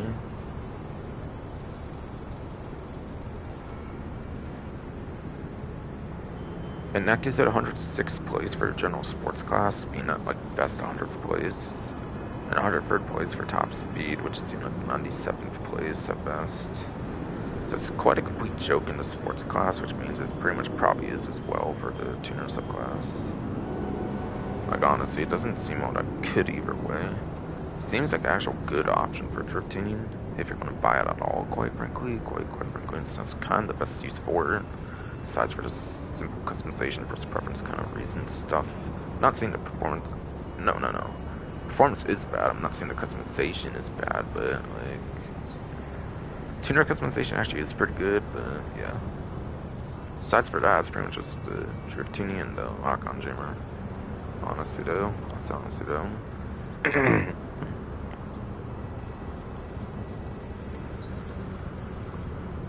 And then last but not least is the Warner HKR, which in the initial batch was actually the worst of them, I will say, and it's also a sedan tuner as well.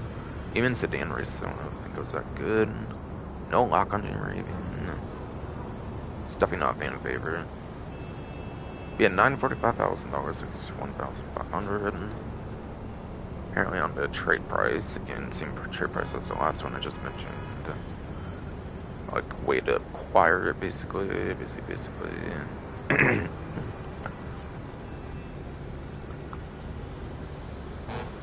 you ever won one from like 1 hour grind to like less than an hour grind, this one's already like an hour grind to like less than an hour grind.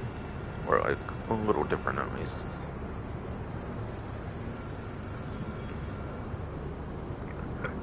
Quite possibly it could even be less than an hour grind, depending on like what you're grinding even.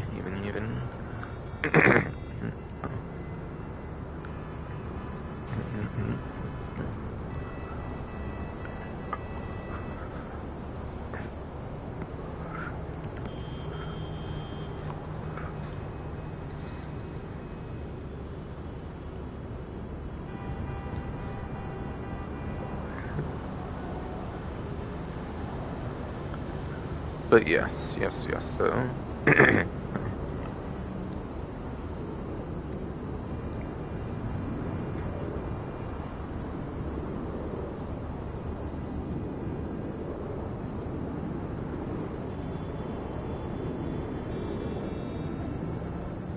So apparently this one's in the E tier for the sedans class, apparently, which is 21st place as well as like 24th place. And sedans, by the way, is like 41 vehicles in the game. I don't think sedans gained a new vehicle, did it? I forget, actually.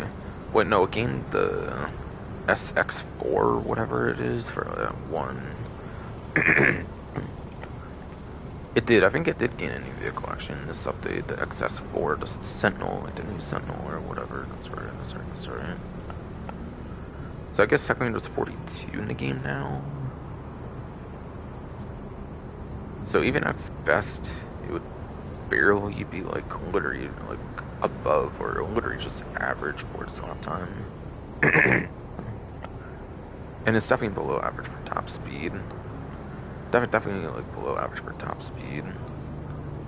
Yeah, just barely average at like best for lap time, if even. It might even be below average even with the new vehicle now. Of the XX4, I forget though. But I think it probably definitely is. It's probably like S tier or something for the new one. So it definitely probably is below average for both metrics now. No.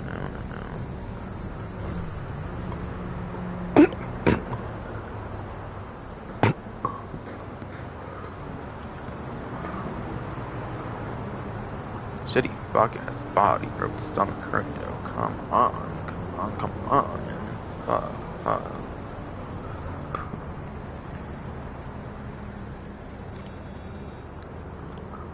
And yeah, for tuners content, for For tuners content, it's probably one of the couple worst vehicles giving use for tuners content for the street races position. For yes, the tuners content street pursuit race is probably one of the couple worst ones you could use for either lap time or top speed. For street or pursuit races, robbery contracts would be the one place you could technically use it in, but even then you just have much better options there anyways, being one of the worst ones you can even use. Alright.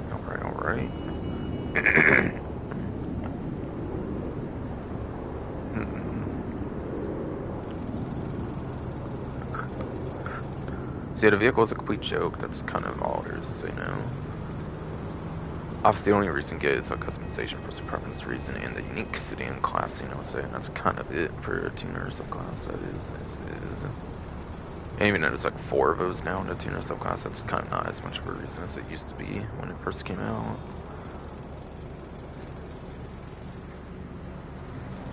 Or if there's not 4 of them, there might be like 3 of them now with like the Hardy that came out last update.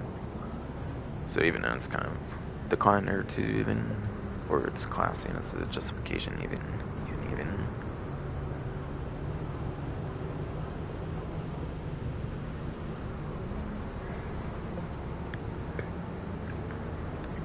And then there should be no more discounts. That should be it. It looks like.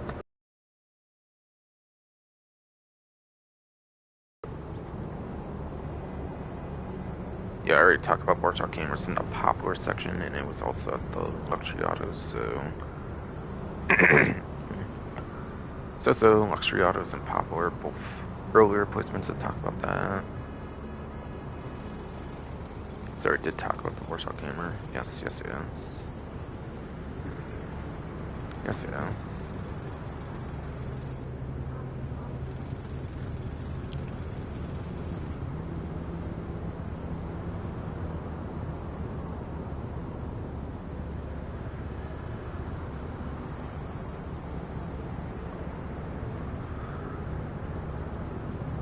Yeah, that was it.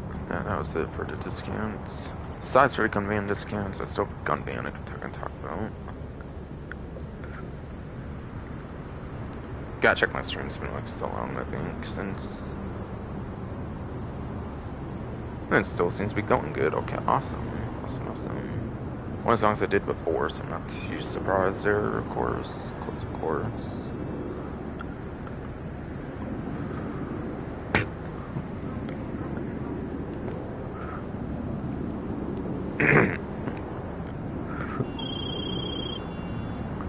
Right before the 4-hour mark as well. Interesting. Guys, swear to you stupid shit ass fucking goddamn like body for some Carino. Come on, man. Fuck.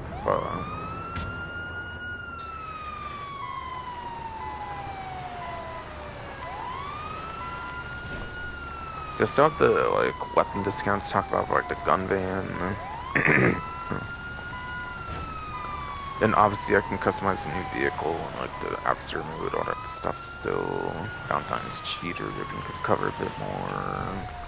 There's a couple more things I still have, even like a few more things to still do even.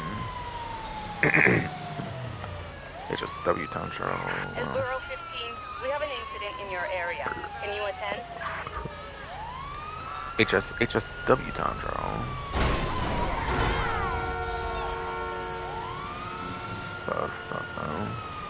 Alright, Borough 15, you're off the hook.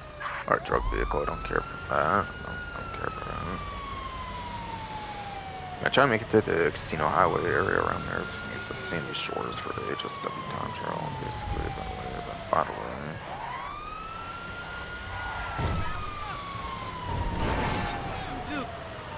Yeah, I got close to the garage, so just get more plus promotion, whatever.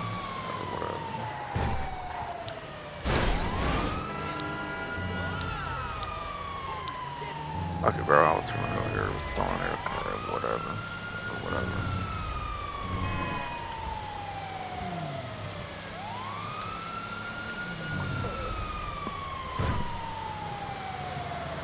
Alright, this is actually the highway there. I didn't even need a GPS route to get there good. Awesome. I'm not surprised one has been on this map for like so many fucking years, but still down.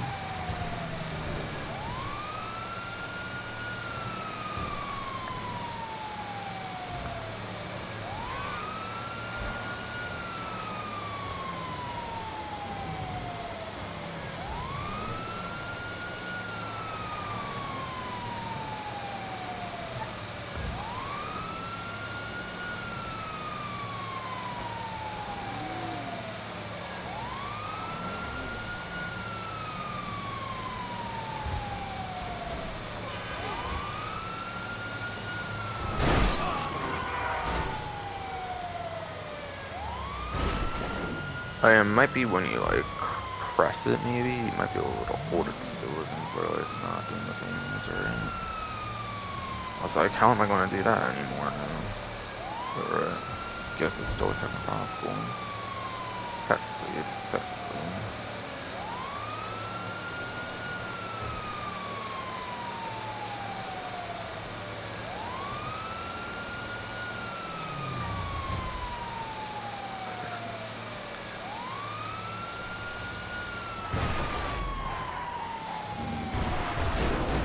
Oh shit.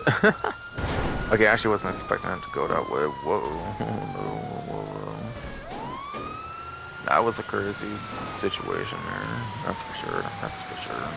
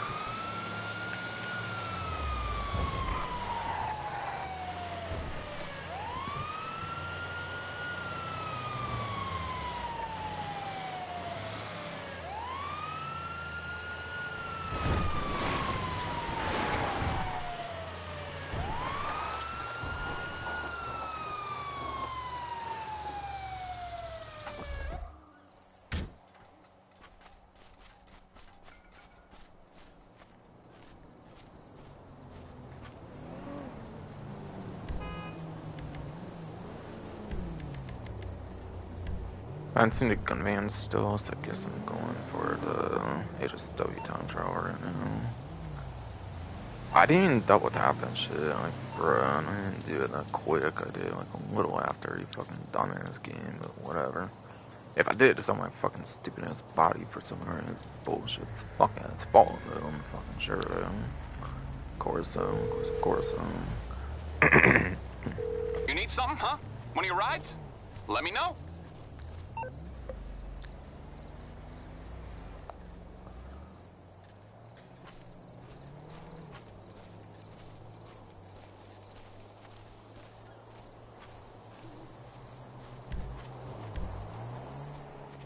I'll bring it to you.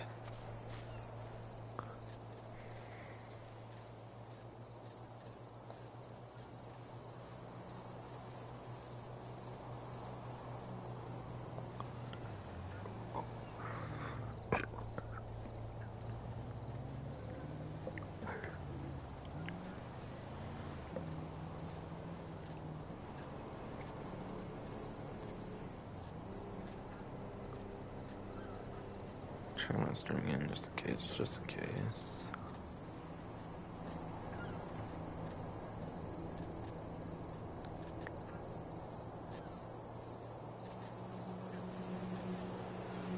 Seems good though. Seems good though.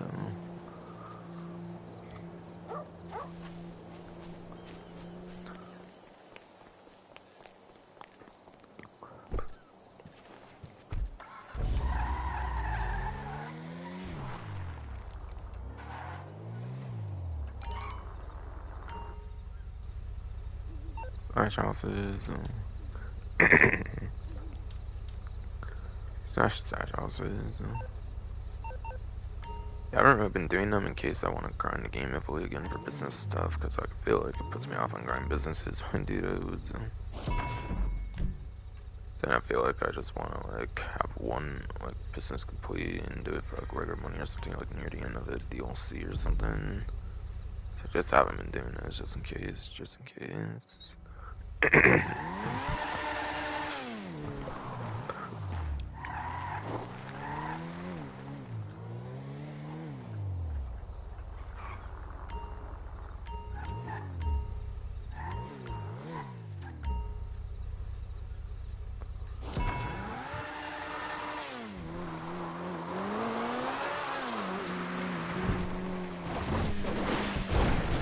Oh my god.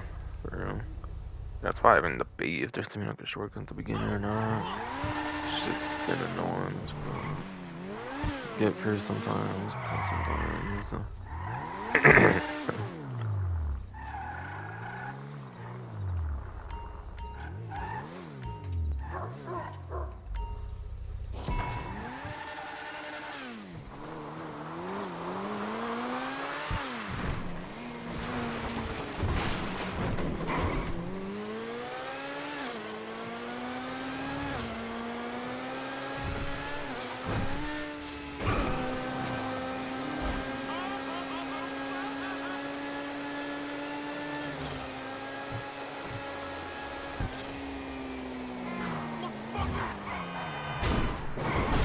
God, bro.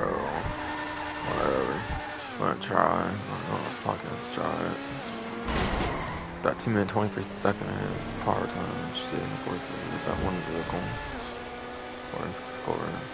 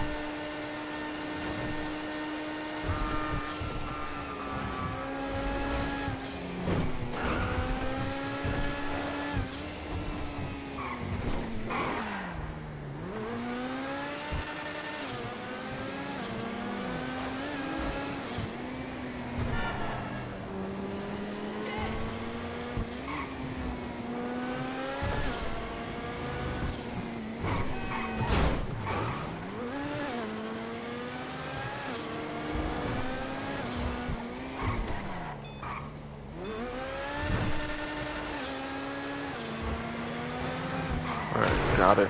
First try, regardless of all the bullshit. Wait, gain onto the highway,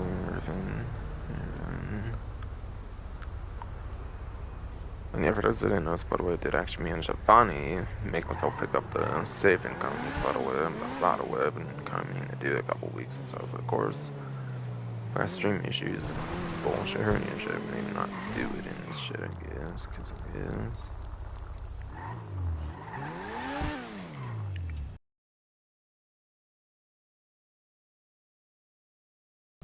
It's about like anything else I want to do at this point. As long as I want to like hold on that possibly. Should probably start just mentioning it now, honestly. Just probably not the gun van, that'd probably be for the best, honestly.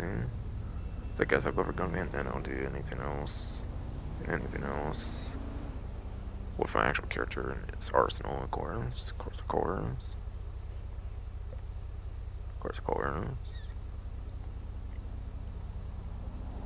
So sure.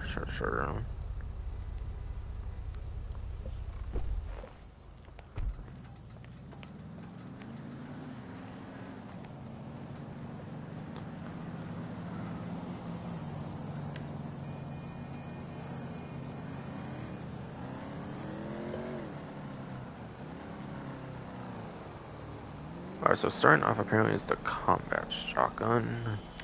This one's been featuring a bit lately, I feel, but yeah.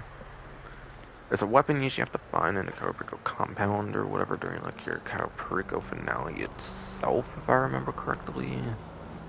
As like a random event, and then from what I recall when I was doing it one time on stream, even though I went to all locations, I didn't like find it.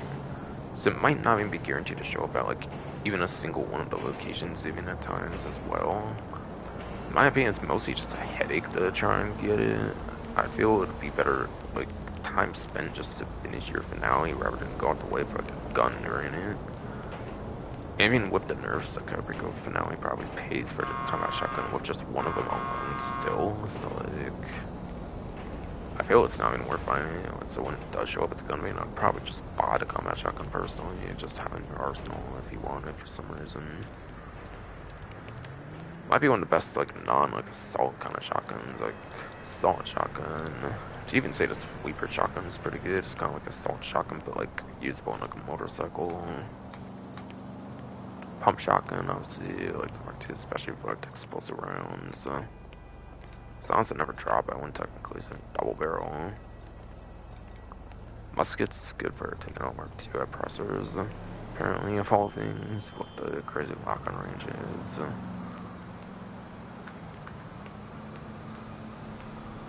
Straight heavy shotgun is, it's interesting stuff too. honestly, for like automatic shotgun in combat, it's definitely one of the better ones, honestly. Also like a pump shotgun or two, but even below that, obviously.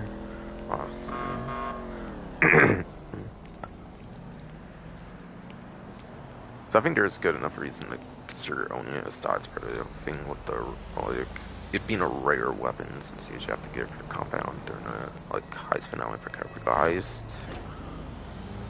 I think that makes it a pretty rare weapon, one kind of worth going after in the gun van for sure, if you're not willing to hunt for it, basically. Which again, I think it's kind of just a waste of time, honestly, when you can just make that money that you can do just getting at the gun van anyways for like one finale, most likely. The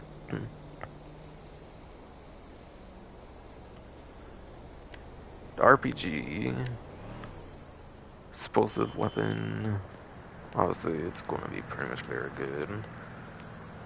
In most cases, giving out damage to homing launcher as well if you're accurate with it. Aside for like the patrol tank mechanic that's kind of mentioned with the Amani Tech electric vehicles, those are like a niche circumstance where it'll actually do the same damage as the homing launchers, I believe, where they both do equal amount of damage. But yeah, most vehicles, if you can actually aim with RPG and stuff, you can actually like get more damage and quicker, which is nice. Which is nice. If you are good enough with it, of course. Of course.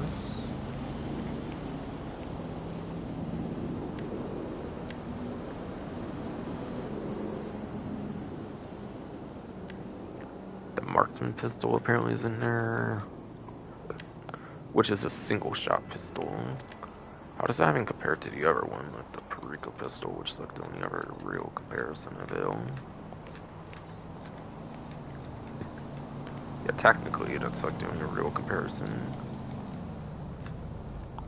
Kind of a bit away from each other though, so I don't know if I can remember well. I think this one looks like it has a little better fire rate according to in-game stats, which I know isn't always the most accurate thing to go off of, but still. Let's have something to kind of say here. I feel like the range and accuracy are pretty much the same.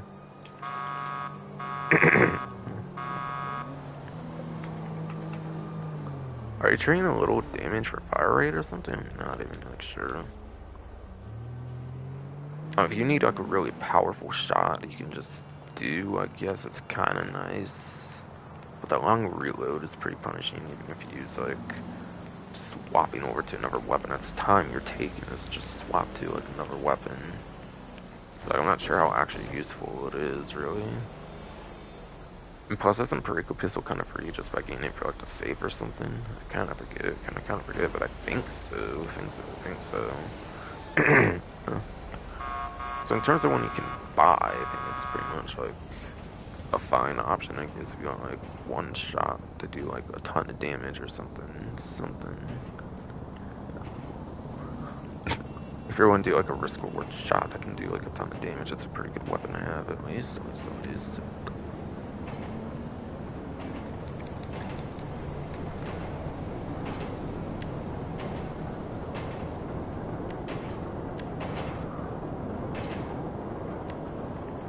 And then for your melee weapon this time, it's apparently going to be the pool cue.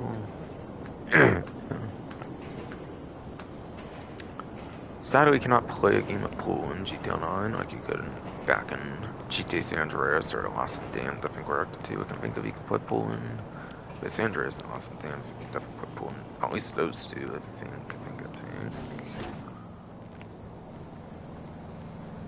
So yeah, it's kind of useless aside for just being a melee weapon in this game.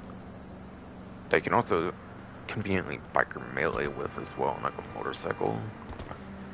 It released in the Bikers DLC, so naturally they let you do it. It's like a biker melee weapon as well, like a motorcycle. So it's kind of just whatever, honestly. Like, with probably just one more update in the pipeline at this point, 6 indeed does come out November 19, 2026, which seems even more likely with the investor calls and the marketing would begin like the summer for whenever or whatever. Then like, yeah, then like, I wouldn't get hopes up that you get to actually play pool with it or anything. Like in the last update or anything. Like the last true content update or anything. But I mean, it's fine for biker melee, I'm sure. But there's better options. You can use a biker melee. You can even use the like stone hatchet and like the shocker on biker melee. So it's not the best weapon you can use there, but like I'm sure it's fine enough if you're not going to use those two, I guess.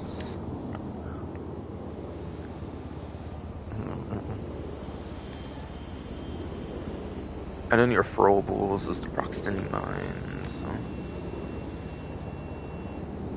As the name does suggest, the proximity mines do blow up within proximity, as the name does suggest. So, like, it is a very good anti-grief tool. You could use it very smart. You could use it in a very smart way as an anti-grief tool, or in like GTA races, or in GTA races, it could be absolutely amazing there if you know how to use them well. For like a GTA race, or like you had the anti-grief tool stuff, or like going against a griefer in like a cell mission or something.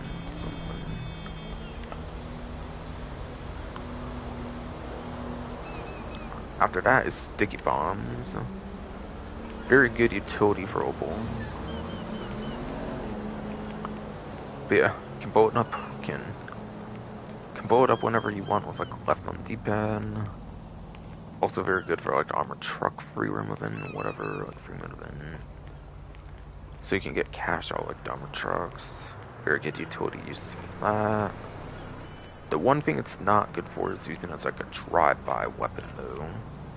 If an NPC shoots you, which is very, very likely, in like contact missions or something, then like it's just gonna blow up your whole vehicle, make you lose like a life or something.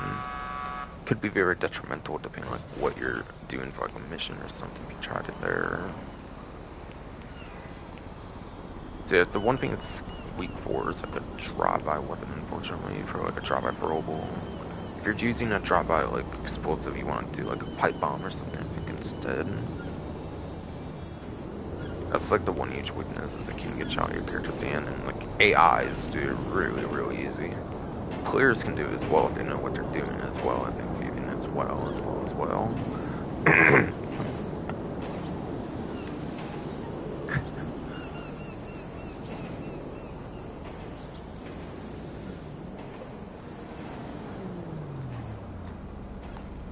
And then last but not least, Molotov cocktails.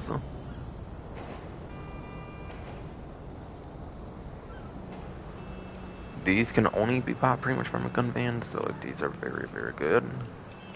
Whenever they're available, it's always a good option to have there.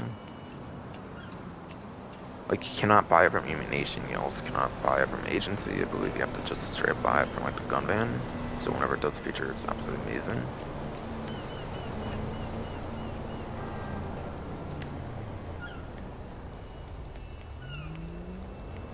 And obviously, I'm pretty sure there's probably body armor. I don't think they list body armor anymore in these wires, but I think there is obviously body armor pretty much as well.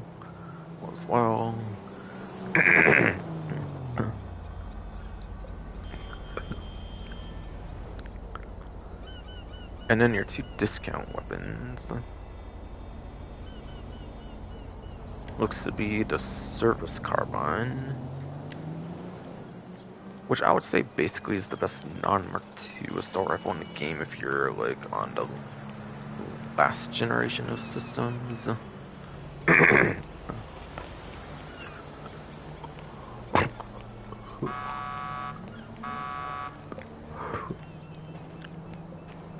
Shake fuck ass body broke some kind of come on, fuck.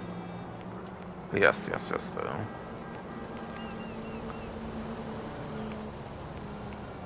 Yeah, compared to current generation platforms, PlayStation 5 is supposed to use as PC enhanced. Like last generation platforms, PlayStation 4 is supposed to one PC, like Legacy, whatever.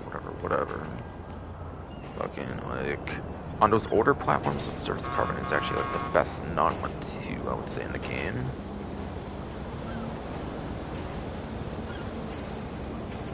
I would definitely say it's the best non-Mark II when it comes to like the older platforms. For the newer platforms, though, it's pretty much going to the stricter, I would say, as long as it's like not a stealth mission, of course. Carbine's one of the better ones if you don't need like the two-bird, one stone headshot kind of thing that the battle rifle can provide with a different caliber bullet, apparently that has or something. That makes it work like a sniper rifle in a stealth mission with two-bird, one stone headshots for an assault rifle. in the stealth missions, that's actually very useful to have.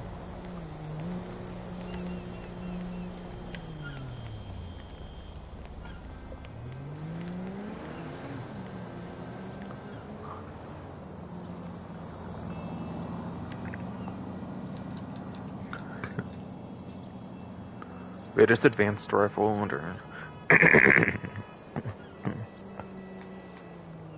right now I'm in the gun van or no, not gun van, but gun locker.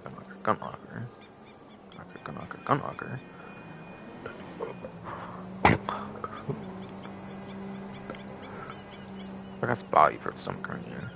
Shit, dude, come on, fuck. Yeah, there's the advanced rifle, we're just having the gun locker, and I can't really show that off. It's day one, so it's not good compared to the surface carbine. Compact rifle is more for like using like a motorcycle. It's like a draw-by one, if anything. Yeah, it's the highest ammo count of them, but like it's also like more of a close to mid-range one if it would like a long-range one, anyways. It's not really in discussion for me usually. It's more of its own kind of being really anything. It's not really competing against the service power, and that's it. It's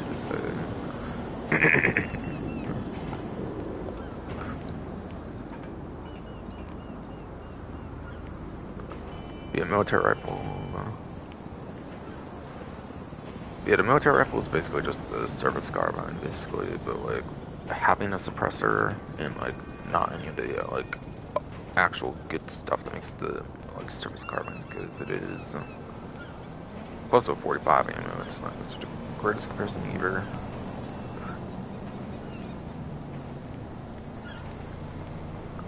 The heavy rifle. Yeah, just to look at the difference between the fire rate on the in-game stats and accuracy.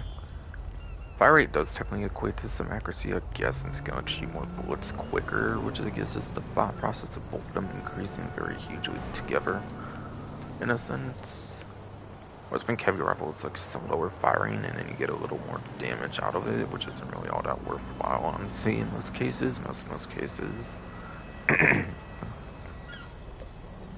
And yeah, battle rifle is like 20 or like 30 bullets, like without or with the extend clip, which makes it nowhere near a comparison. Again, there's no strickler, but it's on newer platforms, and basically it's just military rifle with some gimmicks and stuff. To not talk on it too much, so it's not at the gun. It's not at the gun van. Not even the last one I got to talk about. Still.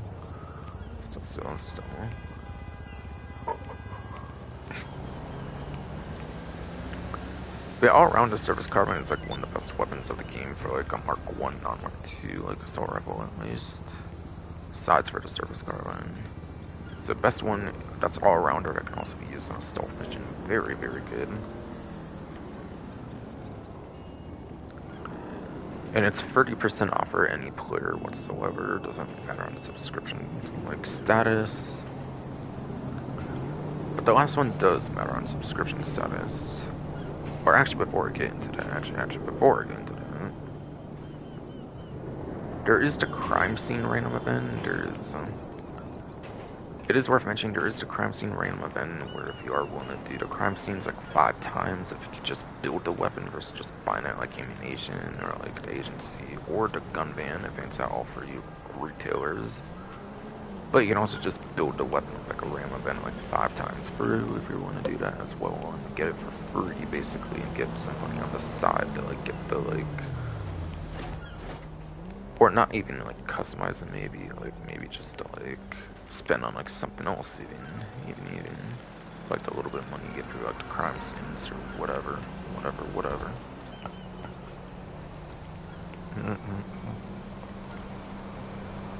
So there's even a free way to get it as well, which is tied with the like crime scenes if you want to just spend a little bit of like time getting those and everything versus just buying the weapon outright for like what you usually would do.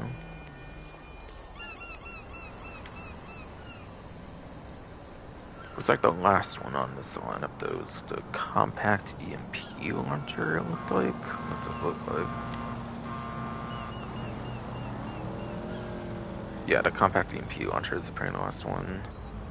30% off, but you do need to be a Plus member, so you do have to be on the newer platforms, and you need that subscription to get the discount. But it'll be there like normally for like regular price or like whatever normal gun van discount. If not though, like maybe like a 5% or something. I'm not really sure. Offer something.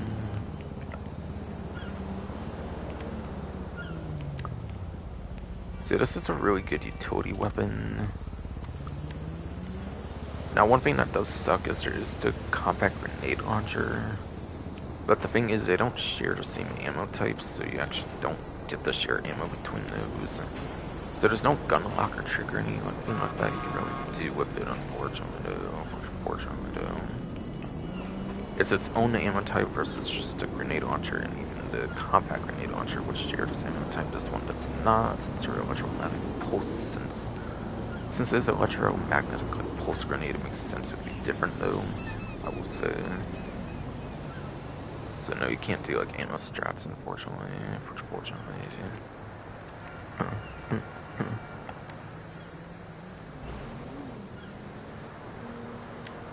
You can use it on the motorcycle as a drop-by weapon, which is tight.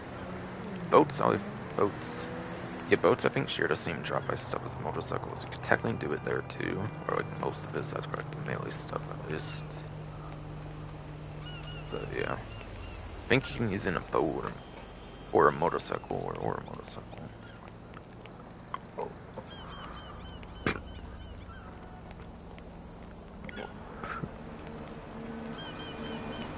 Like honestly, Proud doesn't really do much for a boat situation. There's not really much you would want to use this for on a boat. Motorcycle, you definitely could get some amazing use. Or motorcycle, you could definitely get some really good use out of it on a motorcycle. 100% though, 100% though.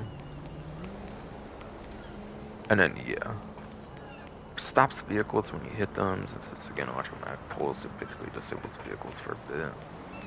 Electric vehicles, I think, get out of it quicker versus regular vehicles, if I remember right. I think. Unless it's the other way around, where regular vehicles get out quicker than electric. One and two, though. Also, in the last update, they buffed it where it can actually, like, disable. Also, yes, the last update is fuck ass, stupid ass, fuck ass, body fruits on grind. Oh, come on, fuck. But yeah, the RC vehicles, I mean, last update buffed it where it can actually disable those outright and kick somebody out of them. Nano drone, I don't think it really matters there. You can always just kill a person using nano. You can always just kill a person using nano drone. They're actually on the map apparently. Bandito, tank, personal vehicle. Disable like, those vehicles as a last update, which you couldn't before last update apparently, for money fronts. And then keep in mind, you also got 5-minute cooldowns as well, which makes RC spam a lot less likely to happen now, which is good.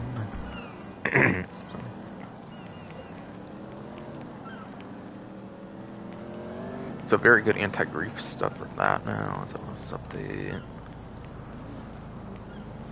And then, yeah. Buzzer attack chopper gets disabled for the weapons outright entirely, but not any other vehicle in the game, apparently. So fun fact, buzzer attack chopper is the only vehicle in the game where the weapons are directly tied to the engines, apparently. That's why the weapons get disabled in the buzzer, but like no other vehicle in the whole game, apparently. So downside, you have to watch out for like vehicle weapons still when you hit most vehicles in the game. Also, it's a grenade, it's not airburst like the other atomizer is. Holy shit! So it's not unlimited ammo, it does have an ammo count, they have to keep replenishing, of course. And it cannot hit aircrafts, and you're not really going to be able to hit aircrafts unless they're like flying like really low or something as well, most likely. Most likely.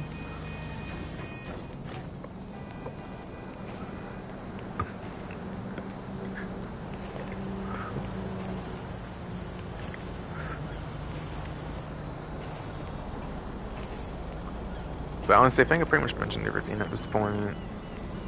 Also, it is only actually available at the...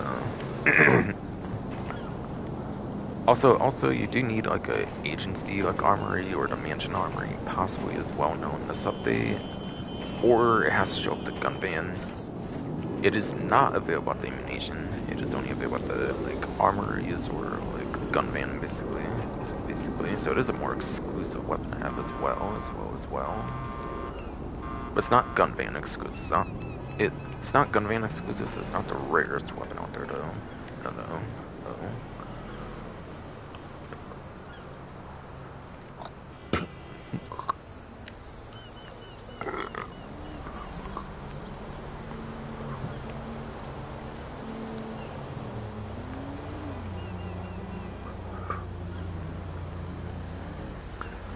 Actually, body for stomach hernia shit, though.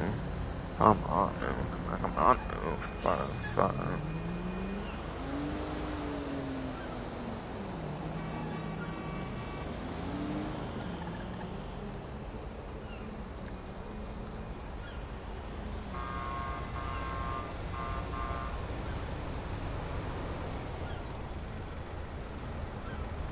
So yeah, I went over to gun van now. No. I did not do that stupid damn controller just because I put you on my legs and you want to punch the air or something. Actually, no.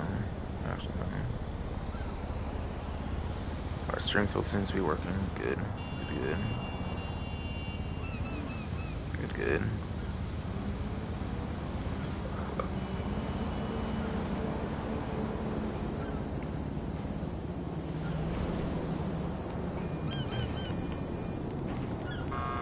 So there's vehicle, adversary mode, and like the Valentine's cheater then. At this point, or I think those are doing a couple things. I don't necessarily care the most for free mode event. I'll probably show it off over to adversary mode personally, so I might do like 2 things for now, but I did want to go over the new vehicle, I think, since it is HSW eligible. So yes, the new P-Fister Straw is apparently $1,475,500. Nowadays, every new vehicle has missile lock-on jammer on it, so it's not surprising to see there, obviously, which you pretty much have to do at an agency if you're doing it, like, as a non-plus member. Otherwise, if you are plus, you can also do the event with Club Garage or the Mansion Vehicle Workshops for plus, if you want to do the lock-on jammer aside for agencies. So there's only 3 locations, but 2 require plus. HSW you can only do at the car meet is free to play. Whereas the one with Club Garage and Mansion does require plus, as it says here, for HSW upgrades.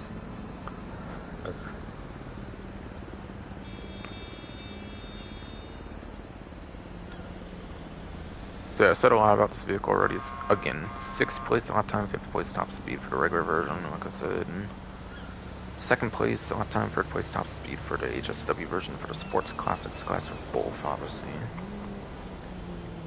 Obviously, yes, for both.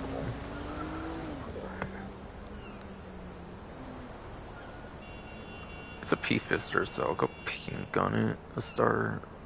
Why not? To oppose to green, I guess.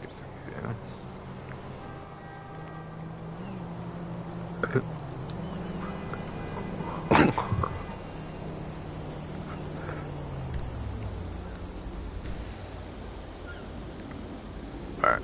I'm down 10,402,000 for 20 bucks, and then roasted what I had after HSW time trial, but that's whatever.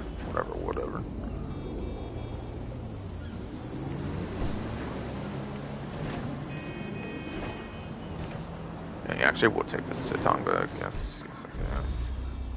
Customize a bit at the mansion, or just see what it's like at the mansion first, and then you'll get HSW. Of course, at some point.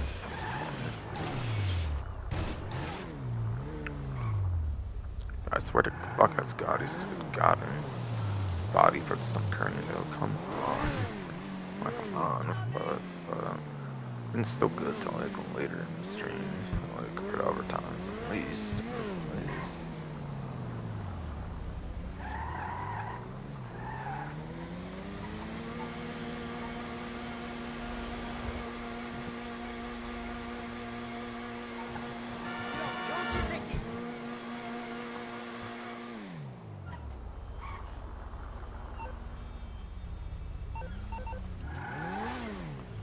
Alright, so this thing down here, obviously pretty much, so I might as well just do it like that, man. Not do a manual GPS route, honestly. Like a more manual GPS route, that is.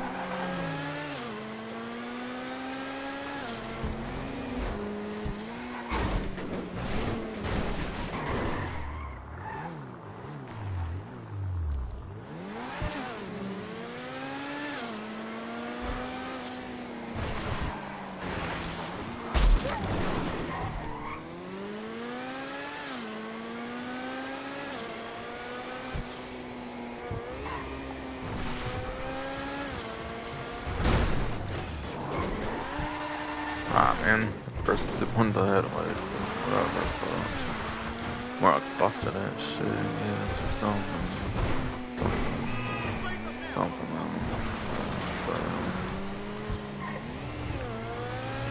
bro, get that dune order off my street, so we're in the top of the hills area, bro. What the fuck? That's disgraceful. That's disgraceful. Can't even buy that shit on the vehicle website. Get that shit out of here. It's like a SEA vehicle, a mess or something, if I remember right. Alright.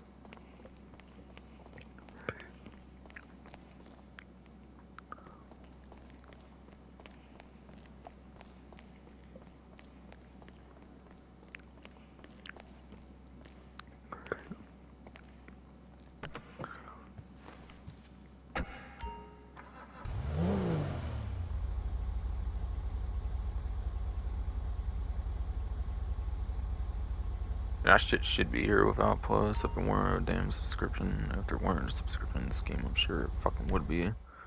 Honestly, though. Honestly, though. It's no, like, increased armor thing or anything, surely. So, yeah, might as well do that now. I don't know.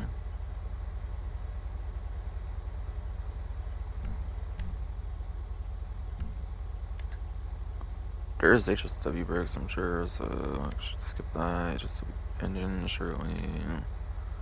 Sauce, there isn't usually HSW4, so I could try to risk it, but I'll probably just wait just in case. Yes, there's stock exhaust. Oval exhaust. Performance exhaust. Carbon primary exhaust. Ooh, that's cool. This one's cool. Hexagon double exhaust.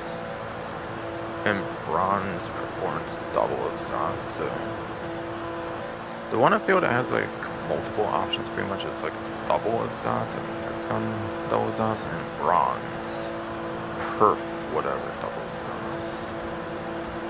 Interesting. Interesting.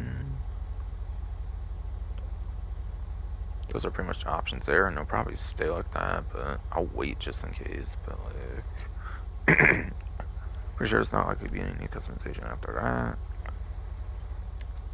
Hoods, 18 hoods, and then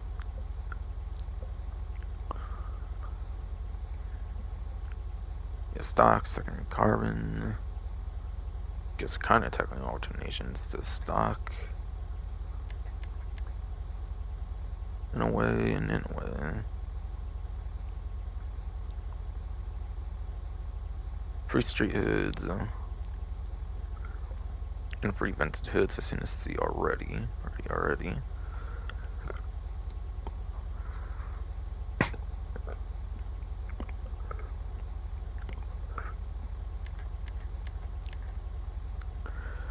God, he stupid fucking body for some reason. No, come on. Come on, slow me down. Yeah, street hood, no, second street hood, carbon street hood. Seems to have the venting pretty much in the back, kind of about the, like, windshield wiper stuff or whatever. Whatever. Yes. Vented hood has like much more real like vent kind of thing. It's kind of around that same area, but like more towards like the center. Again, second carbon as well. Racing hood has like kind of vents towards more like the headlights or whatever.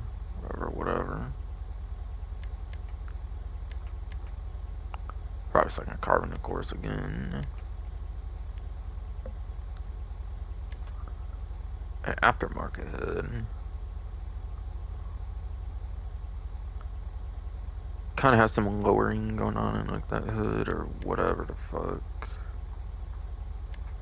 Like more in like the back center part near those like windshield wiper stuff and stuff with like the venting and all that kind of stuff. Secondary carbon. Yes, and then probably one more with like secondary carbon options as well. aka GT hood. Secondary carbon, yes. That's kind of like kind of thing that's like actually directly in the center and argue or around there at least. There is basically 3 per one, I would say. So like I would say there's basically 6 hoods technically speaking. This guy's like 18 options basically, but like 3 variations of 6 hoods. 4 to 18, obviously. And yeah, there could be some forged carbon or something there. I'm not gonna do that yet, just in case. Orange would be good, and then you know.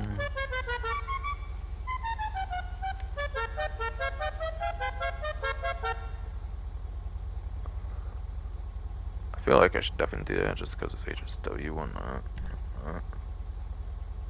So do my jazz horn loop, screw it, even if I probably ended up doing on FMJ Mark 5, albeit that one's kind of a classic one in a way, so I might have done the classic one loop 2 or something. Not really sure, honestly.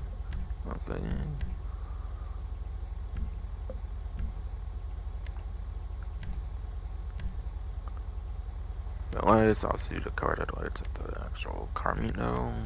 Oh, no. Neon should be fun to put on for now though, if I wanted to. Though. And I'll still do more of that when I get the build figured out though.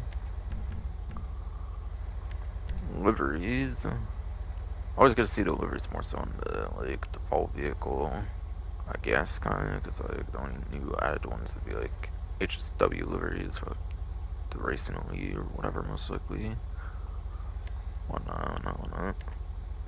So this thing implies blue striping. It says stripe like singular, but it's kind of like a plural looking kind of one here. Wait, what the hell? Oh, okay, it's part of the roof. I was about to say. Blending a little bit to me initially because I wasn't paying the most attention. Or like my eyes are crossed as fuck or something. I was like, what the fuck? All this shit just floating on like glass or something. But no, that's just me, apparently. It's kind of like a dual stripe, contrary to the name being like a singular kind of stripe kind of vibe. Same thing, but it looks like green. That one even goes into like 4 stripes kind of even too, since it's that little bit kind of between. That wasn't there on the blue one. It's kind of like 2 small stripes and 2 big stripes. Or like 4 on green even.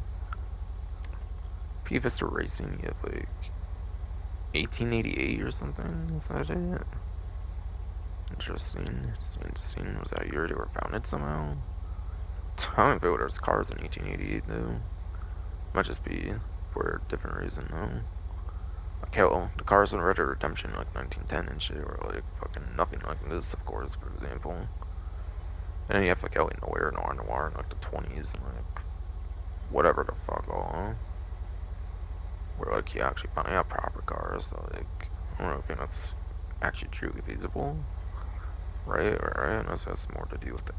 Unless it had more to do with like the timeline or something like Red Dead like a Wild West, but I doubt cars like this even existed back then. There's gotta be some kind of other reference to it, and I'm guessing, and it's not 1988, it doesn't seem like that, it's 1888, looks like.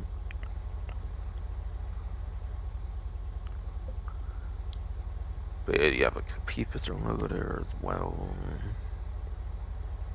Unless that's not even a 1, that might even just be AAA, and there might just be like some design on there, even with the P-Fister.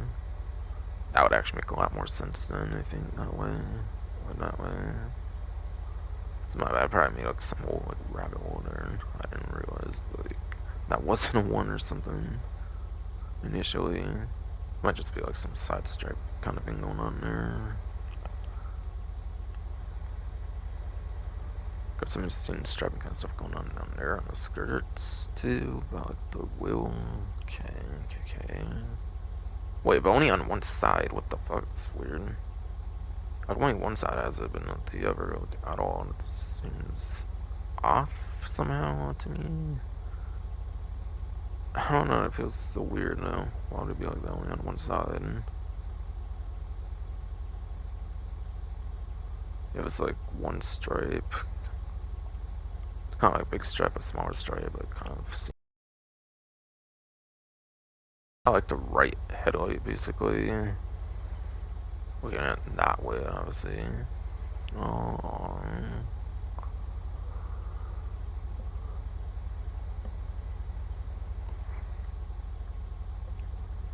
but I think I like this one. This one's pretty good.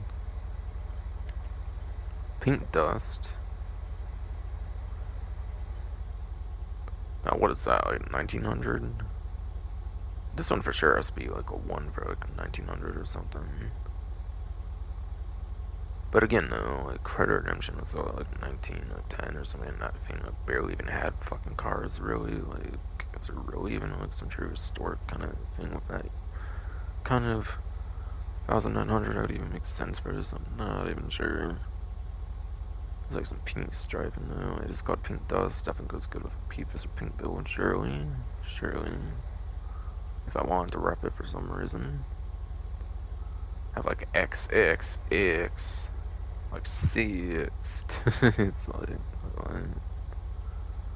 maybe some camo kind of stuff going on in the back as well, or like some partial X's aren't fully like on there, or like nowhere near as full on there. It's like at least like the main free on here. At least. A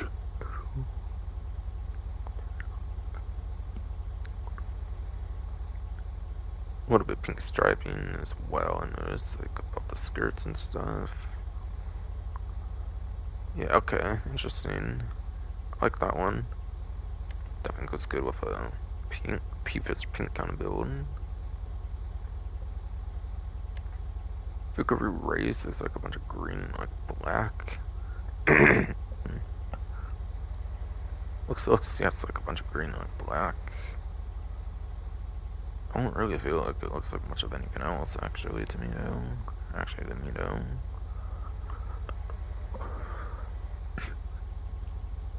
It's on like the hood, doors, like roof, trunk, all that kind of stuff.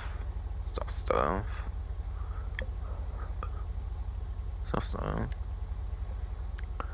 After that, has abstract art.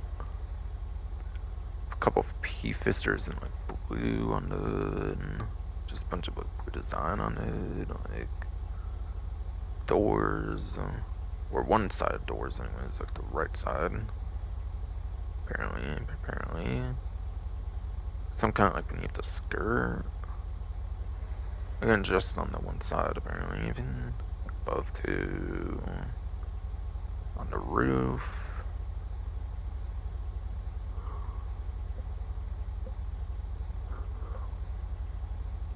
A little bit even in the back with like the trunk, like rear bumper, all that kind of stuff.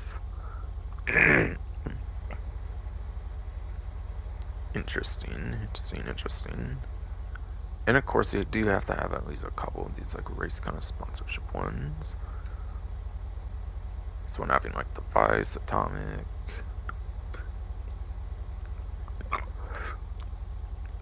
So next to Atomic above Hardstein, I'm not even 100% on that actually. I feel Hardstein, Power Metal. Sure, there's anything like before Power Metal there. CNT, CNT.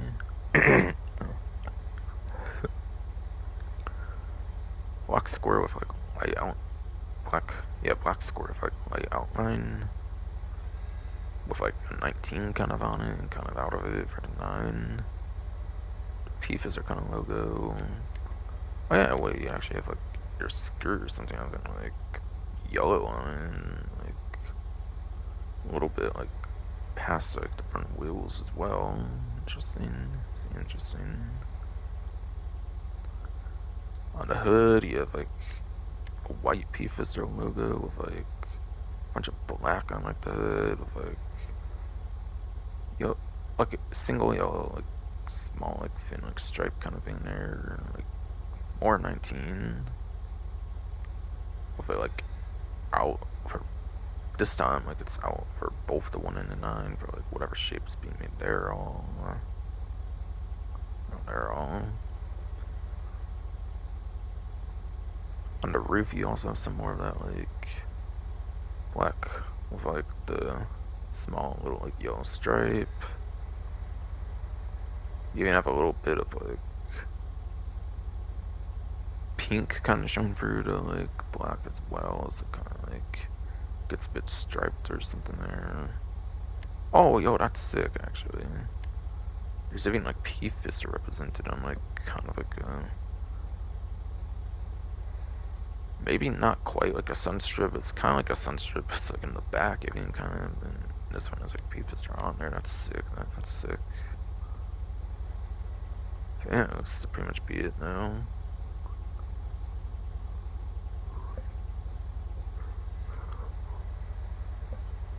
Alright, so after that is CNT Racing, which is CNT is conglomerated. Is yes, conglomerated. National Television. You have like a red X stuff going on like the door handles. Interesting. Some black kind of stuff going on with like the skirts, kind of like on the doors and some stuff. Like the wheels, like and the inner parts of the hood with like the front kind of bumper looking parts, like all that kind of stuff. Like some orangey, like red kind of stuff it seems going on the hood and the headlights, all that kind of stuff.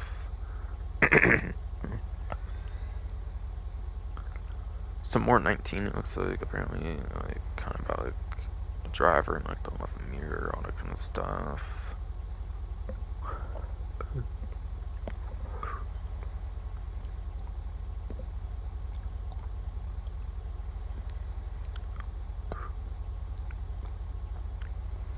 You even have one of those red X's on the roof apparently as well. Okay. Interesting. And you have some black striping going on basically finally, it looks like, in the back. Like the rear bumper, like trunk, or beneath the trunk and all that kind of stuff really though. And then last but not least looks to be camo. It's like a blue, like green kind of ish thing going on here. On here.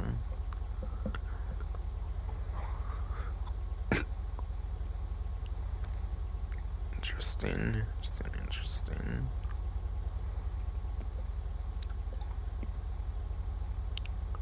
Blue green, some like whitish stuff. Oh, come on, he's still gonna fuck out his body for stone area and shit. Come on, yeah. Blue, greens, whites and shit. All throughout the car, basically.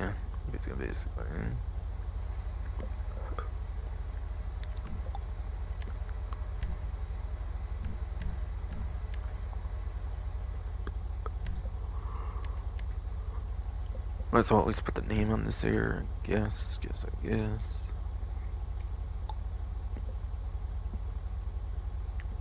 And I'll decide on like Eco Sprunk. If I do keep on that like pink theme, I could maybe go Eco, or I could even go Sprunk doing that blue green like camo. Even like yes, either could kind of work. Either kind of work. It's kind of seeming no.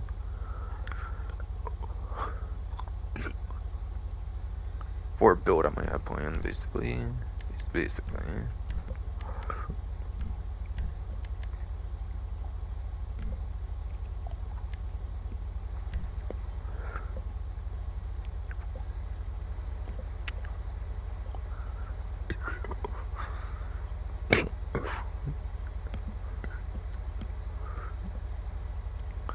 Gee, fuck his body for some point, you know, come on, fuck.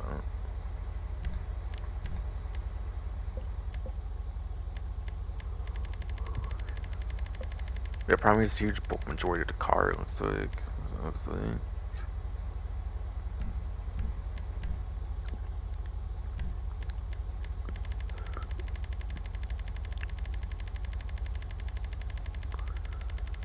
I feel like sometimes it's like kind of brake caliber kind of looking things or something, whatever the fuck on like the wheels or whatever. Kind of change color off of secondary, but like I'm not technically seeing secondary much here. Secondary might just be mostly for things you assign to secondary basically for customization. And trim is also going to be like your inside the car. Yes. Yeah.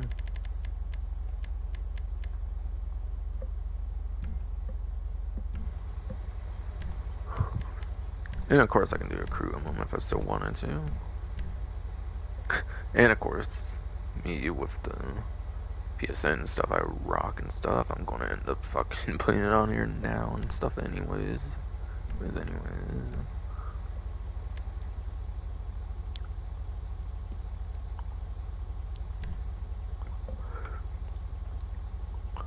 Route skirts, get 13 of those. 12 of them really. Guess for yes for once after. Yeah, I did not mean to do that, just kinda tired and something. Or I meant to zoom instead, obviously.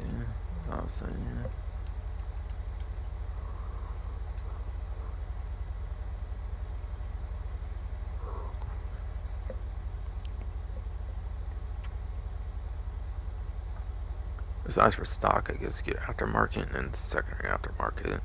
Might be 2 on average, it looks like per skirt. Maybe for 6 of those. Like the one from earlier, basically.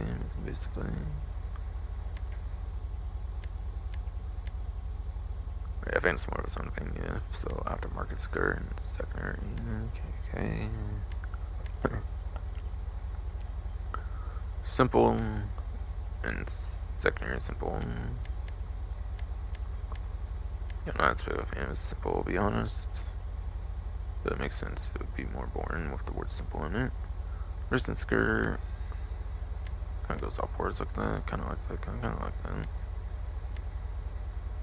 Secondary.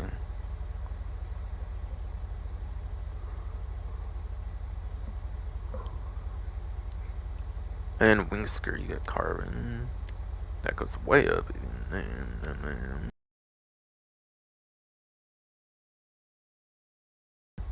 And you have trim. You get trim wing skirt, which I guess has a bit of a trim on it at the top or something, or bottom, I guess. Okay, interesting.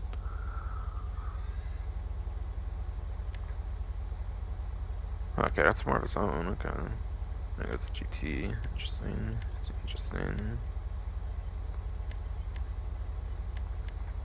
I mean, it's a similar shape actually to the one here, so in a way it's even like free on one actually. Does that mean GT gets free? Maybe. GT, secondary, and then maybe trim. Yeah, okay, and all has to get free, okay. Basically. So I guess there's 5 that aren't stock, so in a way it's kind of 6. Guess.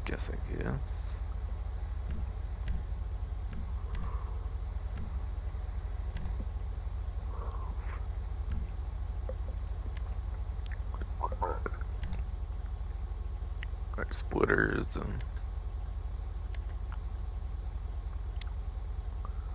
None.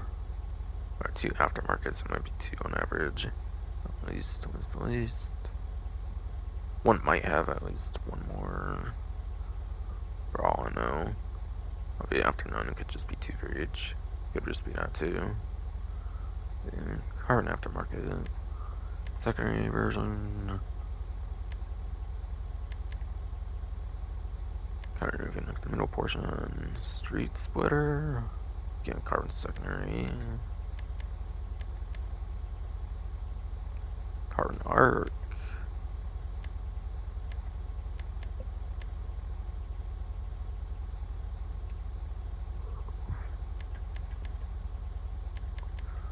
Maybe it goes a bit more further outward or something. No, 100%. So my fucking body for some orange shake. I'm like, fun. Carbon secondary. Race. Goes way out there. And it's carbon secondary. Oh, no, that's free. Okay. Right. Trim as well. Kind of looks like the last two get a further trim version, kind of similar to the skirts. And the carbon GT. Pretty flat out there, which I like, and then also it's like those things attached to it, which is alright, I guess. Alright, I guess. Carbon GT splitter, second carbon, yes.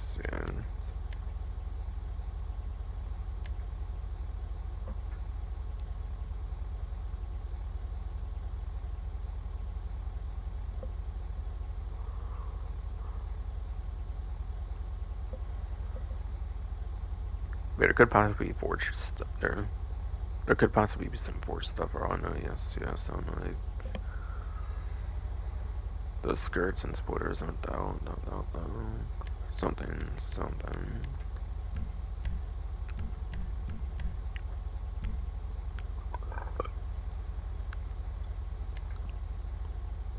But spoiler, there's on those apparently.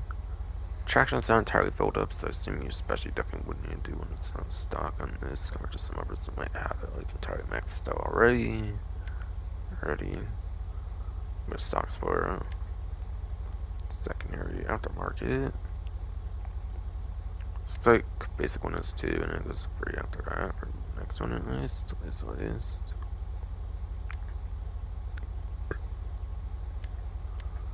Oh, actually removes the power when you take it off too, and that's interesting. It's actually very interesting.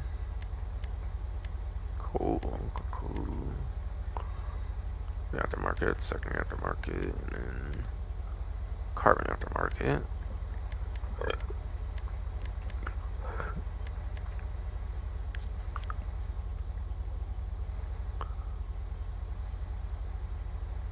And then street spoiler.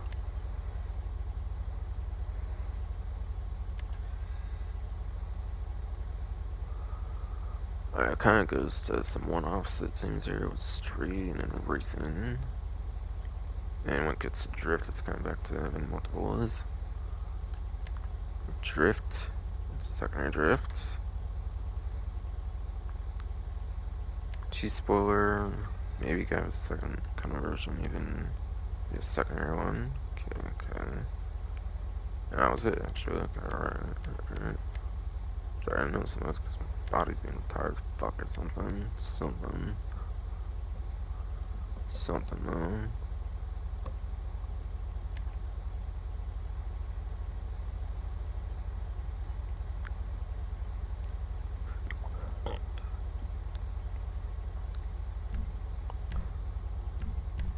I think there might be different spoilers at times, or special work stuff, or whatever, sun strips. None.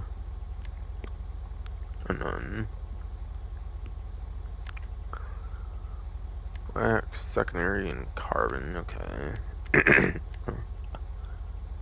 At least about a livery looks very plain, obviously as you'd probably expect. As yes, you'd probably expect, it looks very plain. At least This place though.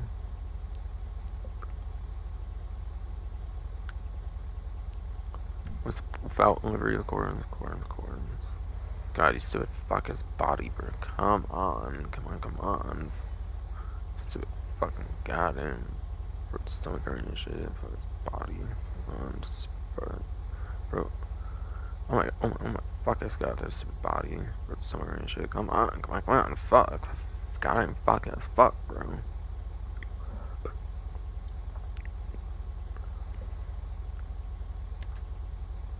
And yeah, suspension. Definitely has HSW version available.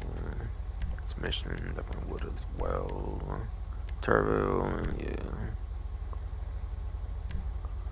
Definitely would do some sport wheel surely for this. Yeah, P-Fister Straw Sports Classics. PA or C maybe. Especially pure A. But lettering I'm trying to maybe go along with.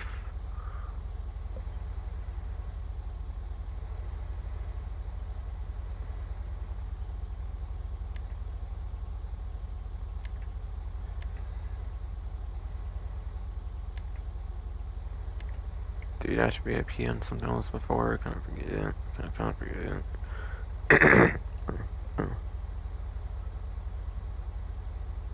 How many supercars has there been already customized? So like 2 at least. Or no, 3 at least of the F&J Mark 5, the Extreme, the fucking like Louisville, whatever. Yeah, true. Pretty sure. Those are probably tying on.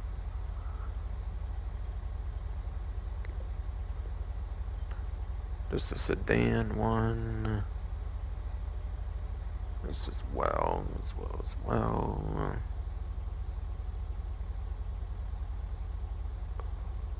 What else already though? What else already though?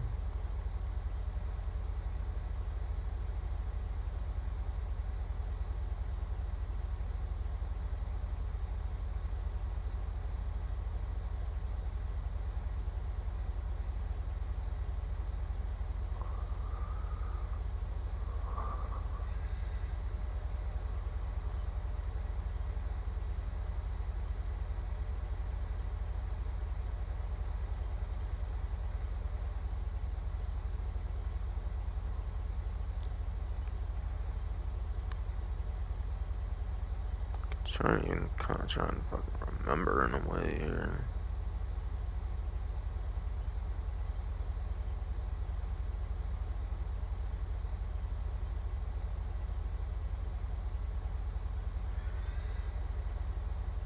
God, man, I cannot fucking remember. Bill.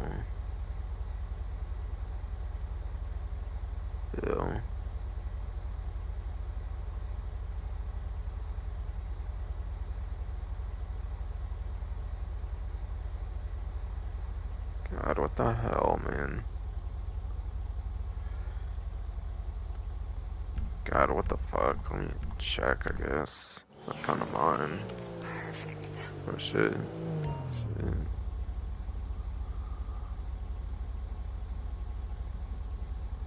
Oh, that's the one I was thinking of, the Sport Classics over there. GT 750, right? It's a Sports Classics, so I did want to kind of check more on it. Maybe. I think these two I definitely would have won high-end rims on.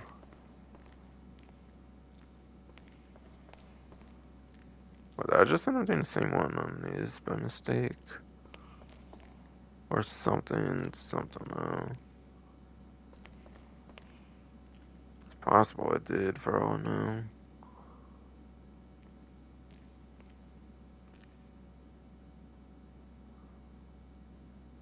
Whatever, honestly.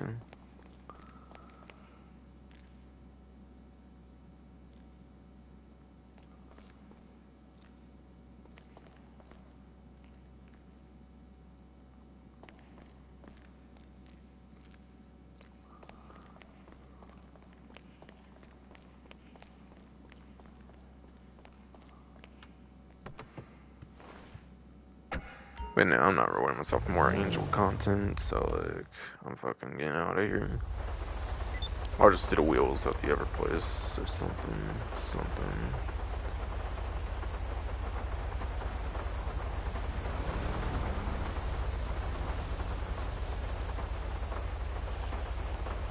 Our stream still seems good. Okay, good.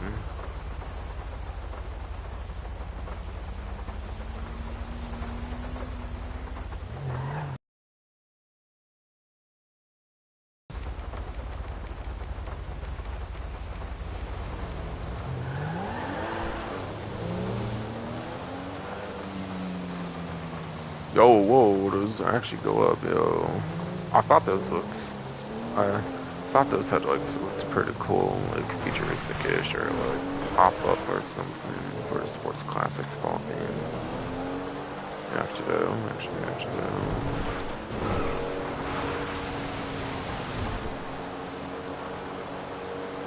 Dude, I'm just getting some stock feels on this, like, why not, though?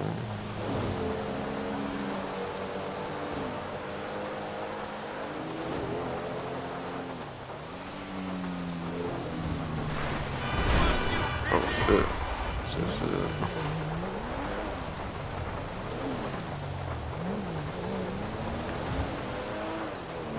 Yo, God, I fucking swear those have to be, like, some of the coolest headlights in the game, though. Like, actually, though.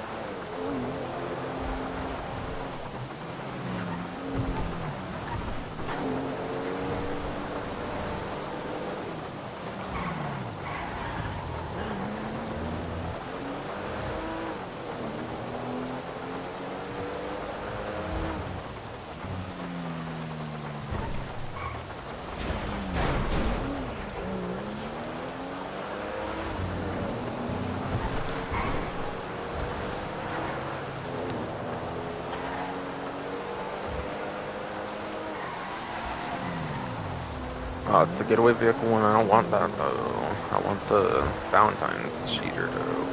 That one though. I already showed it off earlier in like a previous stream, I'm pretty sure. That actually wasn't a final take as well, even on the stream issues lately. Like besides for this one. Yes.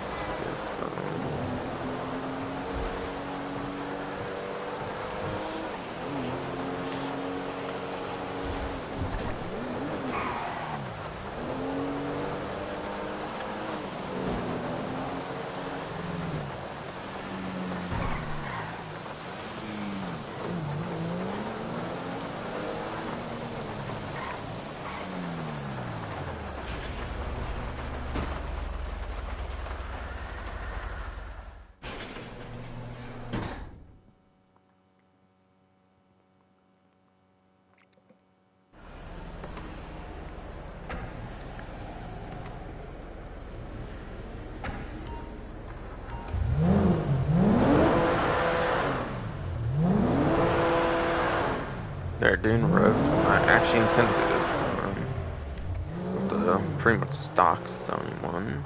I guess.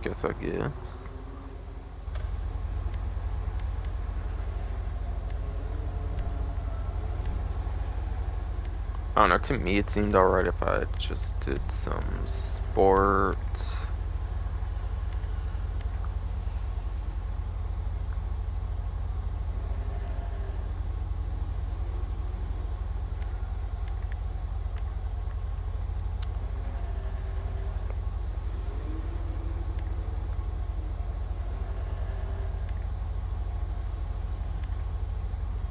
Yeah, I decided I would just do dash VIP, I guess. Why not? Chrome. Shit done right? Pretty sure I did Chrome. Yes.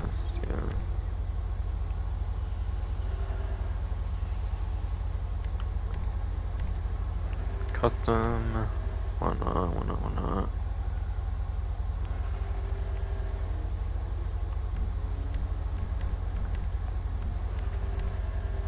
Bulletproof tires. You'd be surprised how many of those we sell.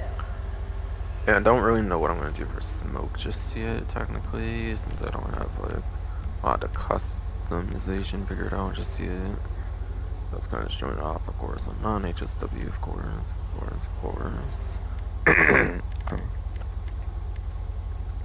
But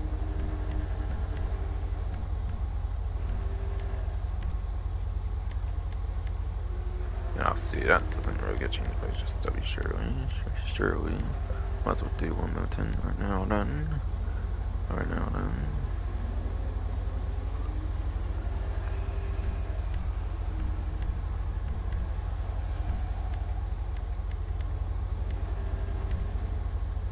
That's a $950,000 HSW upgrade, okay. Whole vehicle was basically like 2.3 Porsche Sheffield, and like just a stock vehicle and the bare minimal HSW then, okay. You ready for the next level? Yeah, not million, 280,000, 498, sheesh. I need to definitely make some money maybe in this game.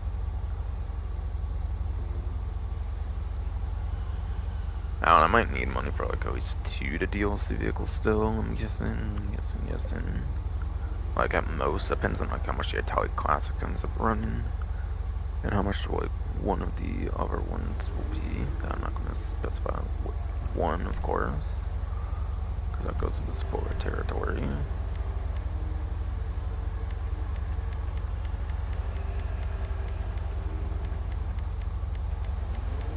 Insurance on that all, of course, explore.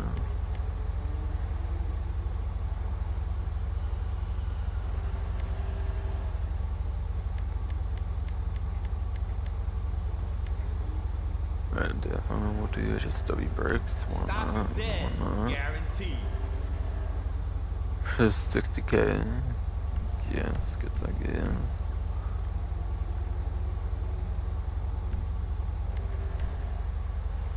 And yeah, just W.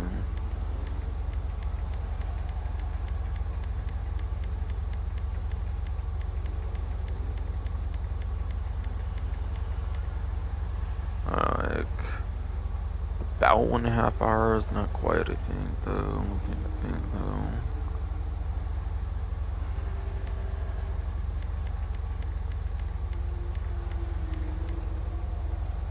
Oh, you're tuning out.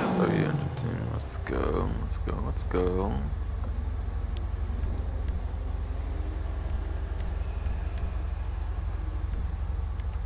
I didn't need to do that for that, my bad. I should be off.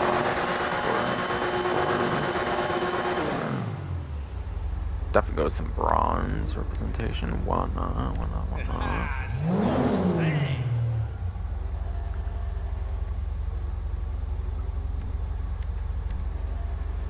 But I think there might be some more of those actually here. Alright, yeah. Yes, 2 new ones. HSWFC Racing Hood. Yeah, it's just basically based on some previous ones. Acacia is for the like forged carbon kind of thing. Also named like FC for like Franklin Clinton. It's either named after Frank Clinton or like forged carbon or something. I'm guessing. Alright, so Racing Hood, it's 200 Racing Hood, carbon Racing Hood. It's kind of like this one here, but like forged carbon instead, it looks like. So basically. And CGT, okay, which is the last one of those, okay. Hell yeah, I liked them hella fucking ass vents. Much rather have the forged carbon than the regular carbon, that's for sure. Definitely doing that shit. Yeah, that's what I'm talking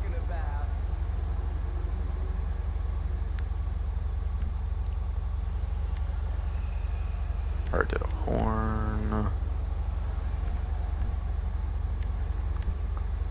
Yeah, I still need to figure out the build. Obviously more there. Alright. Alright, still would have just HSW recently like I was expecting, yeah. Yes. I was expecting anything crazy on the livery department. I'll do the camo. Why not? Why not? Why not? Big on not one.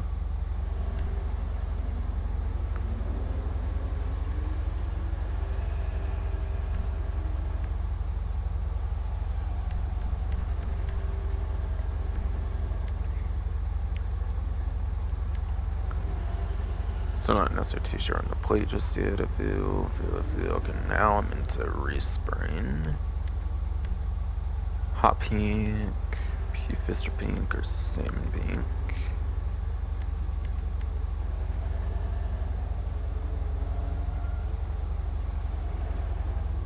Like honestly, to me, this feels. Isn't this the first true like pea fister HSW? I kind of forget. Honestly, I feel like it. I feel like it. If I did pea fister something one last time or not, honestly. That's honestly.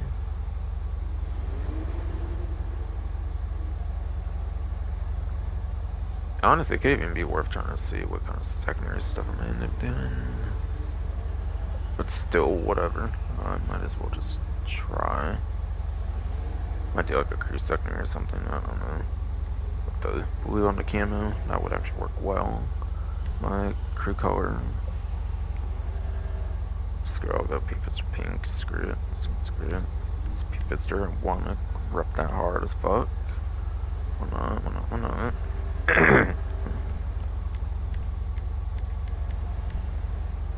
I don't necessarily see anything yet for that.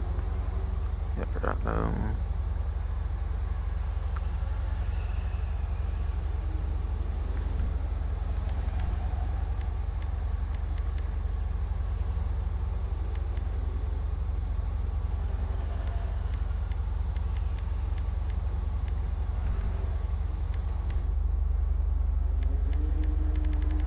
So I want to go all in with the pink kind of in a way though. If the other one even had trim or not. Don't know.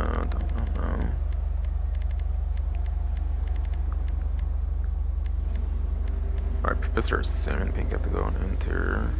I think I did exterior Salmon Pink last time if I there's only ever pink available in here, so like what the fuck I guess. I don't know if the other one had trim actually though. Yeah. I might go back a second later though.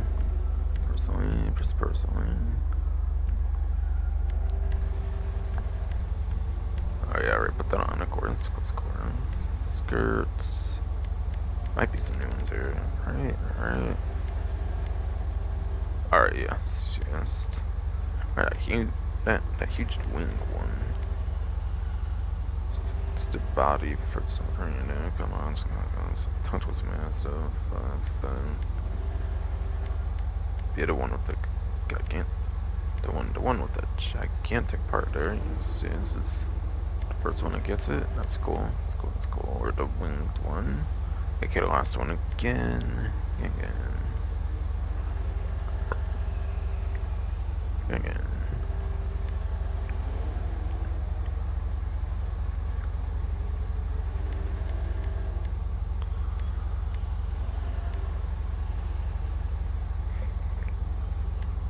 Wait, what the fuck's even different here? What the fuck?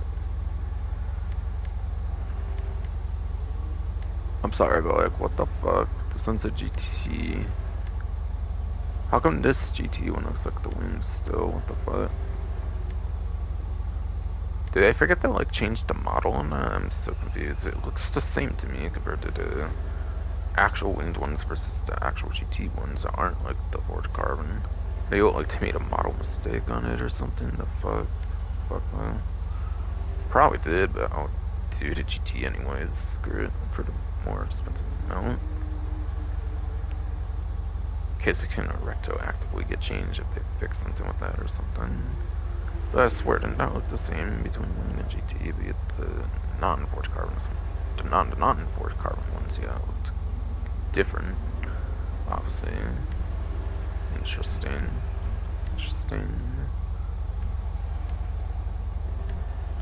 Splitters, I forget there's a new one here. It might very much be though. Alright, yeah, there's 2 new ones for that as well. Okay. Kind of what I was expecting at this point. Alright, HT splitter. So what, basically the last option? Yes. Basically. It's basically.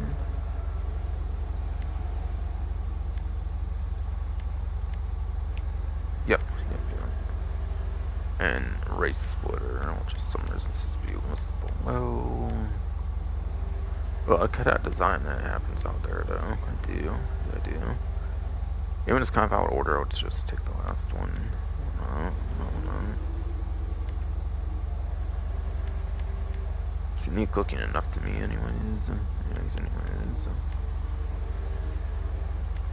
Sure, I'm doing that. And it's kind of like the parts on there like go up to down, which I'm not as big on anyways, so like screw it now.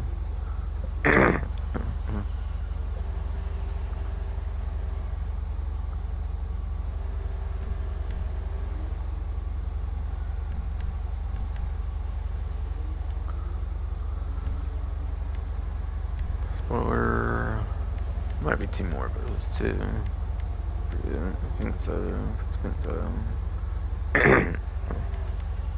Oh yeah, just some livery support too on this, so it's like awesome. That's awesome. Seems like they get some livery support, even throw like raised stuff back there and everything. It's cool. It's cool.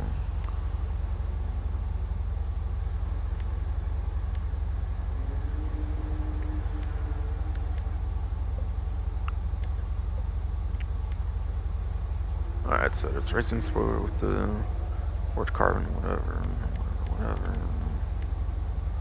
Again, it's kind of a one-off unique one, so it's basically to have the over, like, Ford carbon look. I feel like the 2 racing ones are quite different now, so like they actually do a wrong model or something. I think it looks more like drift to me, but I could be wrong. Whatever. And the GT one. I feel like that was a different model too though, what the fuck. Or now I might be wrong on that one. I feel like I was right on the other one in the field.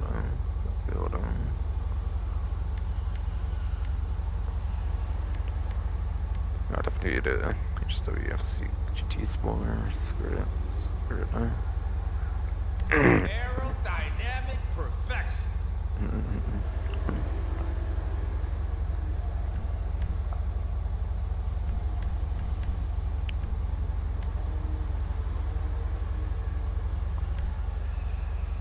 Oh, whoa, there's HSW, like, Ford carbon, on the sun strip.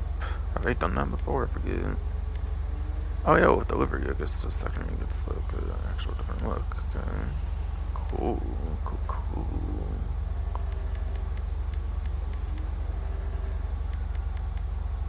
Would that just go over anyway? Maybe because it's, like, my time, I'm not sure.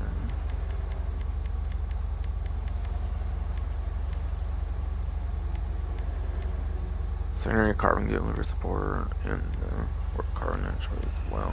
What did it? No. And how much of different.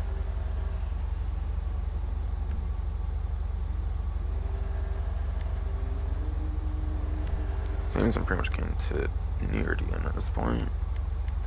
For the most part.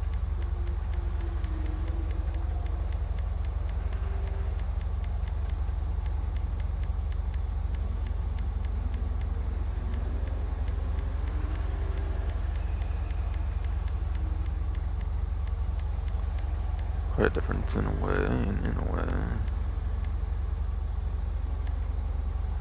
I don't feel like just a camber, right? Yeah, I don't think there's a camber, yeah, I don't think so. Suspension won't matter too much, I guess. Whatever personal preference you want, I guess, there then. Alright, pretty much getting to that level soon. Awesome.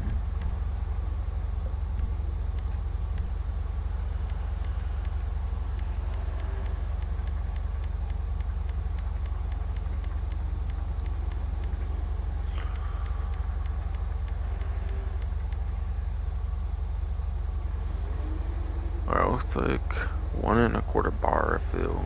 On, to me.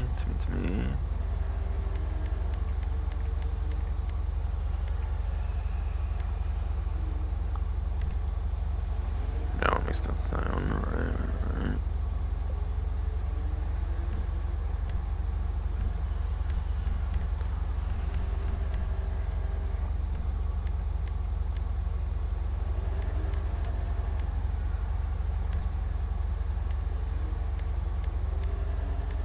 Man, it doesn't get all the way to 2 on the acceleration bar. That seems a bit disappointing, but whatever. I forget that usually happens, I feel, honestly.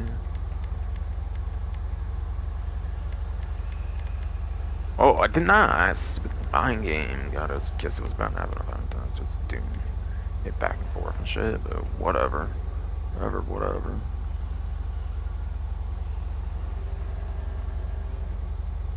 I feel like half, if not a little more than half more. Whatever. Someone say Why not? Forza? Why not? Geez, I'm already done 8,878,000 for free. It's crazy. Crazy. After I tally costs, I might pretty much have to make some more money then. Or something. Then.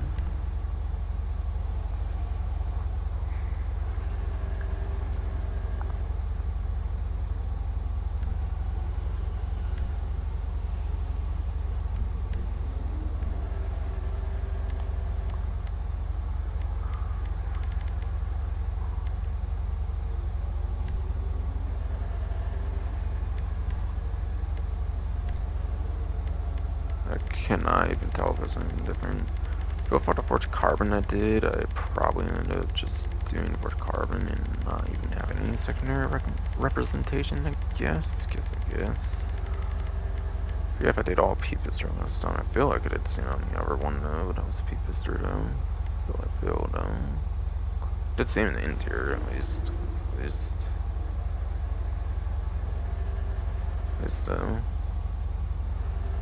The P-Pister though, I guess. Secondary too, because I can't really see a difference, I suppose then.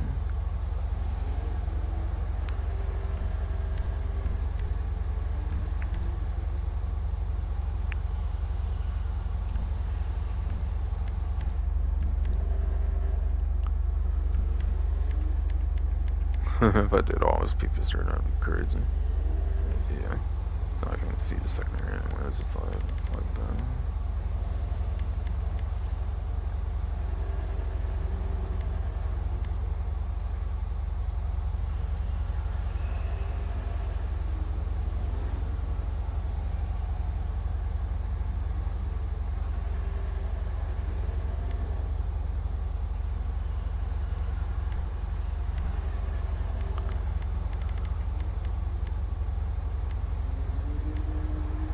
I feel like I did Pony Pink on the other one, I could be wrong now. Just to do hot pink, since initially kind of started with some hot pink, I guess. And I don't really base on interior car, I usually based on secondary. It's like, what the hell, honestly, I guess. Wait, whoa, 50k? Yo. Wait, what? I feel like last level up I did, I only got like 25k or something. 50k now for a level up on the reputation? Are you for real? That's actually crazy. Actually crazy. I think that was my first level up after 250, and that's my first time getting it. Like, more money there, I think. That's cool. So again, I don't really base off of the trim usually, and because I can't really see the secondary, I guess I'll use this excuse to go hot pink. Initiate a hot pink, and I feel like I did Pony Pink last time on a P-Fister. Could be wrong though, but fuck ever.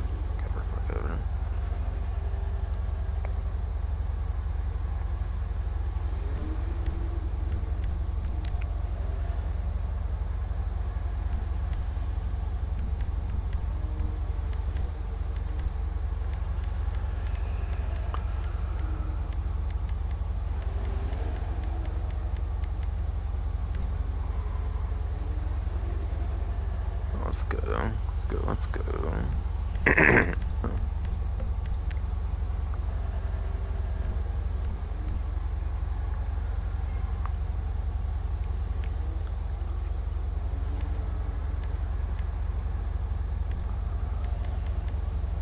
Yeah, I don't know. It could work with the Sprunk one if I wanted to with the livery. Like, honestly, or it could do that. I feel like I'd rather do off the colors of the car. I don't know. I'm more of a color person anyways, since it's caffeinated and it's based on actual caffeinated. Of course, Sprunk's based on Sprite, so I'd assume it not be caffeinated somehow.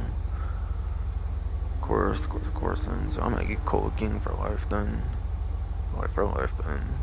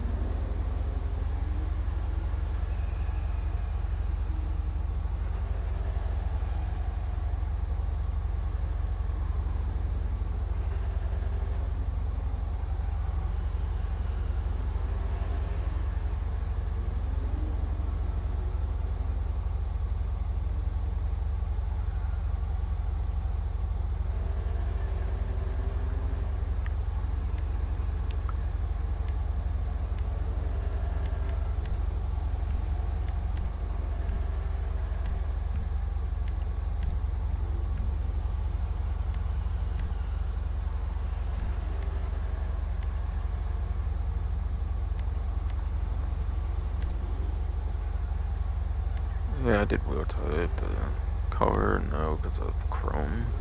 And those free chrome rings for the awards, so I do use them like all the time, of course. Custom.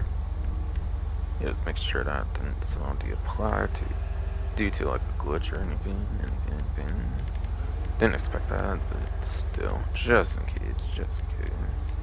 Also pink to go with the other stuff that's pink. Tire smoke. Yeah, I think that should have been it actually. And finally finished the vehicle here.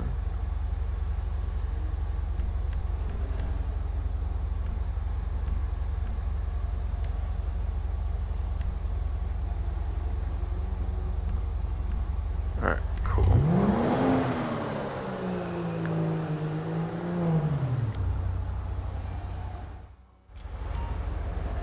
Yeah, level 251. Didn't pop up any clothing item because, again, after 250, you don't really get the clothing items much more. I think the next one's like 300 per clothing item. I assume that's why I finally get 50k in cash here for like a level up. Not the most usual thing, but like, hey, I'll happily take it. Happily be taking it. Again, I think last time I got like 20k from a level up at like 250. If not 25k, but I don't think it was 25k. I think it was just 20k. Like what's for a bunch of level 4. Oh man, that's unclear. Something's fucked. Let's go.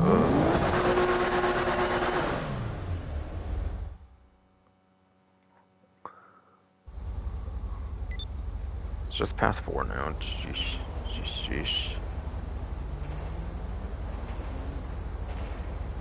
Stream, make sure it's going fine still. House.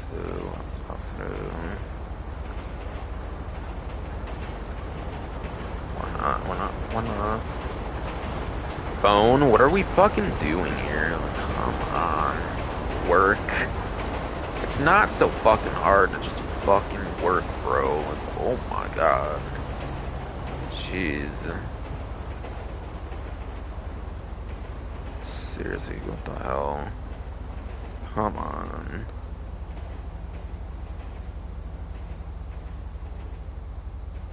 God, bro. Stupid phone sometimes anymore right now. I fucking swear. See, I got Valentine's cheater to cover and like the adversary mode, I guess, to cover still, technically. But yeah, those pop-ups are so cool though. Actually,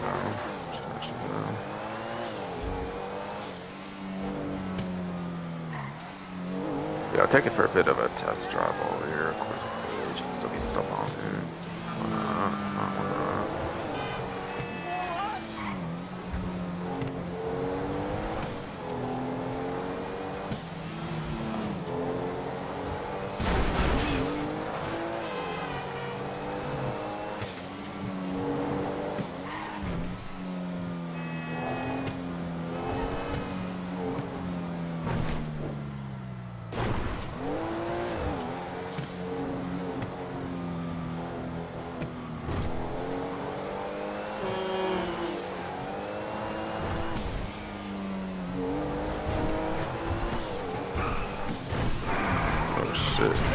Ish. I just killed my guy. Like, whoops. Oh shit, I made it. I actually kinda made it, yo.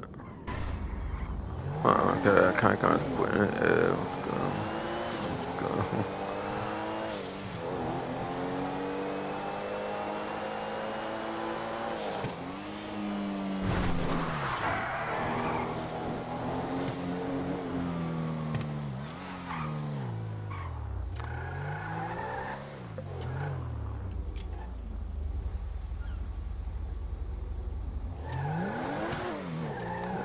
Whatever, hold up.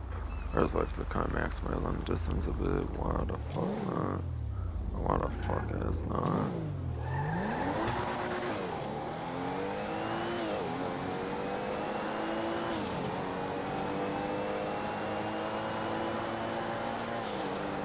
Oh, that's fine. That's full, dude. It's not as quick as the other sports classics for top speed, though. Like, honestly, I don't see what's the point of that. Not sure,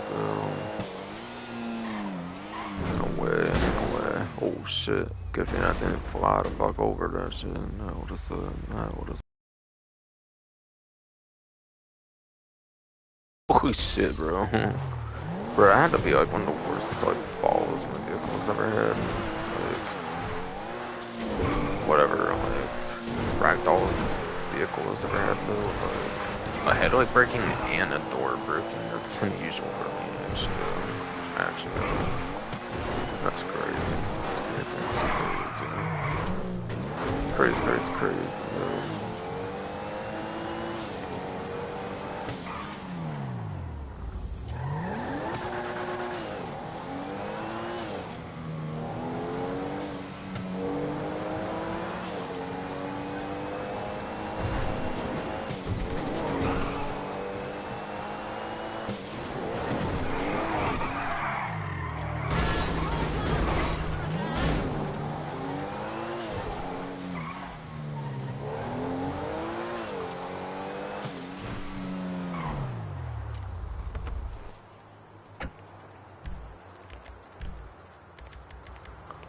Alright, turn that shit to storage, basically. Basically.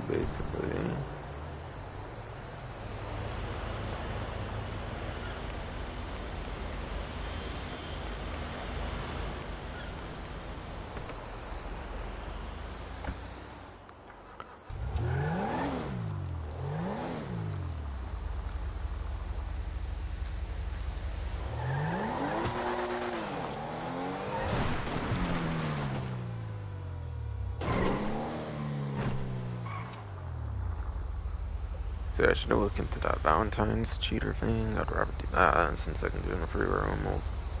Free mode over the aperture mode, of course. It's course.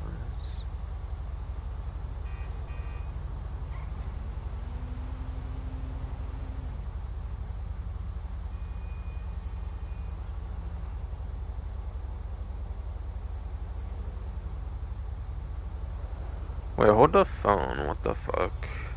Alright, no. 6 days ago. 6 days ago, apparently they released it then, okay.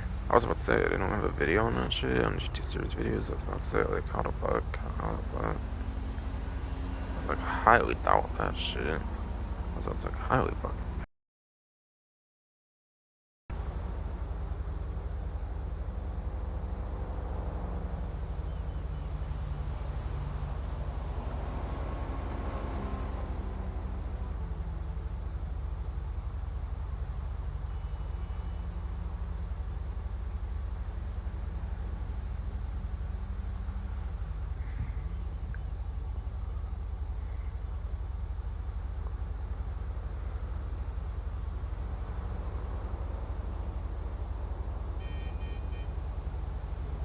I wanna go over spawns like they kinda do, or like, the hell do? What the hell do?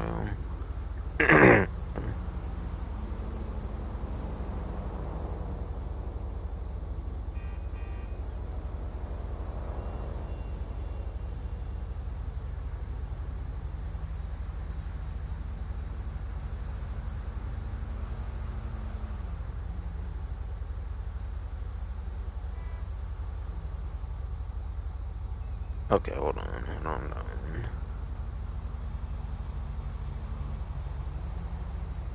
Alright, so for Valentine's Cheater, apparently.